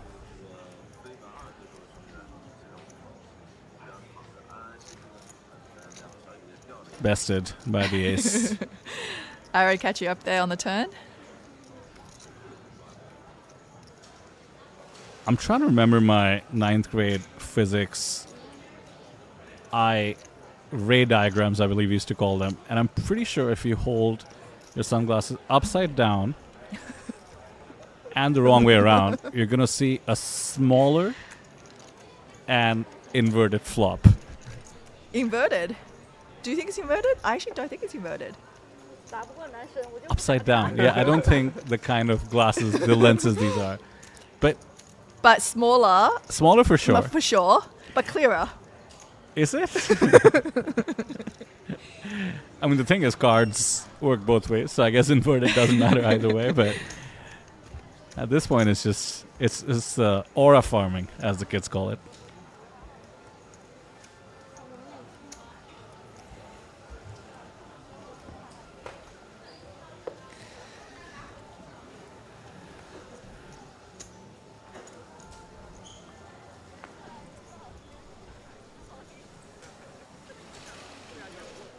Very curious to see how the outer tables are performing. Four-handed on our table. With the blinds going up to 4K, about 220 bigs in play or so. You know, certainly do expect a tournament to end with 50 to 100 big blinds in play in the heads-up state. So I'd say still a few levels to go. So when you used to grind sit and goes, were they 6 max or 9 max? 9. And then it was like, I felt like the double or nothings at some point was quite fun too. That was 6 max? No, it was for ring. I think it was like maybe 10 players and then 5. 10 going down to 5. Yeah. Yeah, so this is a bit of a different situation as well. It's ICM from step 1 because of the pay ladder. So it's closer to a final table. Correct. In that sense. A traditional sit and go would have a money bubble going from 4 to 3. As we do see the players standing up, which signals a break. Another 15 6 minutes. levels in the books, yeah, and we will take a 15-minute break. Hopefully get some updates from the outer tables. Four-handed on our feature table here. Quick 15-minute or so break, and we will see you on the other side. Do not go anywhere.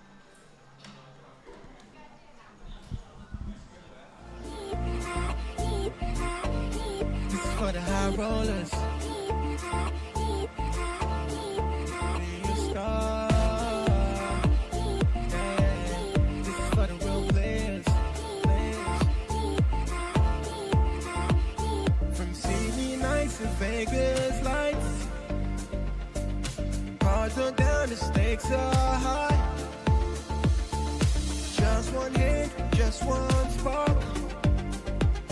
One moment's play, you could rise, rise. Eyes on the prize, hearts on the line. This is a game that rewrites time. No crown, no fame, until you dare. 'Cause greatness starts from anywhere. Anyone could be a star, this is the moment, here you are. Play your soul, play it hard. Raise the stakes, play your part. Light it up and leave your mark. From the grind to the golden card. At their Lord's poker, we raise the bar. Anyone could be a star. Anyone could be a star. For the players, anyone could be a star. High rollers, anyone could be a star. Oh yeah, anyone could be a star. Champions born in silent ways. A single bluff can steal the day. With every trip, your story grows. The Lord's game where the glory flows. Anyone could be a star. This is the moment, here you are. Play your soul, play it hard. Raise the stakes, play your part. Light it up and leave your mark. From the grind to the golden card. At their Lord's poker, we raise the bar. Anyone could be a star. Hearts on the line. This is the game that rewrites time. No crown, no fame, until you dare. 'Cause greatness starts from anywhere. Anyone could be a star. This is the moment, here you are. Play your soul, play it hard. Raise the stakes, play your part. Light it up and leave your mark. From the grind to the golden card. At their Lord's poker, we raise the bar. TLPT 一战成名，你们可以在这儿一战成名。TLPT 可以一战成名。你可以一战成名，你可以一战成名。 TLPT anyone could be a star。TLPT anyone could be a star。你可以一战成名。TLPT 你可以一战成名。一战成名。 Anyone could be a star. This is for the high rollers. Be a star. Yeah. This is for the real players. From CD nights in Vegas lights. Cards are down, the stakes are high. Just one hit, just one spark. One moment's play, you could rise, rise. Eyes on the prize, hearts on the line. This is a game that rewrites time. No crown, no fame, until you dare. 'Cause greatness starts from anywhere. Anyone could be a star. This is the moment, here you are. Play your soul, play it hard. Raise the stakes, play your part. Light it up and leave your mark. From the grind to the golden card. At their Lord's poker, we raise the bar. Anyone could be a star. Anyone could be a star. For the players, anyone could be a star. High roller, anyone could be a star. Oh yeah, anyone could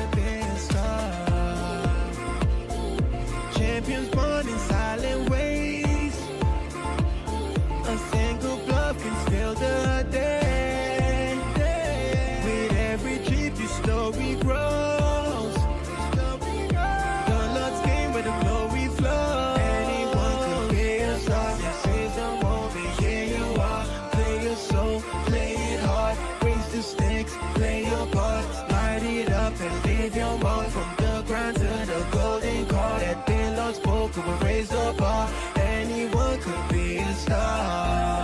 Rise, hearts on the line. This is the game that rewrites time. No crown, no fame until you dare. 'Cause greatness starts from anywhere. Anyone could be a star. This is the moment, here you are. Play your soul, play it hard. Raise the stakes, play your part. Light it up and leave your mark. From the grind to the golden car, that thin Lord spoke will raise the bar. TLPT 一战成名，你们可以在这儿一战成名。TLPT 可以一战成名，你可以一战成名，你可以一战成名。 TLPT anyone could be a star。TLPT anyone could be a star。你可以一战成名。TLPT 你可以一战成名。 Anyone could be a star. This is for the high rollers. Be a star. Yeah. This is for the real players.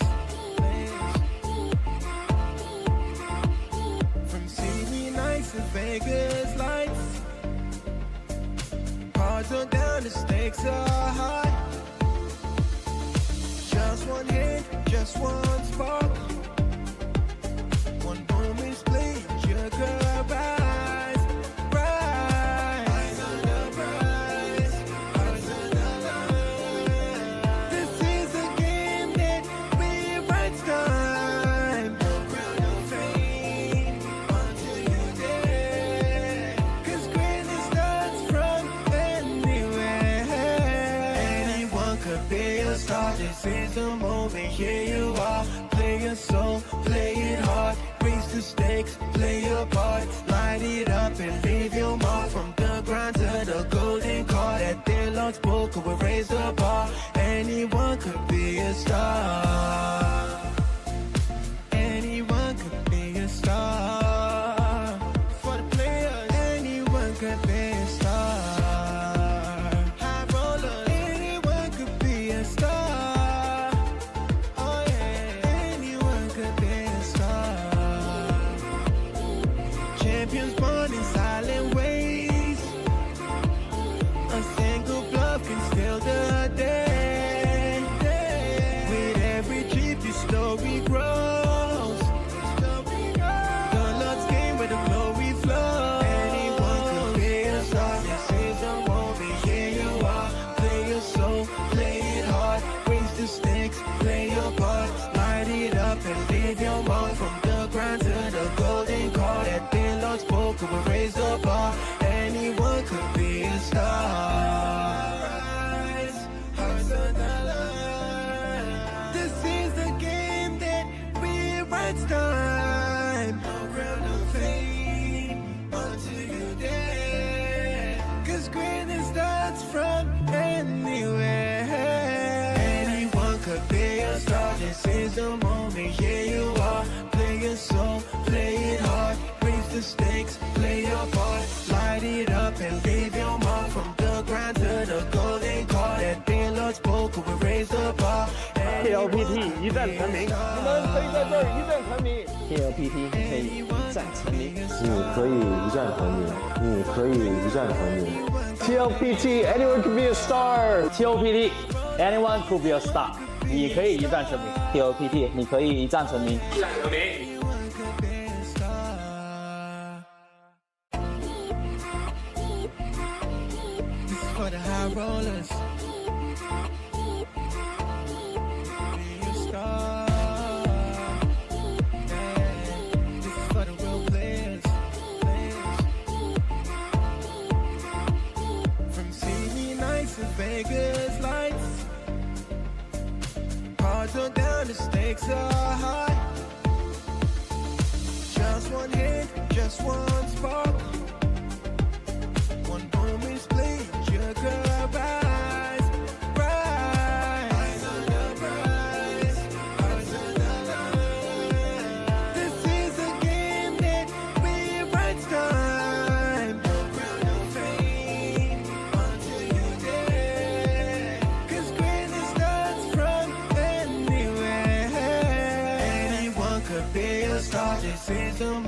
here you are. Play your soul, play it hard. Raise the stakes, play your part. Light it up and leave your mark. From the ground to the golden card. At their Lord's poker, we raise the bar. Anyone could be a star. Anyone could be a star. For the players, anyone could be a star. High roller, anyone could be a star. Oh yeah, anyone could be a star. Champions born in silent ways. A single bluff can steal the day. With every chip, your story grows. The Lord's game where the glory flows. Anyone could be a star. This is the moment, here you are. Play your soul, play it hard. Raise the stakes, play your part. Light it up and leave your mark. From the ground to the golden card. At the Lord's poker, we raise the bar. Anyone could be a star. Rise, hearts of the Lord. This is the game that rewrites time. No crown of fame until you dare. 'Cause greatness starts from anywhere. Anyone could be a star. This is the moment, here you are. Play your soul, play it hard. Raise the stakes, play your part. Light it up and leave your mark. From the ground to the golden card. At the Lord's poker, we raise the bar. TLPT 一战成名，你们可以在这儿一战成名。TLPT 可以一战成名，你可以一战成名，你可以一战成名。 TLPT anyone could be a star。TLPT anyone could be a star。你可以一战成名。TLPT 你可以一战成名。 Anyone could be a star. This is for the high rollers. Be a star.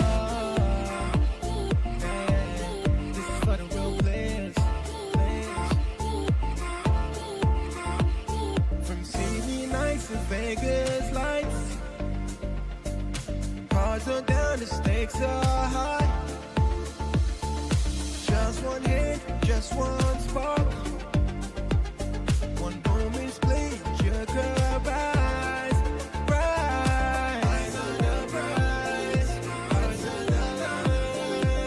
This is a game that rewrites time. No crown of fame until you dare. 'Cause greatness starts from anywhere. Anyone could be a star. This is the moment, here you are. Play your soul, play it hard. Raise the stakes, play your part. Light it up and leave your mark. From the ground to the golden card. At the Lord's poker, we raise the bar. Anyone could be a star. Anyone could be a star. For the players, anyone could be a star. High roller, anyone could be a star. Oh yeah, anyone could be a star. Champions born in silent ways. A single bluff can steal the day. With every chip, your story grows. The Lord's game where the glory flows. Anyone could be a star. This is the moment, here you are. Play your soul, play it hard. Raise the stakes, play your part. Light it up and leave your mark. From the ground to the golden card. At the Lord's poker, we raise the bar. Anyone could be a star. Rise, hearts of the Lord. Back, and then I'll sort you out.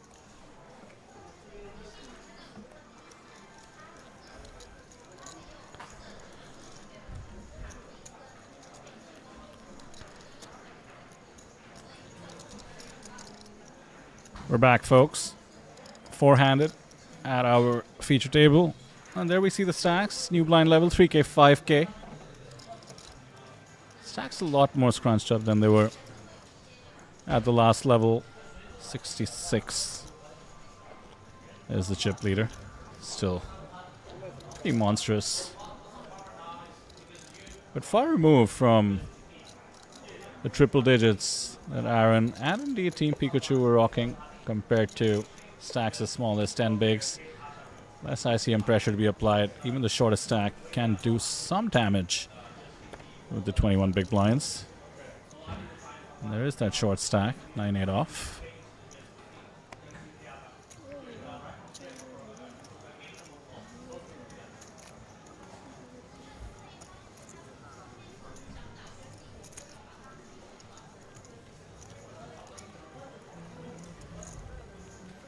Quick pickup.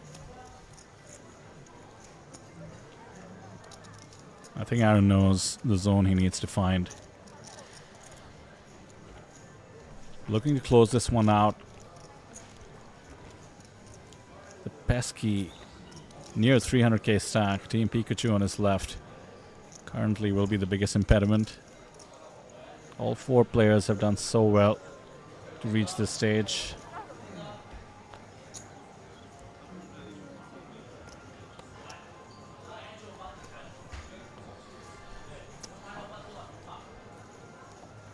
Queen 9 suited. Easy open on the button.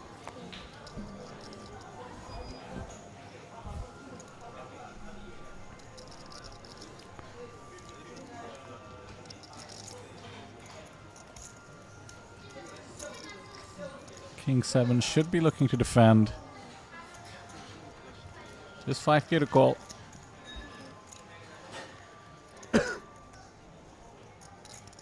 Two spades, no king.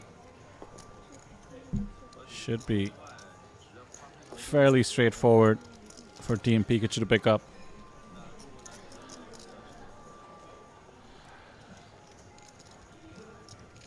So having lost Nana, the support for Japan is dying down in the chat, but curious if there's any support for the superstar, Aaron Zhang, or any of the other players.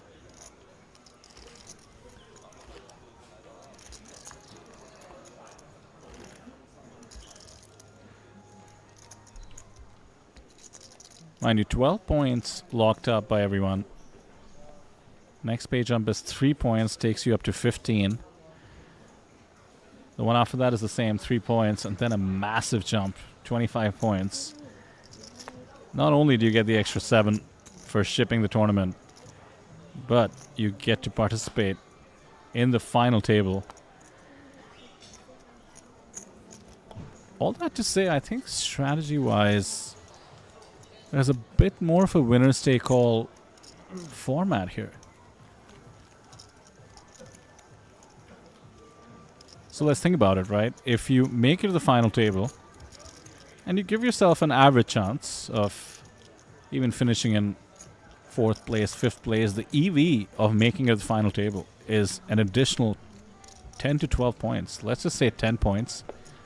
So the difference between 2nd place and 1st place is not just the 7 that you lock up, but up to 17 on average, could be an additional 25. So would really love to see the strategy match here. The aggression should be really ramping up. There's an example. Ace 5 will just rip it from the button.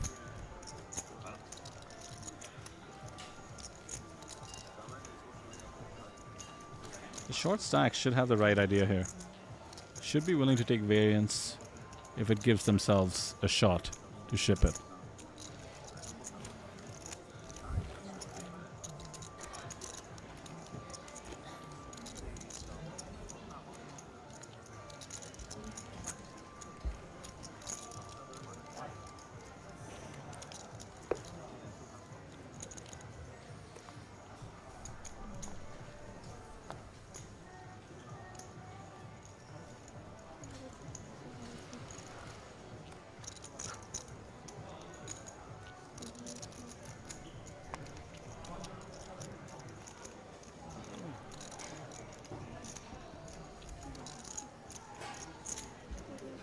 Limp in the small and no additional chips committed. Got shot versus the King 5. Really like this bet here. Even though king high is likely to be the best hand.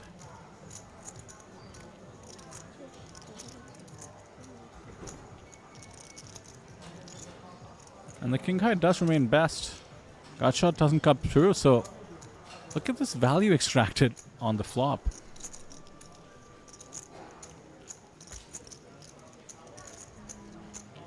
These small ones can make a huge difference, not just mathematically to the stack, momentum as well, a bit of distance between himself and last place in chips.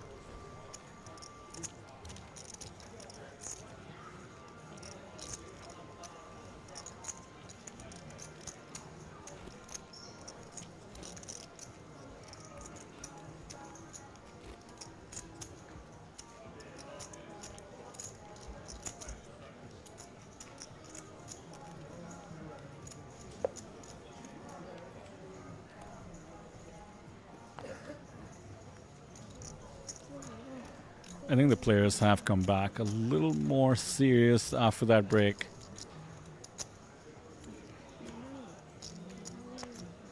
All of them want to play additional poker after this table is done, and for that they need to ship the event. Pocket tens could start helping the cause. Yeah, king 8 suited this deep. Looks like Aaron is coming along. And that's not just a come along. He's turned his hand into a bluff, a 4-bet to 63k. We're about 60 big blinds deep, effective. And pocket tens against an opponent like Aaron is a must continue, and the continue is in the form of a 5-bet jam. That sends a statement because Aaron doesn't know what his opponent had just yet. Pocket tens usually feels a bit weak to 5-bet jam, but in this case, it gets job done to the tune of almost doubling second place in chip stack now. For the first time in this tournament, ever since hand number 3, I believe, Aaron Zhang is on the back foot.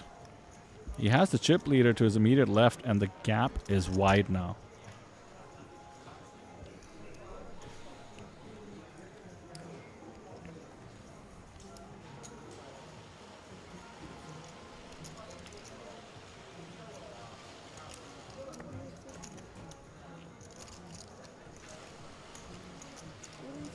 Ace 10 on the button. Strong holding to open.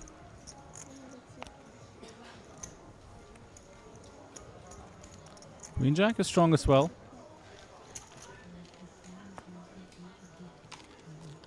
Just a call. Well disguised. Note the raise sizing as well.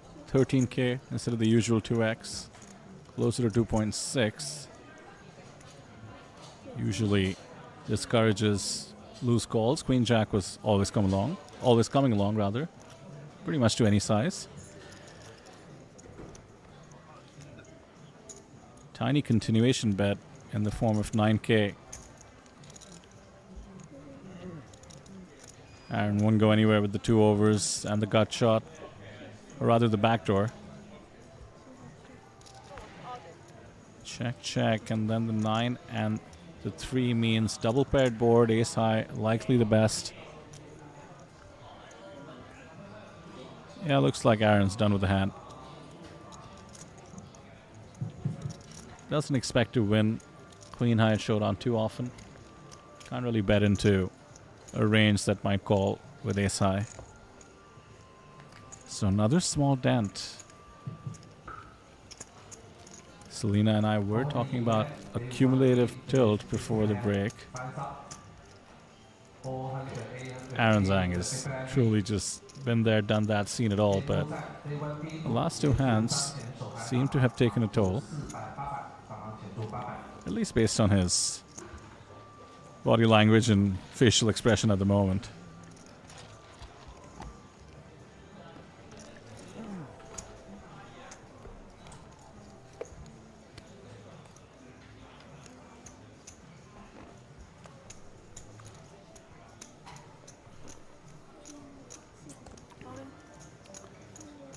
Quick all in with the king queen.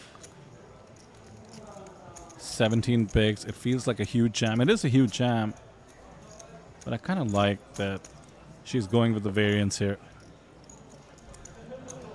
You know, very often she'll get called by pocket pairs. Maybe something like ace-jack, ace-10, and it's not the worst equity to have. And when you don't get called, the pickup is nice. Almost 20 bigs now.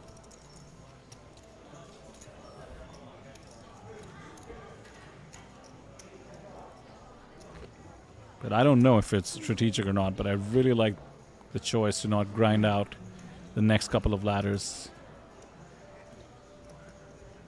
It's more top heavy than it feels like, the structure.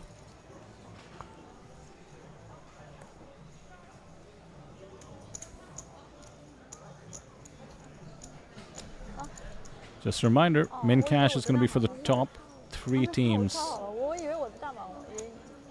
12.2 million Korean won, give or take 8,000 US.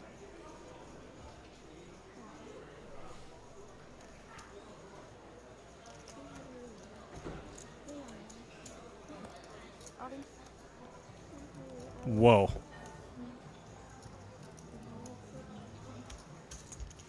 Whoa, whoa, whoa. What is this? A limp UTG. 我真的是错误，我没看，我以为我大盲呢。 A very tricky raise with the king deuce from the big blind. I mean, the sizing there confuses me to begin with. And then the limp all in with the queen 10 suited. And it works like a charm. Talk about creative.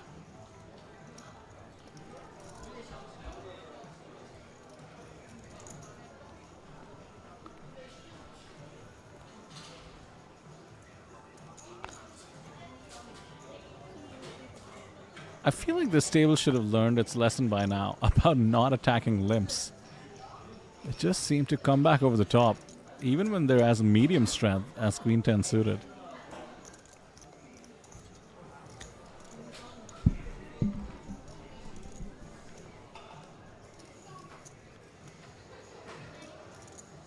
Small versus big battle, limped in the small. Jack 5 with the advantage, I would argue, despite having the worst hand. Much more playable, 2 overs, open-ender.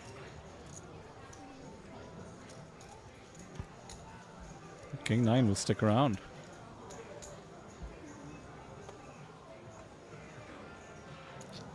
Four to a straight on the board now. 2 flush draws. Top pair doesn't seem too strong, but strong enough to bet from the small. This is a bit of a merge, as they say. Essentially, sometimes we'll get value from worse hands in the form of draws. Sometimes could get a better 5 to fold, but that seems less likely.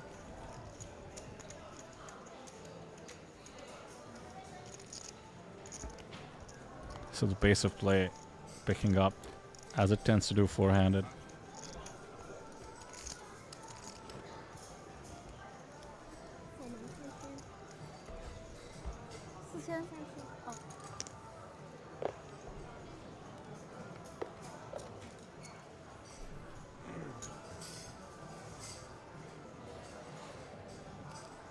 We aren't joking around as much, and I have to say I miss it.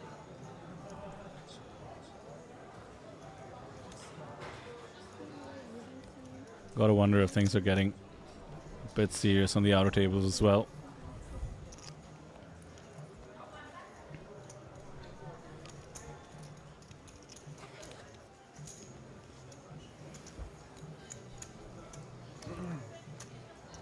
Double off Aaron stack now. Team Pikachu way in the lead.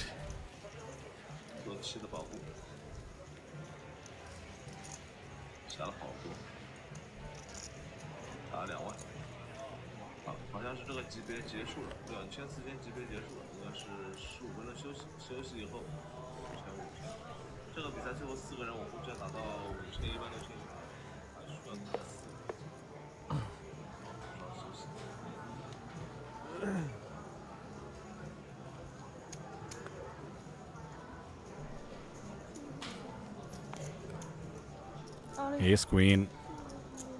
And there's another all in.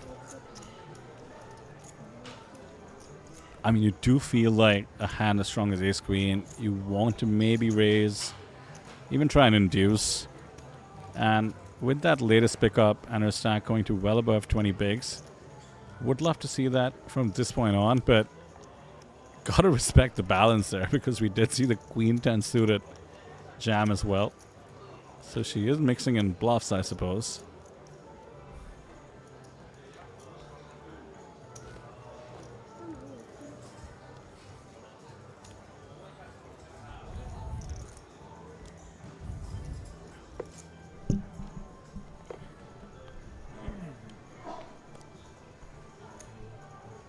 Table feeling more and more intense. Almost feels like the tension is mounting a bit, like a big showdown is about to happen. This one is not going to be it, considering the ace-jack suited is facing the 5-2s. You can just fold this to the ISO.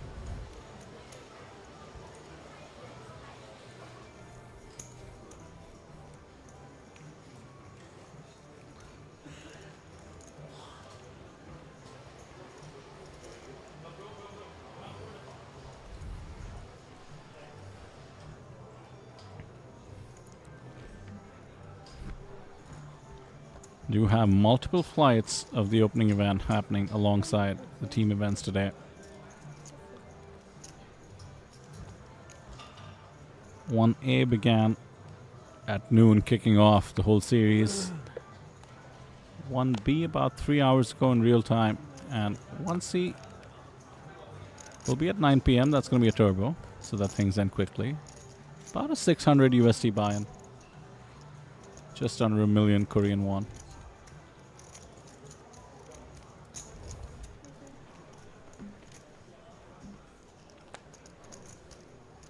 Queen 5 offsuit takes on the Jack 9, which flops best.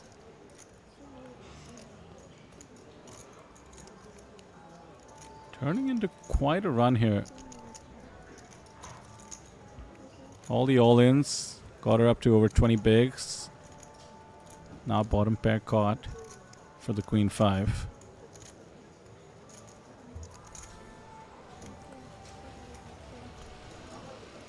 And another barrel.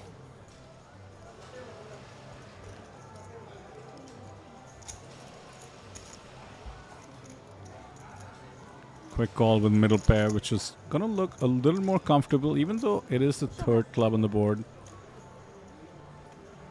Tough to have. Okay, now the two of them appear. Check, check means another pot.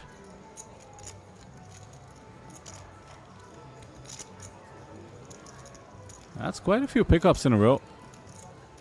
Yeah, we see her having climbed to 28 bigs.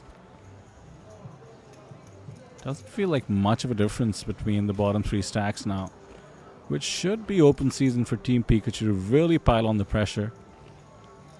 Even though theoretically there needs to be some weightage given to shipping the tournament, the other three will be tempted by the pay ladders.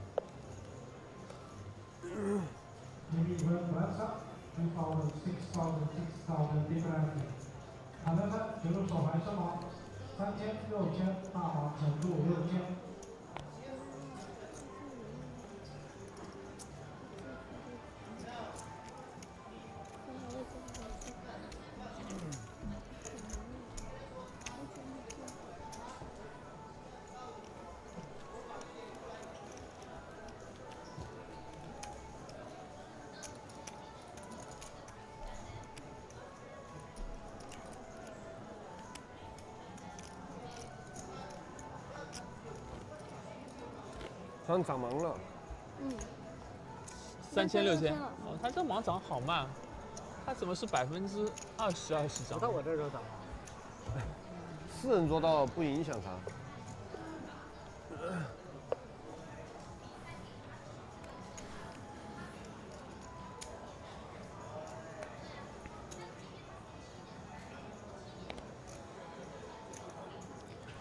And 6 suited for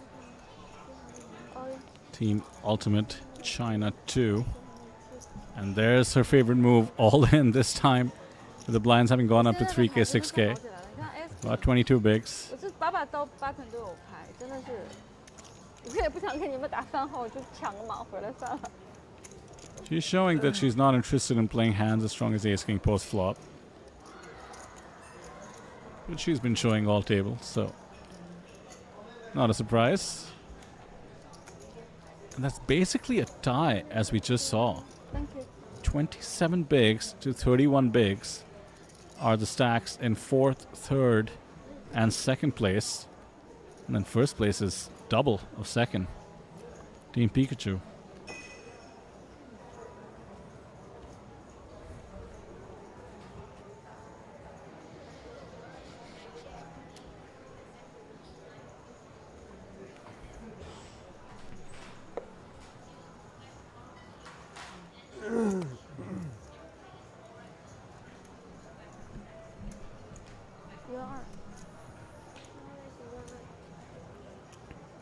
No all in this time. Opens UTG. How does the table perceive this after seeing the Ace King? We begin with a defense from the big.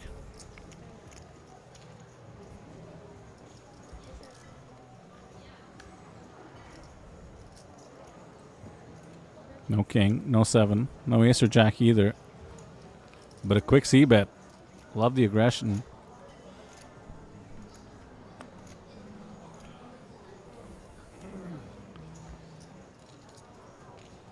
Well, the chips just continue to fly in the direction of Team Chinese Goddesses.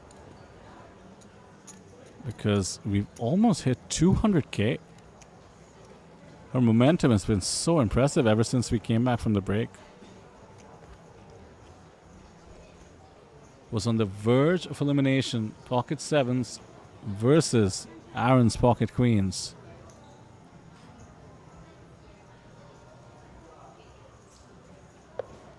Got the 7 on the turn. Hasn't looked back since.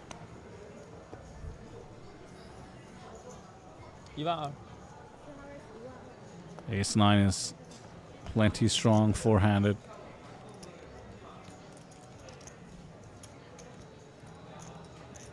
Actually, I believe King 9 would have been tempted as well, but not this time. Good timing. And now another 9. The 9-5 suited has come along. Slight trouble to be dominated, but we have lost 1-9 already. Instead, it's the 5 and an ace. The domination situation continues.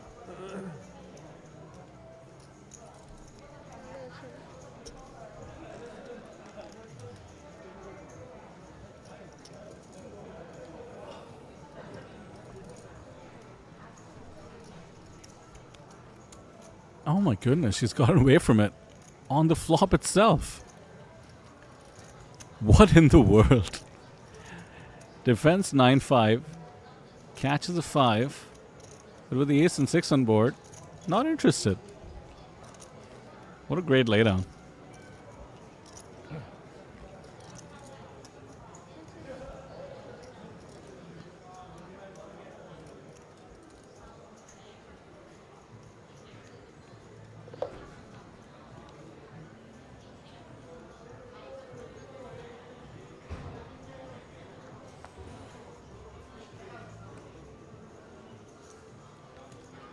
You know the rest of the table is somewhat targeting her, not just because she's a woman or anything like that, as we do see her pick up pocket queens. Such great timing after being so active, occasionally showing down what she had.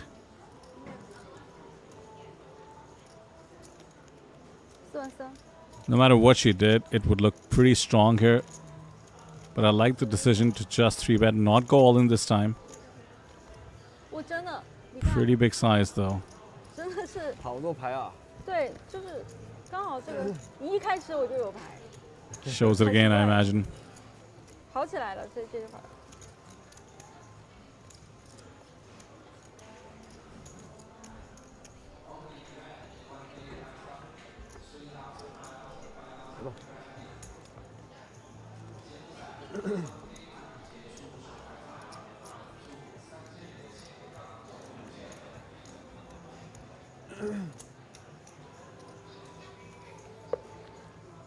哇，我们队掉的就剩3个人了，这一会儿他们都掉了。现在3个人都还算可以了吧？ Oh my 一波 goodness. 基本上就3、4个人左右。 Is this real life? Pocket Jacks now? I can't remember the last spot she lost, and I think she's played the last 7 of them. This is quite a heater and quite a time to pick up jacks because Aaron has ace jack, and mind you, with the frequency with which she's been activated, I think this is a must 3-bet spot for Aaron. He's managed to play low variance thus far. Can he somehow find the flat call? I mean, surely you want to just raise this, take it down. It feels like button open. She's been so loose, so activated. It feels like the button open is dead money.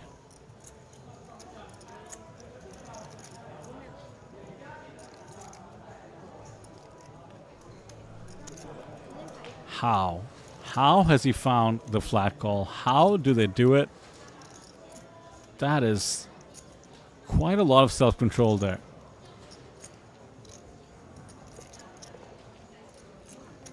This just shows me how much he's going for the win. Which is to say, did not want to risk running into top of range, which indeed he would have, but as it happens, he would have flopped an ace in an all-in situation and had way the best of it. Instead it goes check, check, just one out now.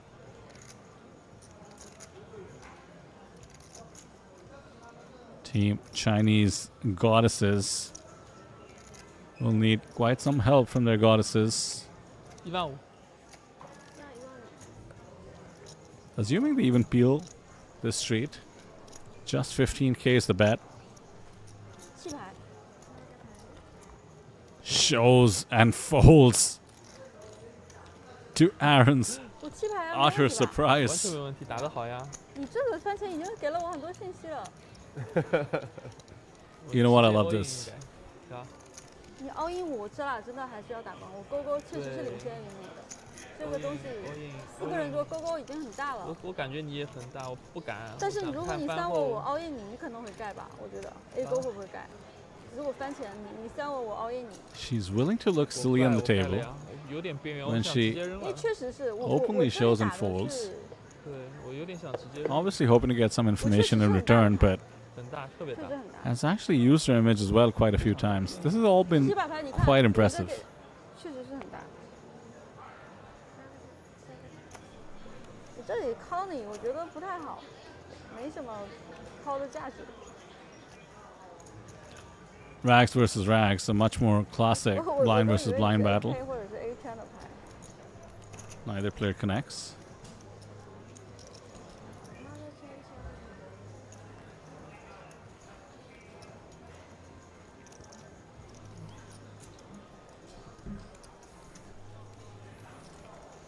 Nice seal with the 7 high. No longer a tie amongst the shorter stacks. 我只有一个 out 了，这样发出来是不是？只有一张勾了。对，这手牌你只有一个 out，对，只有一个但是 out 你弃掉它就好了。下一手牌又是新的一手牌了，是，所以我所以不要在一手只有一个 out 的牌里面多投资。没有，我就说呀，这个牌嘛，只有一个 out。你弃的非常好，看上去是我赢了，其实我被你剥削了。没有没有，你在领先的时候把钱打进去，一旦落后1分钱也不打。不是，但我本身看来就我是赢了一手牌，但其实我是输了。我开的其实挺大的哈。如果可以打跟你这手牌玩的是100分，真的啊？真的吗？简直是完美无瑕，我一定要这样就跟你的。钻戒一样。不要，现在。张老师果然很会聊。 I'll definitely be hitting up those language 我是没有 classes 什么 Selena was telling me 学 about 不学的，我就是瞎打，纯理论玩家。 earlier on today. 纯打的那种。 Really feeling the FOMO of not being able to interpret the table banter, but hopefully you guys watching can. Let me know in the chat in case you figure out the exchange.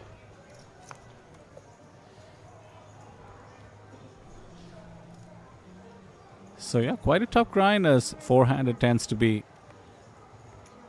Fewer opportunities for setup spots, cooler versus cooler. Somehow, we did see some coolers not result in eliminations, which is always impressive. Ace-10 there with the honest pickup. 还挺快的，我们4个人桌子就是打得快。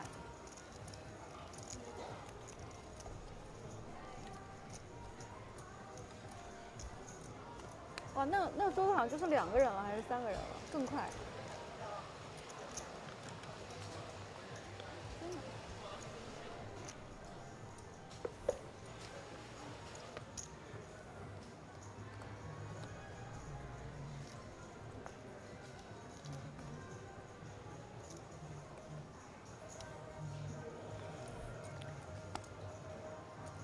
For a moment, I thought mystery hand. Turns out it's king 6. Not very playable.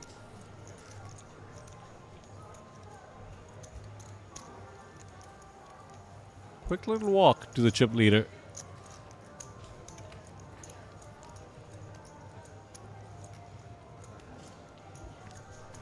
Would argue that the time to fight back is now. Chip lead seems to be widening, considering we do have double of the second largest stack.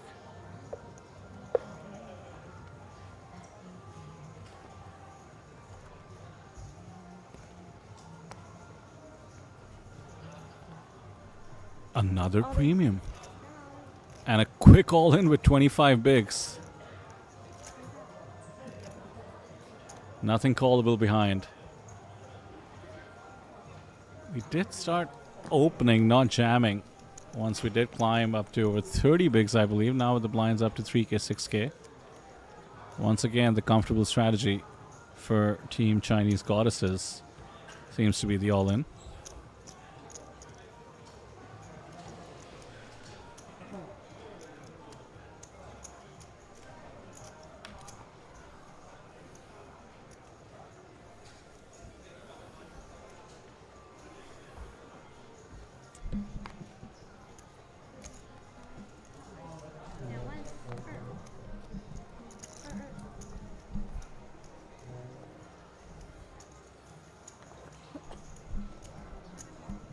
We're stealing with 6 deuce and it's worked.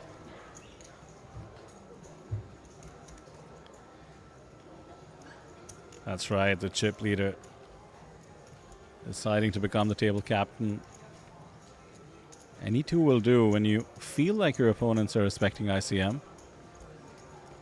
Don't think Aaron will let a spot go though.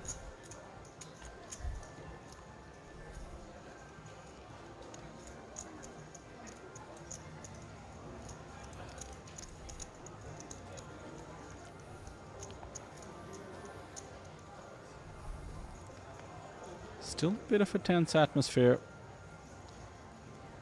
Players either checking in on their phone in general or perhaps getting updates from other people watching the stream.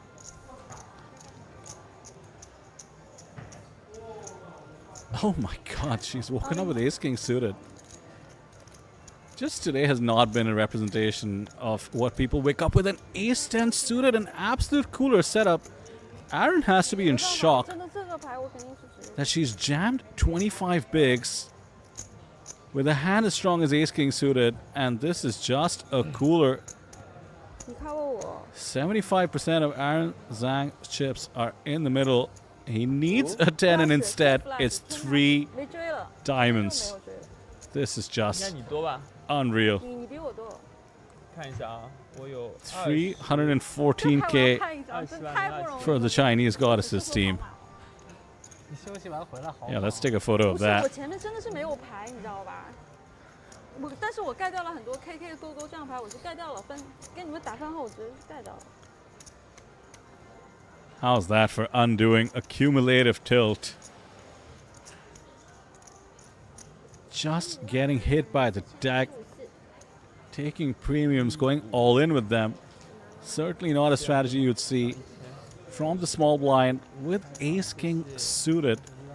Extremely playable. Jams 25 bigs. And ace 10 suited wakes up in the big blind and the board does the rest. Shortest stack on the table is Aaron Zhang. What a roller coaster.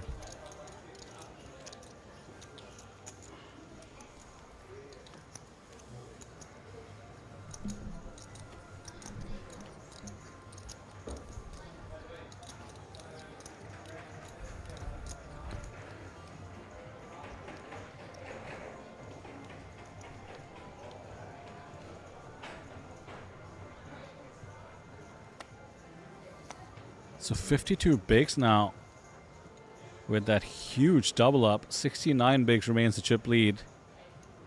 And 21 bigs in the stack of Ultimate China 2. It's actually quite tricky because the shortest stack is 8 bigs. And there it is. Did have to post a small. Comes along with Jack 8 of diamonds and Jack 10 suited for the chip leader. Let's take a flop.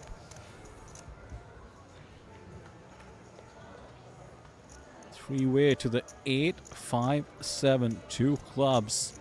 That is top pair versus 2 overs and the gut shot straight flush draw for Team Pikachu. I mean, this is always coming along. And equity-wise actually seems ahead, at least at the moment with the ace-9 still in the mix. Should get out of the way and let's take a look. Yeah, it's a near flip. 2 overs and the gut shot and the club draw, but the jack is no good, so 哦，这盘好像还你 looking 领先啊。 out live.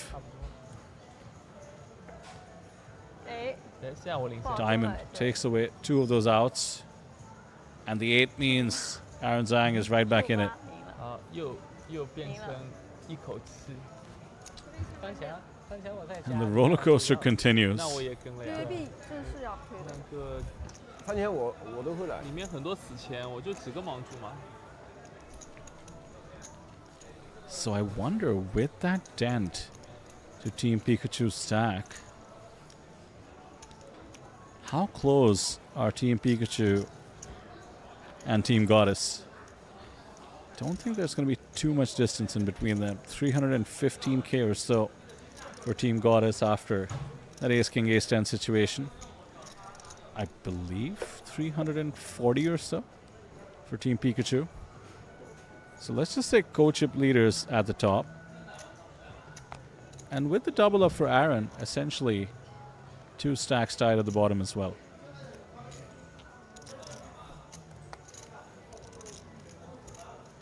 Yeah, 358 it turns out, so slight distance between the chip leader and second in chips for now. Does get muscled out of the pot with the king jack of clubs.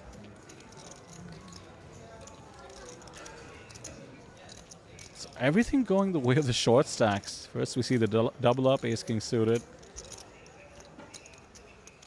Top pair in the form of jack 8 of diamonds manages to hold. Now the ISO and the pickup. Buckle up, folks, strap in. Plenty of poker still to be played.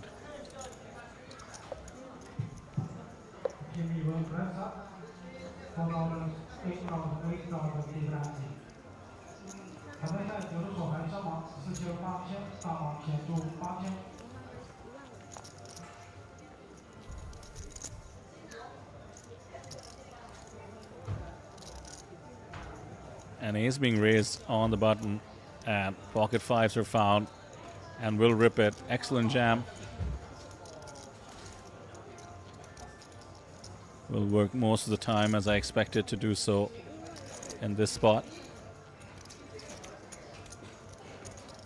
He's pushing his cards towards the dealer because it's been folded already. 4000、8000。 Short-handed poker is very reliant on making the most of spots like this. Pocket fives as a 3-bet jam with about 20 bigs against the button and chip leader open. So much study goes into just being very comfortable pulling the trigger in these kind of spots. The unplayable nut low somehow being played to the tune of 25k. That's a 3.2x open. Really wants to get this one through. But instead, he's bloated the pot with 3 deuce off. Aaron will call from the big with 8-7 of clubs, and the 3 deuce flops way the best of it. Pair and a straight draw is just about the best you can hope for. 天顺24搜底。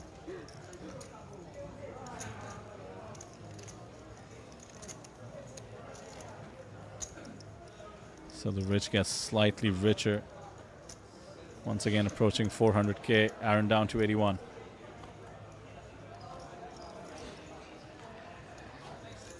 Last time around I mentioned the tension building arguably culminated with the ace-king, ace-10 cooler showdown. Different kind of tension this time. Aaron did find the double up with the jack-8, but once again is in the danger zone. 10 bigs, lines up to 4k, 8k. His chips should find their way into the middle shortly. There we go. This hand itself. King 3 suited jams and ace 9 has been picked up in the big. I mean, this is just an easy call for Team Pikachu. Any ace, 10 bigs. Pretty much a must-call spot. And he knows it. Just getting a count.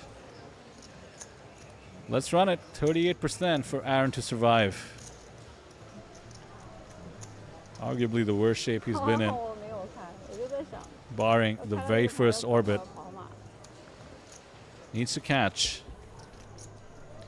Are we down to 3? Or is the comeback complete? 10-7-6. Just nothing to write home about for the King 3 of clubs.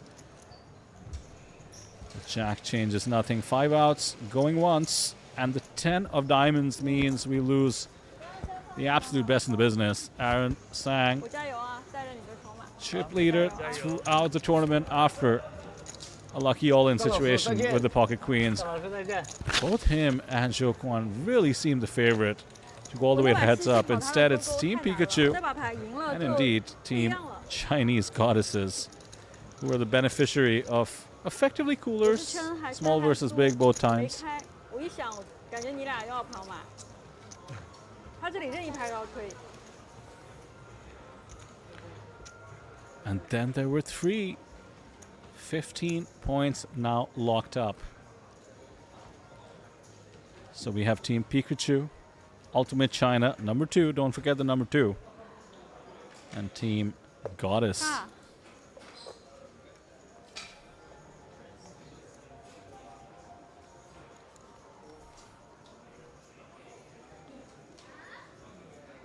What an incredible feature table for this unique event. I maintain that the card distribution has led to an astounding number of premiums, which always generates a lot of action, a lot of fun. And we hope the poker gods are listening. Keep them coming.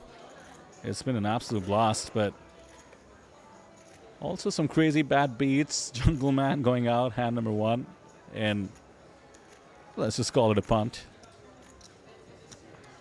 A bad beat for one of the other superstars at the table, Zhou Chuan, losing the ace-king to the ace-queen. And Aaron Sang, who just had an iron grip on this table. Somehow getting to that stage of the tournament where the blinds get pretty high, and then the cards and the coolers take care of the rest.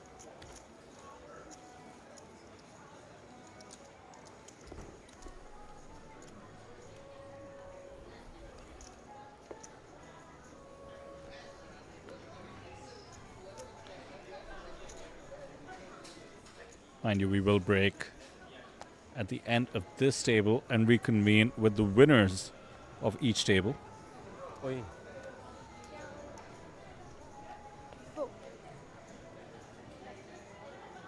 Quick 3-bet jam with the ace-8 of diamonds from the small. Pretty standard, but well done nonetheless.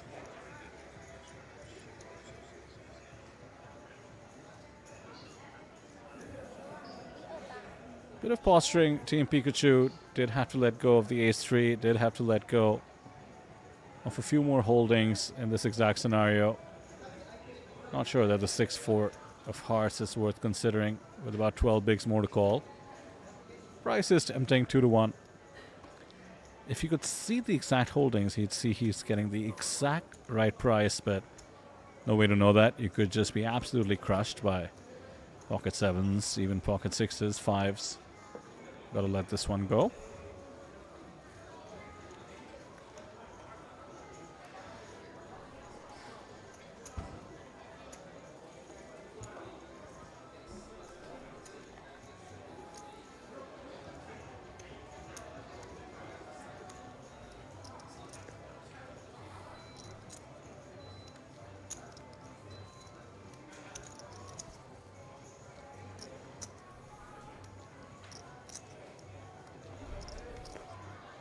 你刚才开了多少？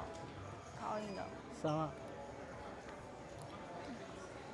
Pocket 5s once again.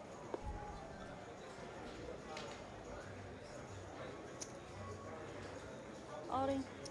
22 bigs, opens on the button. I hear all in. It's ace king. 哦，all in。好的。 Her favorite move. Did do it with ace king last time. 我有35万，大概36万。 Really have to think about this with pocket 5s. She's very likely to have 2 overs. Maybe doing the same thing with 7s, 8s, 9s. Even hands as strong as 10s and jacks, just the way we've seen her jam. So maybe more than usual, the 5s can be folded. Yeah, does let it go.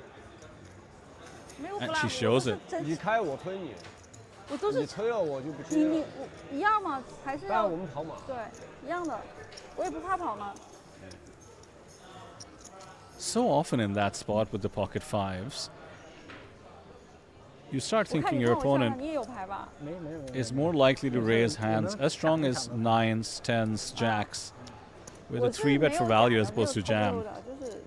But just the way she's been playing, 打个荣誉吗？给他们，要不然我 you 前面不能打那么 absolutely 怂。 cannot take away those cards from her jamming range.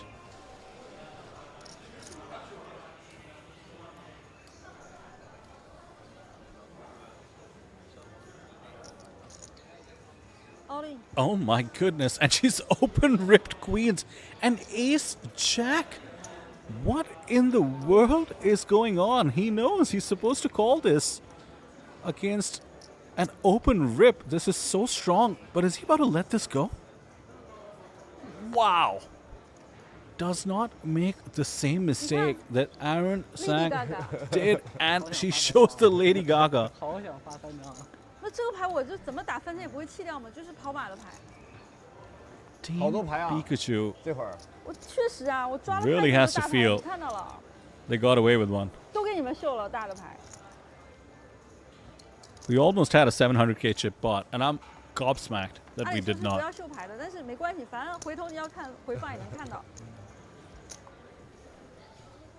哦， Cannot get over her being dealt these many premiums, 5万推上来的啊。 her jamming them, 少的是 then her showing 一 them, 把 K 勾嘛，推下来。 and the players have adjusted. Arguably robbed of being all in for the majority of chips in play with way the best of it. Really would expect the ace-jack to call more often than not, and now yet another setup.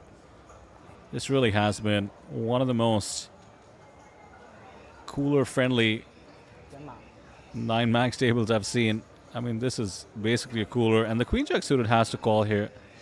We saw the math with the 6-4 suited and the price. Even though the price is worse, the holding is just so much better. Very often dominating, exactly the kind of hand that we have seen Ultimate China to be tempted to shove. Oh, wait just a second. The queen-jack suited is folded. Feels like he's flipping at best. I would argue that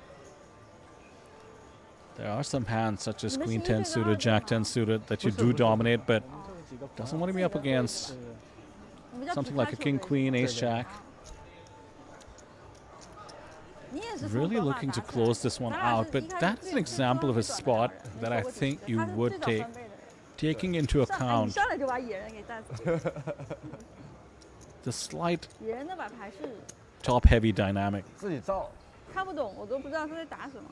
You need to court some variance to give yourself a chance to ship this tournament, get the extra 7 points, and the chance to play for 25 more. 29欧。 Easy for me to say though, looking at the holdings.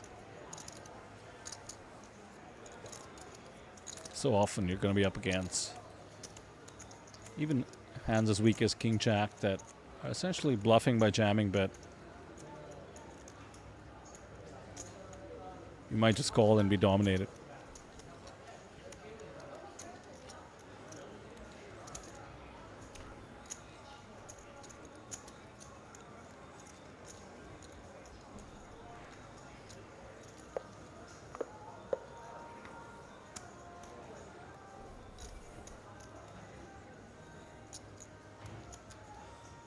Alright, if you're playing all-in or fold, a queen nine is a fold.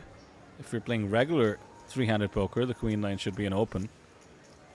Let's see which way we go. Looks like it's the former.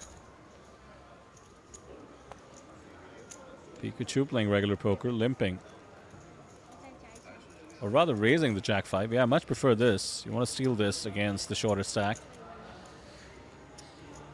And this is why. No reason to give 10-4 a free flop. Small blind strategy is pretty polar these days, which is to say you raise your worst hands and your best hands. 10-4 quite surprisingly comes along. I think the raise size got miscalibrated there. Just the min click from the small pretty much incentivizes your opponent to come along with their entire range. Quick C bet. Monotone board. 4 high flush draw.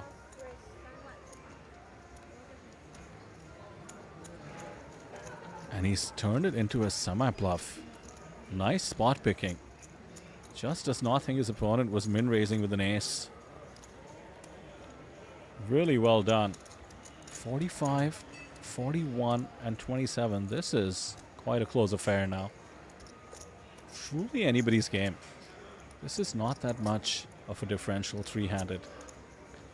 As we'll no doubt see, just a couple of pots here and there cause a massive switch in momentum, in stacks, certainly in sentiment.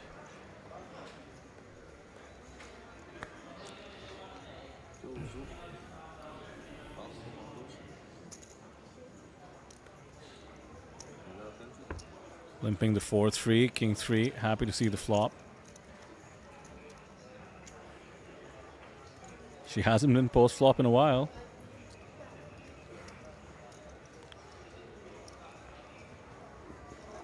Ace Jack 8. Could feel stealable in the small, considering the small blind is more likely to have aces than the big blind with the check back. Time for a bet now with 4 high. Guess not. Just check, check. And now the board is maybe way too connected to take a stab. But he is going for it. Good timing. Pretty much impossible to call king high here. Waited till the river with essentially the nut low. Gets the job done. So there we go. Looks like he's going to be up to about 30 bigs. This is a three-handed affair. One of these players really needs to find a different gear, because we're not just playing for that 3-point ladder. There's 10 points more to be earned between now and first place, and the chance to play for 25 more.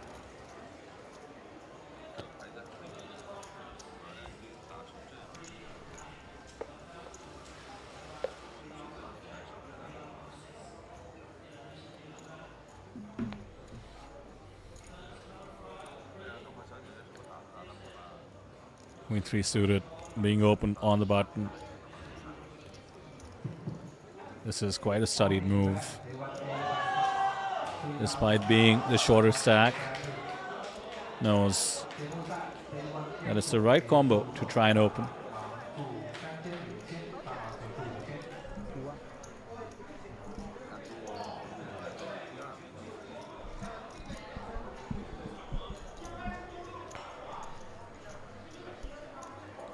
And the 3-bet from the big blind, understanding that there's a bit too much momentum going on in the short stacks direction. As I do welcome back Selena into the booth. I mean, this is getting into quite a sweaty situation because 3-handed looks like nobody's giving an inch after we did lose Aaron Zhang to really unique moves. So Team Goddess has just been employing all in or fold, and I think everybody else has caught on. Would really need to see her adjust to have a shot. I mean, you can't hope to get a cooler every time. Almost did get a cooler. Pocket Queens go all in for 30 bigs, and the Ace Jack found a fold after all.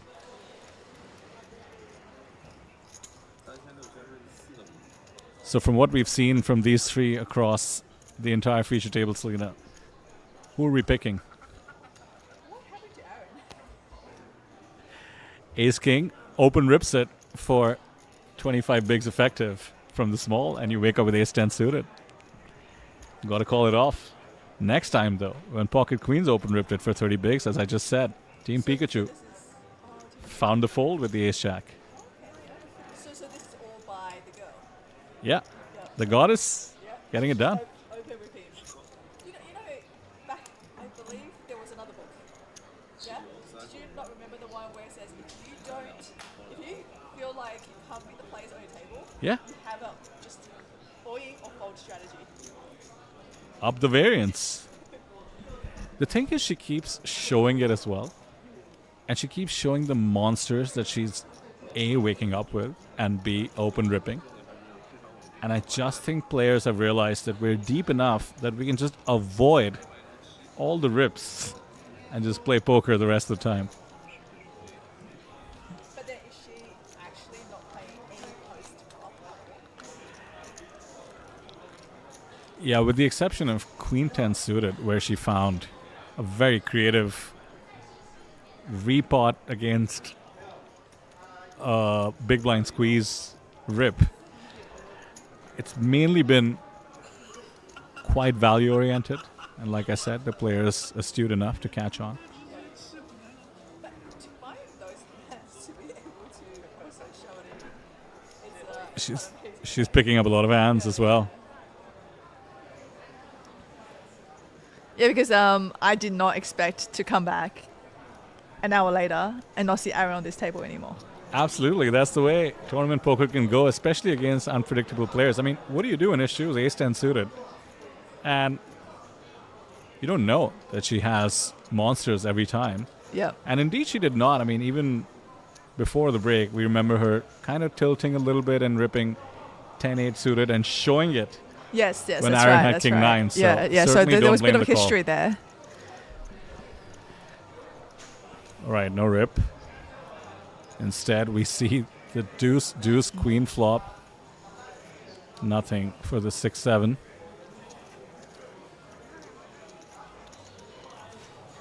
It's so funny because until the meme, I would call that 7-6. And now my brain just says 6-7. It's contagious. 上蒙了。没有提示，就是没涨。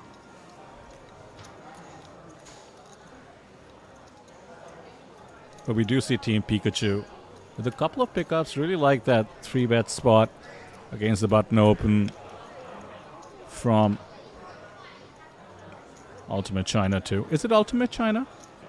Yeah, the alternate China team. 是吗？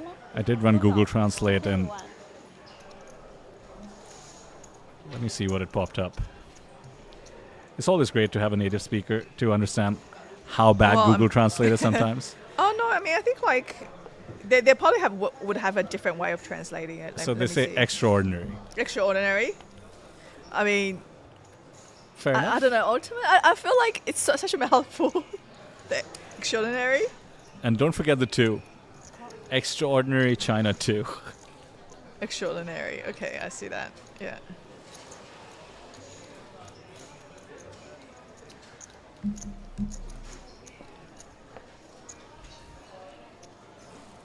Mystery hand developing. ISO with the 7-5 of clubs. Gets the job done. So Pikachu at the moment with a bit of a lead in this, isn't it? He's 对，我 got 先打，我倒是可以给你， He's got the 但是 chip 你 lead. 先打好吧？ three-handed. Yeah, slightly reduced after that pickup by Team 一会儿 Ultimate. 被你过去好多马，别着急。 Arguably, I've been most impressed by Team Ultimate here. Certainly seems very studied and also fearless, you know. Yeah, controlled, right? Like a solid player.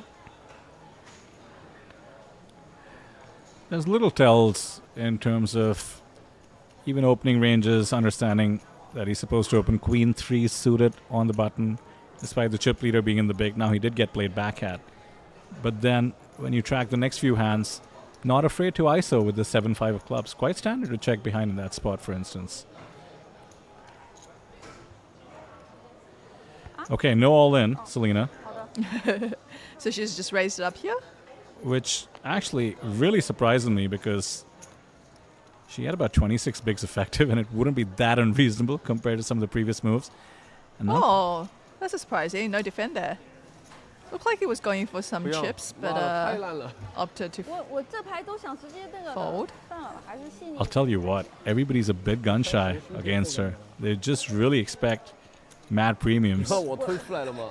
I know it's unreasonable Yeah, because but how many like premiums statistics, exactly, Can you right? have? Yeah. 要不然我不会开你。下来中间很难受。你如果推我肯定是靠的。啊，我就说嘛，他不跟的原因肯定更多是因为担心洗马嘛。如果能看3张倒无所谓，看不了3张就好亏哦。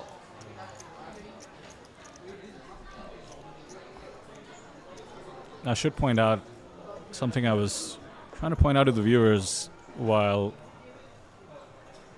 the break was on. To think about it, you know, 7 points between second and first place. So already we're talking about it being quite top heavy. The next page jump is 3 points and then 7 points.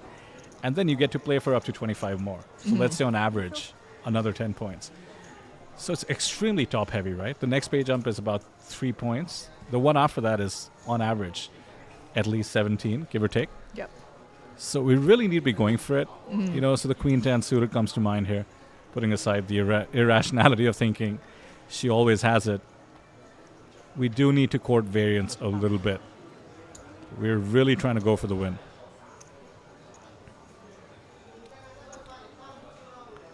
If we let the blinds go up, then I don't think it helps our cause. Might as well take the variance with speculative hands, such as the Queen 10 suited. Very good hand here on the button.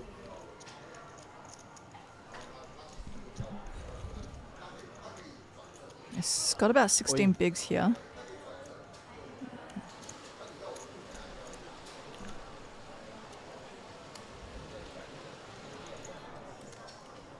Doesn't try to get fancy, just gets it in there. I suppose ace-9 is tricky to play any other way from the button. Would you ever want to induce with a hand such as ace-9? Yeah, because I can see maybe a hand like ace-5 or any other smaller ace would play back at them. Yeah, I don't mind that. I feel like if you're going to shove yourself anyway and you're going to get caught, you know, by all the bigger aces, it's actually not a bad idea to just raise it up and get a smaller ace to ship it in there. 3个。 And yeah, If he could have seen that Team Pikachu had 6-5 off the last time he got 3-bet, I think he might have turned it into an induction. Okay, we're opening once again.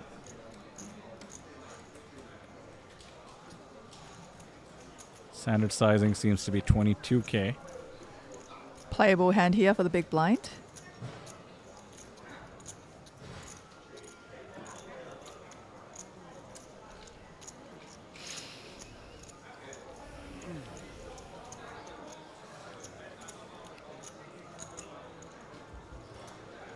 Pretty favorable for Team Goddess going into the flop, dominating their opponent, and there is a 5.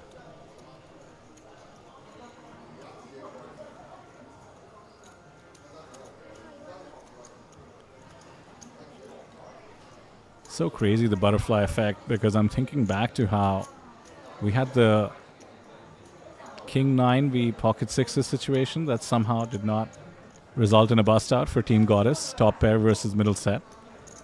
And here she is. Oh yeah, that's right. Because we were like, oh, how's the chips not getting in here, right? She just stopped betting.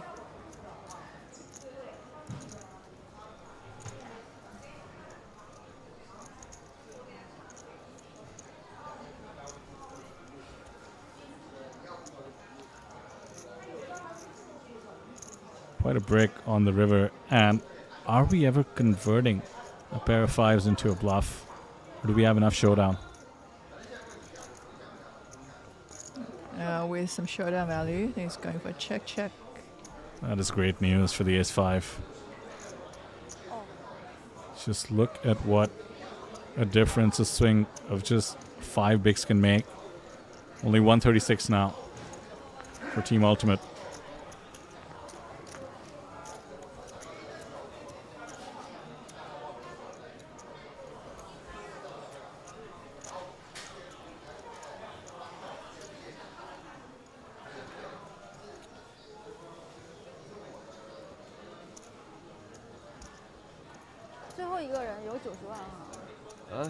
最后那个人就是留在桌子上的人是有90万嘛，应该。对对对。然后最后9个有90万的人在一起打。Yeah, so we're talking about a heads-up match between Aaron Zhang and Zhou Chuan. Zhou Chuan and yeah, Aaron Zhang. And then I see those two places on our table. And, you know, we had Jungle Man on this table earlier. So if you were to go into, you know, today look at this table and you were to rank them in the order of possible finishes, I don't know, like I don't think you would have put these three, you know, up there. And certainly the chance of none of them being in the top 3. Yeah. That is certainly going to be astoundingly low if you asked me at the start of the table. We were commenting on a very favorable structure as well. Slow increments, started out pretty deep. All should favor the kind of experience those 3 were bringing in. That's what I love about tournament poker. Here we are. Team Goddess, Team Ultimate China, and Team Pikachu. And this is like one of those things where, you know, if you're playing a pro, you have a chance of winning. If you're playing tennis with a pro, yeah, good luck. You'd be lucky to, like, score anything against them, right? That's the difference. I actually saw this article where apparently tennis has the least luck element in all the sports. Yeah, yeah. You know, if you think about something like American football, the ball shape is such that it can bounce in an awkward direction. There's just so many people running. Tennis apparently is just pure skill. Yeah, that would explain why, like, the best dominated the field for so long as well, right? You had the top big 3 and they just crushed for, you know, as long as people can remember.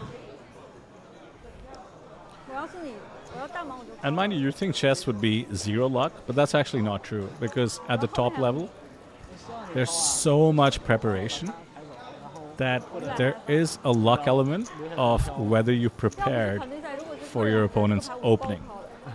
So, is that right? Yeah, because in chess, you can just study an opening up to like 10 moves, 12 moves, and the moment your opponent doesn't follow the best move, which is supposed to be the counter to your opening, right, you know you have an advantage. Huh. So then you can start exploiting that advantage. Yep, I see. So top level chess is it's kind of funny that way. It does rely on luck. So is that why the computer wins over and over again, because it doesn't follow the textbook moves? No, the computer actually invents the textbook moves that everybody then needs to memorize. Memorize, right. So there's a memorization element at actually a pretty early level, but at the top level when you're just not making mistakes, I mean, there's players who end up with a game which is like 99% accuracy, which means they just made the best move over and over and over, even when it wasn't that obvious. And that's usually thanks to preparation. So then before the computers came up with these moves, the humans didn't play that way, right? As much. Yeah, so that's interesting. It's quite like poker, you know. With sims now and solvers, a lot of things have been proven right. Yeah, you should play tight. You should maybe open small. You should c-bet small. You know, these were things we were kind of intuiting our way to over the course of thousands and millions of iterations. And solvers have proven that right. So it's kind of like that in chess. There were some openings that had been studied to the point where they actually lined up when the solver was drawn. Yeah. But then every once in a while, there's just this new move, like move this pawn, and then everybody starts doing it. And just like poker solvers, you're like, why? And then you sort of have to figure out why before you start blindly following it. In chess, the solvers are called engines, and chess engines, to some have ruined the game, but to others have made it even more theoretical and fun. What about solvers? You think good for the game or no? As we do see the 8, meaning a chop on the board, which should be open season for a steal attempt. Yeah, there we go. A Pikachu here, going for some chips. It's going to make it pretty big to try to get his opponent to fold here. I mean, you could just go for all of it, can't you? Is she ever checking with a jack? Overbetting the pot here. 相信你有错， And she lets it go. 你没有没办法，你咋说的10万我怎么靠你啊？ Shows the cheeky one.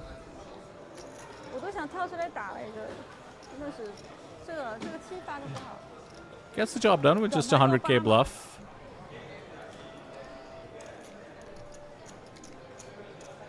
你有马没办法。 So yeah, back to it. I mean, considering the era of poker that you grew up in, curious, what do you think about solvers and how they've evolved the game? 那你多亏啊这个。 I don't know, it kind of takes the fun out of it, doesn't it? A little bit. I think that like headsets, sunnies, like take his fun out of it a little bit. All right. It Like used to be my intuition versus your intuition, yeah. and now Yeah. there's a solution out there, and it's my study versus your study a little bit. All right, open, repeat. 多少全是 The ace jack here, right? 7、8以下的 Small blind versus big blind.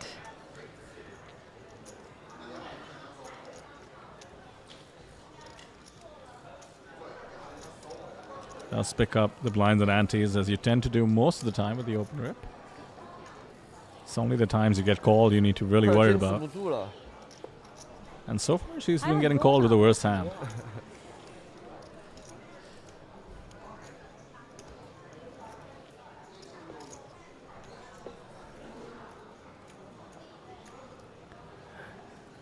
What I worry about the solver era of poker is that there is no other era coming. Because before this, it was like the live reads era, the bot odds era, people just kind of figuring out the game. But have we reached the final solution now?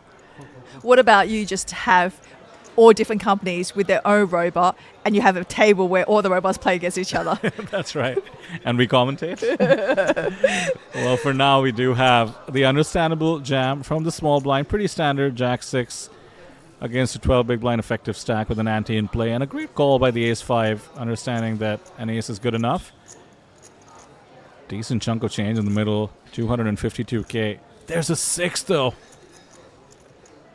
Wow, just no reaction.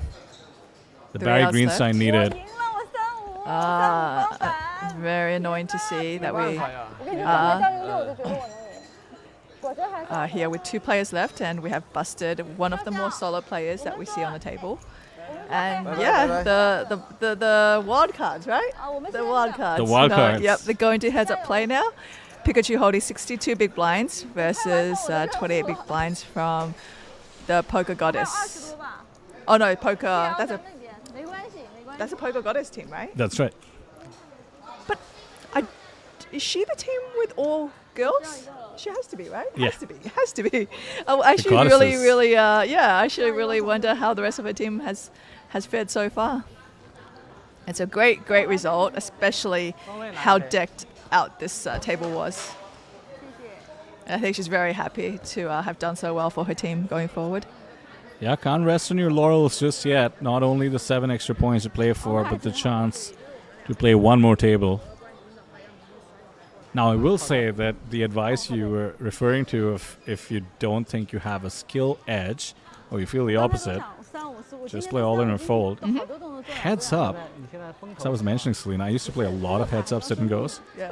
It's actually tough to have a big edge if your opponent is just open jamming. Because just think through it, right? Like, Yeah. what is your calling range? Are you just calling, let's say, any king? Feels like a lot of variance, It but feels you're a going lot to be of ahead. variance, yeah. And especially like, you know, with the players who are good, 我们迅速 they 选择 much 战斗 prefer taking it post flop, 就完事儿了。 right? You have less variance and you can chip your opponent down slowly over and over again. But if your opponent refuses to play post flop with you and keep forcing you in all-in situations, what do? I mean, just think about it, right? Even 多不好太 if you decide you're going to call off any ace, which is surely against a range that's jamming everything, 我们两个在桌子上 you're going to be 是最那个 60-40, 不收底 you 线 know, against most of the Exactly. hands. 我们两个 Yeah. 吧最后 And 真的是 I've tried to run these simulations. Maybe that's too grandiose a term. Just thinking through some of these ranges. As soon as your opponent starts folding like 10% of the hands, it actually completely changes what you should be calling with. That being said, she's not gone for an all-in or fold. Instead, 胆那么大， limp, raise with the queen jack suited, and the 10-8 calls. This is shockingly standard heads-up play so far. As we do see the queen high board, which should spell the end of the hand. 哦哦，sorry， Out of turn check. First we let Team Pikachu fire the continuation bet. 收，我以为我是小毛， Okay, so the tournament director's been called over 我只是口述的， to because she acted out of turn. So 那这里还是我大毛呢， Yeah, but surely heads up. 还是我的大毛， Just a warning. yeah, One hand penalty she seems could get too very much. confused, right? Because where the button is and who's to act, it is different in heads up play. 没事，那这把我就自动赢了。 You also not really influenced anybody else. I do like the enforcement of out of turn betting and checking in multi-way pots. I really do think you can leak a lot of information. Heads up, less so. 看牌了，直接收就好了。 I actually really like heads up poker because once again the game changes a lot, and you can play every hand, right? Like it's fun. I actually find this spot really fun, and as a tournament player, 没事， you know it's a pretty good day. We've made it to heads up. Yes, but are you somebody who's sad when they come second in the tournament, or are you able to look back and realize that it still takes a decent amount of run good? I have had a really good record with heads up like once I get to heads up, I think my goodness, coming second 20万， maybe once, Oh, wow. and at the time in Macau I've got 11, 12 titles. So heads up, yeah, That like is super I know, impressive. right? So there was one time I remember my second Red Dragon that I won at the main event. I went into the final table 41 underdog, and it got up to he had six times as many chips as I did twice, and I won the heads up match after 6 hours. 6 hour heads I up? grinded him down like there's no Whoa. tomorrow. Yeah, that heads up match, that final table finished at midnight. We started like noon. So you're saying like 11-1 might be a record, right? Heads Yeah, up? yeah. That might be one of the most impressive ones I've heard in a long time. Like, not only does that imply a lot of, run good, but also you clearly worked on your heads up game. Yeah, because you could feel like, because I feel like heads up poker, there's a lot of edge, especially if your opponent does not play the style of all in or fold. There's actually absolutely. a lot of edge. So I was so patient at chipping away at them, and usually I'm actually going into it maybe as not the chip leader, and actually like having nothing to lose because I'm going to come second anyway. You really only have one other position to go for, which is first. And that just drove me. Yeah. Well, both these players will be well suited to follow your example. And we did see the bottom two pairs take the all-in post-flop this time. Again, some would argue that is, maybe a hand that you can start really trapping and milking your opponent with, but it's just not the style she's going with. And I actually like that she did it with bottom two because you unblock top pair if your opponent has an ace. Gives you a chance to get the full double.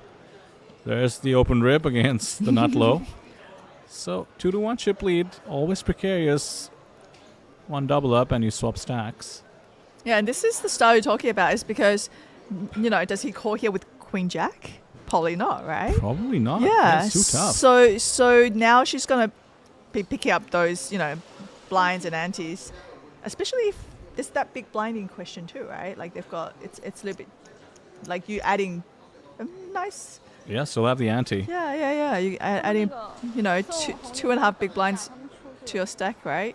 And if you feel like you have the post-flop edge or the edge in general, your calling range will be slightly reduced. 我们女生战队吗？ It really is fascinating. 我们队之前都不认识，就 By no means. 其他的人我都不认识。 Yeah, because even a hand like King 10, I don't know if you're jumping out of seat to call, right? Not really. Yeah. No, you're gonna it's tough. It's tough. And with her image, I don't know if you can call any ace either, right? I think with an ace, you probably do have to call because... Like, so ace 3, you just have to kind of like... I'll tell you what helps is that he has her covered 2-1 at the moment. Right. But once stacks get a little bit even, you might be right. Mm-hmm. You might not feel like this is the spot you want to take. Yeah. Right now, if it represents the chance to end the tournament and you would still have enough chips to make a comeback, I could see him being committed. All right, so with the button at 7-4 off, it's quite interesting because, he's got a few options here. He could just call and see a flop. He could raise it up.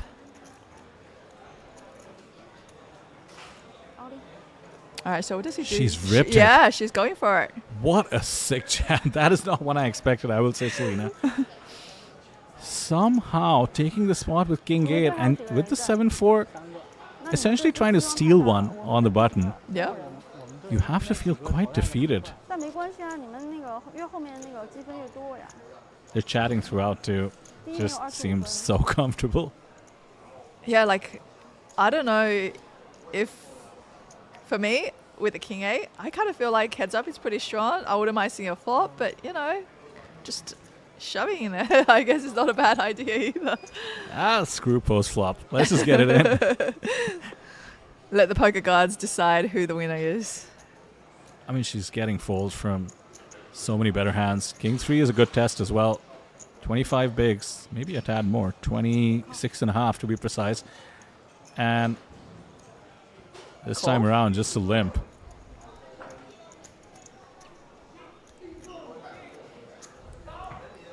And then Pikachu has raised it, has he? To 42, keeping the pressure on.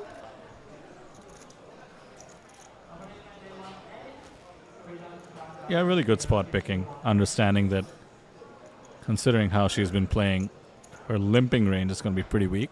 Still 2-1.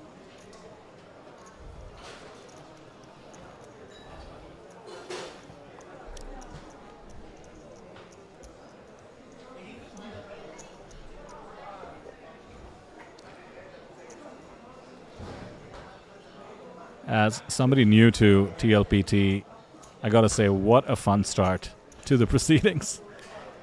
Not only did we get the action table with the wildcards emerging at least so far on top on our feature table, but the card distribution, the amount of premiums.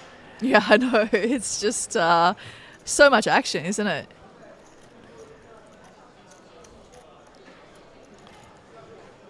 You can hear the poker floor buzzing as well. Should have at least 2 flights active at the 反正 moment 只有我们桌是两 for 个 the 人 opening 其 event. 他都不是吧？那咱们可能会快的。对，咱们确实是很快。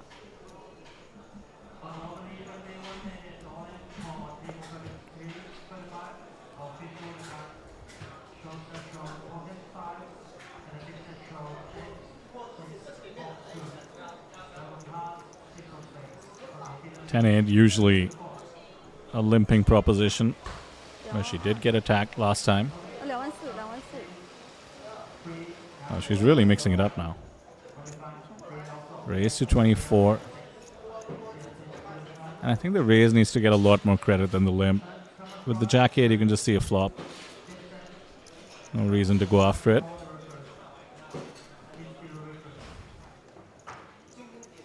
Ace 5-4. advantage certainly towards the pre-flop aggressor, and she's immediately grabbing chips. Casual bet as she grabs rings for herself and her opponent, and a quick float as well. Yeah, he's not folding that flop, huh? Oh, he's clicked it. Oh wow. You know, somebody gives you a drink and you raise them with Jack High. That is actually such a good point. It did look so casual. Yeah. Here's the continuation bet, but on a dry board like this, he's understanding that she's not going to continue without an ace.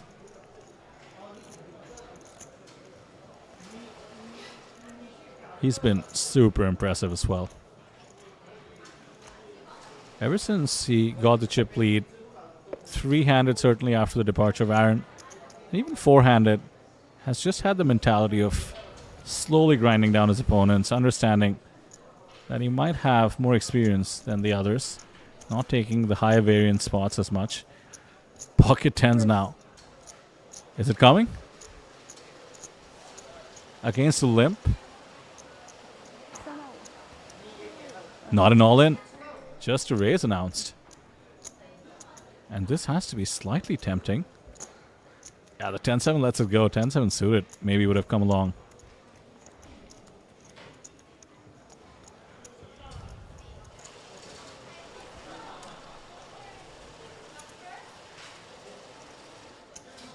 He's made some tough spots look easy, Selena. I mean, that ace-jack fold against the open rip, it just goes to show that he's playing the player, not just his cards, right? The jack-8 click, even folding the 10-7 after limping it. Well, she's open ripped again. Let's see what she has. Jack-8 of diamonds and pocket sixes. We've got a calling hand here.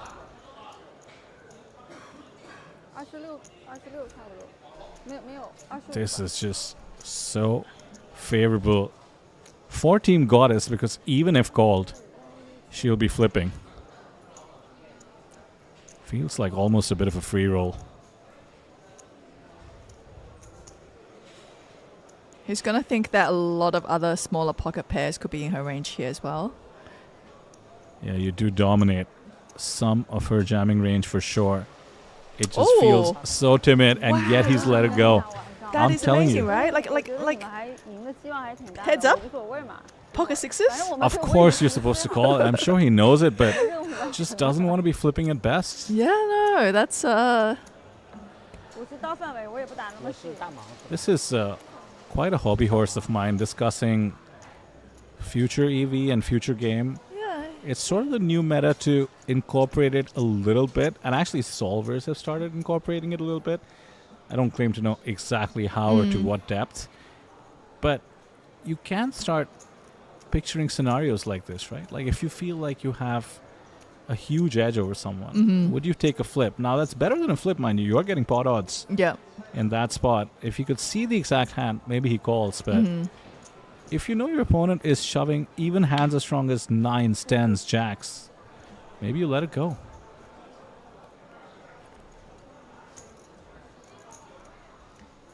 This time, bluffing with the queen high against top pair. Monotone board.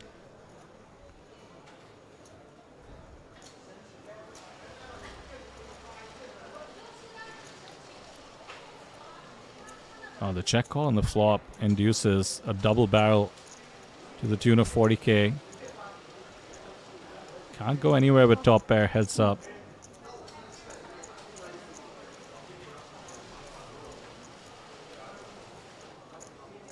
There's the fourth heart, though. Suddenly a stealable board. He knows he's not winning a showdown. I can see him putting a bet on the river here, just from the kind of player we have seen. No? No. Oh, checking. I guess he would put her on possibly having a heart as well.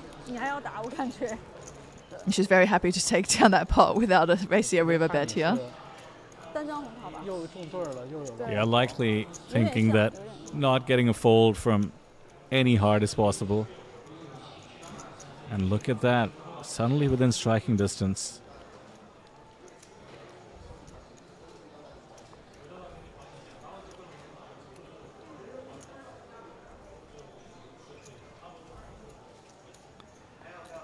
This is just kind of incredible. She's played really well in her own way, but her style is certainly outmatched in terms of experience and skill as we think of poker traditionally, but she's made it work for her, right? Getting the fold with a jack 8 of diamonds in a spot that she was 50-50 to exit, dodging the elimination against the middle set. I mean, there's so many landmines you have to avoid. Somehow managing to do it all.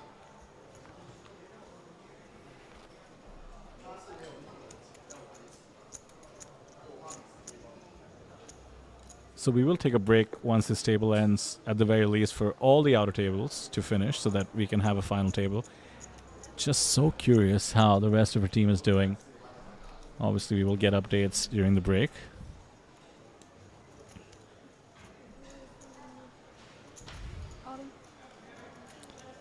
I hear an all-in with King, Queen, Jack 8 of diamonds. This time with Team Pikachu, and a bit of posturing because I don't see him ever calling this.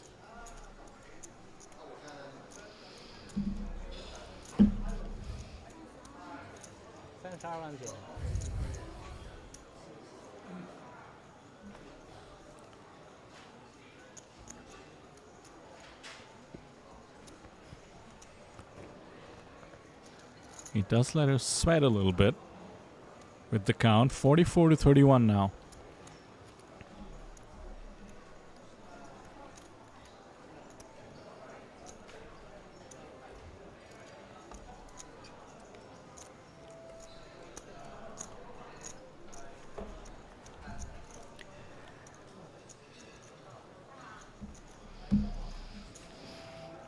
So once this heads-up match finishes, it's actually end of the stream for us for the day.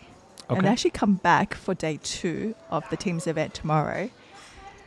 And it's going to start, the stream will start at 12:30 Korea time. So that would mean it's 1:30 Beijing time. So, Well, that's going to be a fun one. and that would be the winner of every single one of the team's event It does. tables. We should see a lot of creative fireworks, Absolutely. out there, because, it feels like we've been in for quite a treat watching some of these players play. It's a bit interesting too because I feel like everybody on our feature table, one of these players will be progressing to day 2, of course, 没买出来。 will essentially be at a disadvantage. So either Team Pikachu or Team Goddess here will have their entire play style be available 打我一枪我就 and a full day for 只有我一，我 the other final Oh tables yeah, to you're prepare. right. You're right. That's true. That's a big disadvantage. There's some players I've seen in the past. They've done so well until they have been on streams where their whole cards are revealed, and players study that. Do you know what I Right. mean? There are players out there, whether it's any sport, tennis, or whatever. They study a particular opponent, like their serving and what their tendencies are, what they like to do, and you have players showing their whole cards, and without. I think it's a huge disadvantage for some of the crazies out there when before, it was so much harder to put them on a hand. But once, they've been on stream, people can see their whole cards, and they go on stream, like throughout the whole series. And if they happen to win the tournament, they're on stream for like 20 hours or something like that, right? Yeah. That's a lot of information to gain on an opponent in that period of time. And then all of a sudden you're like, oh, they don't win anymore. And we're all human, so we do have tendencies. They couldn't be as nitty gritty at the highest level as does not check raise turns enough, But all of those are exploitable leaks. That's kind of the beauty and, in a way, the difficulty of the game. You just cannot be balanced in every spot as a human, and if you're studied enough, then you will get exploited. Sometimes a leak could be shoves monsters no matter what the stack. To the extent we do see Team Goddess progress, that's going to be one to overcome.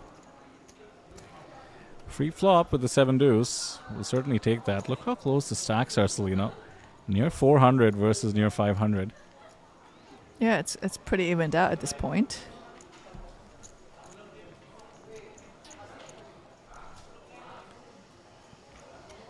Oh, looks like we turned the 7 deuce into a bluff there. Bluff, yeah. Attacking every limb. How's that for an Attacking every exploit? limp, yep. Doesn't need to review the stream to understand. And that's also so impressive. I mean, how many of us would just be happy to check and take a free flop with the 7 deuce?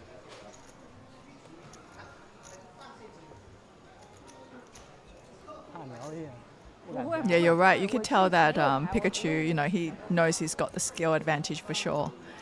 And he's looking to grind his opponent down slowly. But in this heads-up match so far, I think she's accumulated more chips, hasn't she? So far, Yeah. we began with a 2-1 deficit. I would argue this is closer to a 3-2 situation. But that's what a skill advantage is, right? That you're essentially saying that you're able to grind down, as you said, your opponent, you know, deliver that death by 1,000 cuts, and then also really have the best of it in these post-flop scenarios. That's why you give up the edge of not calling pocket sixes pre-flop, right? So that you can really corner your opponent post-flop.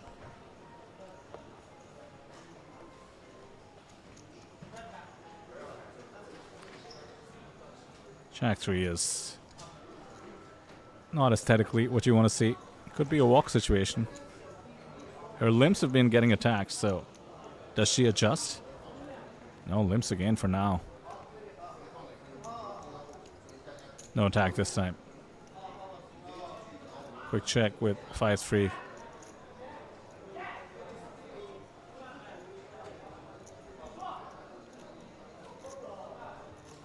(5-3) turns into an open ender. Also the nut low.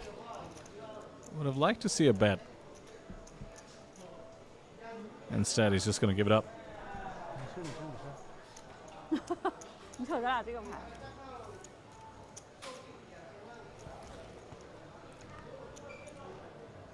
This is, once again, a much more intense battle than I envisioned.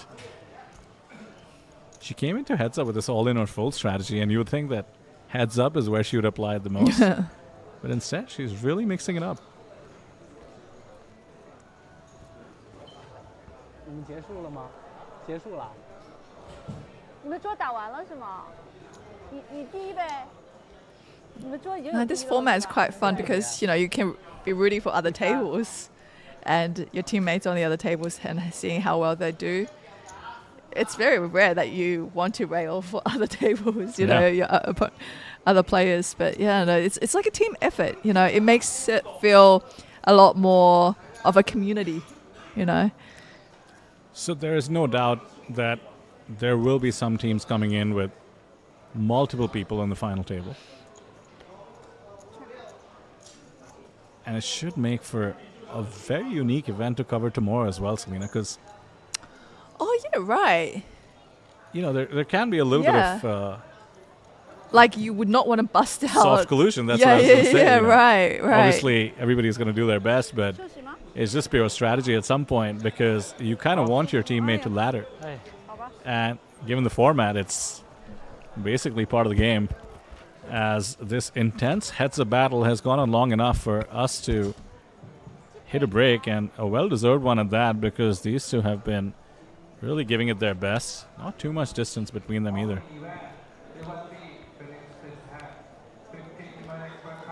Have you heard of the TLPT song? They have a song written by a musician. Oh, I watched it. Yeah, I watched the video. It's pretty catchy. It's pretty catchy, yeah. Randy's like, when I can get a download of it, he's like, I'll want to put it on repeat. And I'll tell you what, I don't think it's AI, because in the current era, you would expect it to be AI. But I think somebody sat down, really wrote it, composed it, sang it. So check that out on the YouTube as well. Pretty catchy. As we do see the players head off towards a 15-minute break, maybe 12 or 13 minutes left in it. We'll do the same, and we will catch up on the other side of the break as we close out this opening event here, the teams event at TLPT.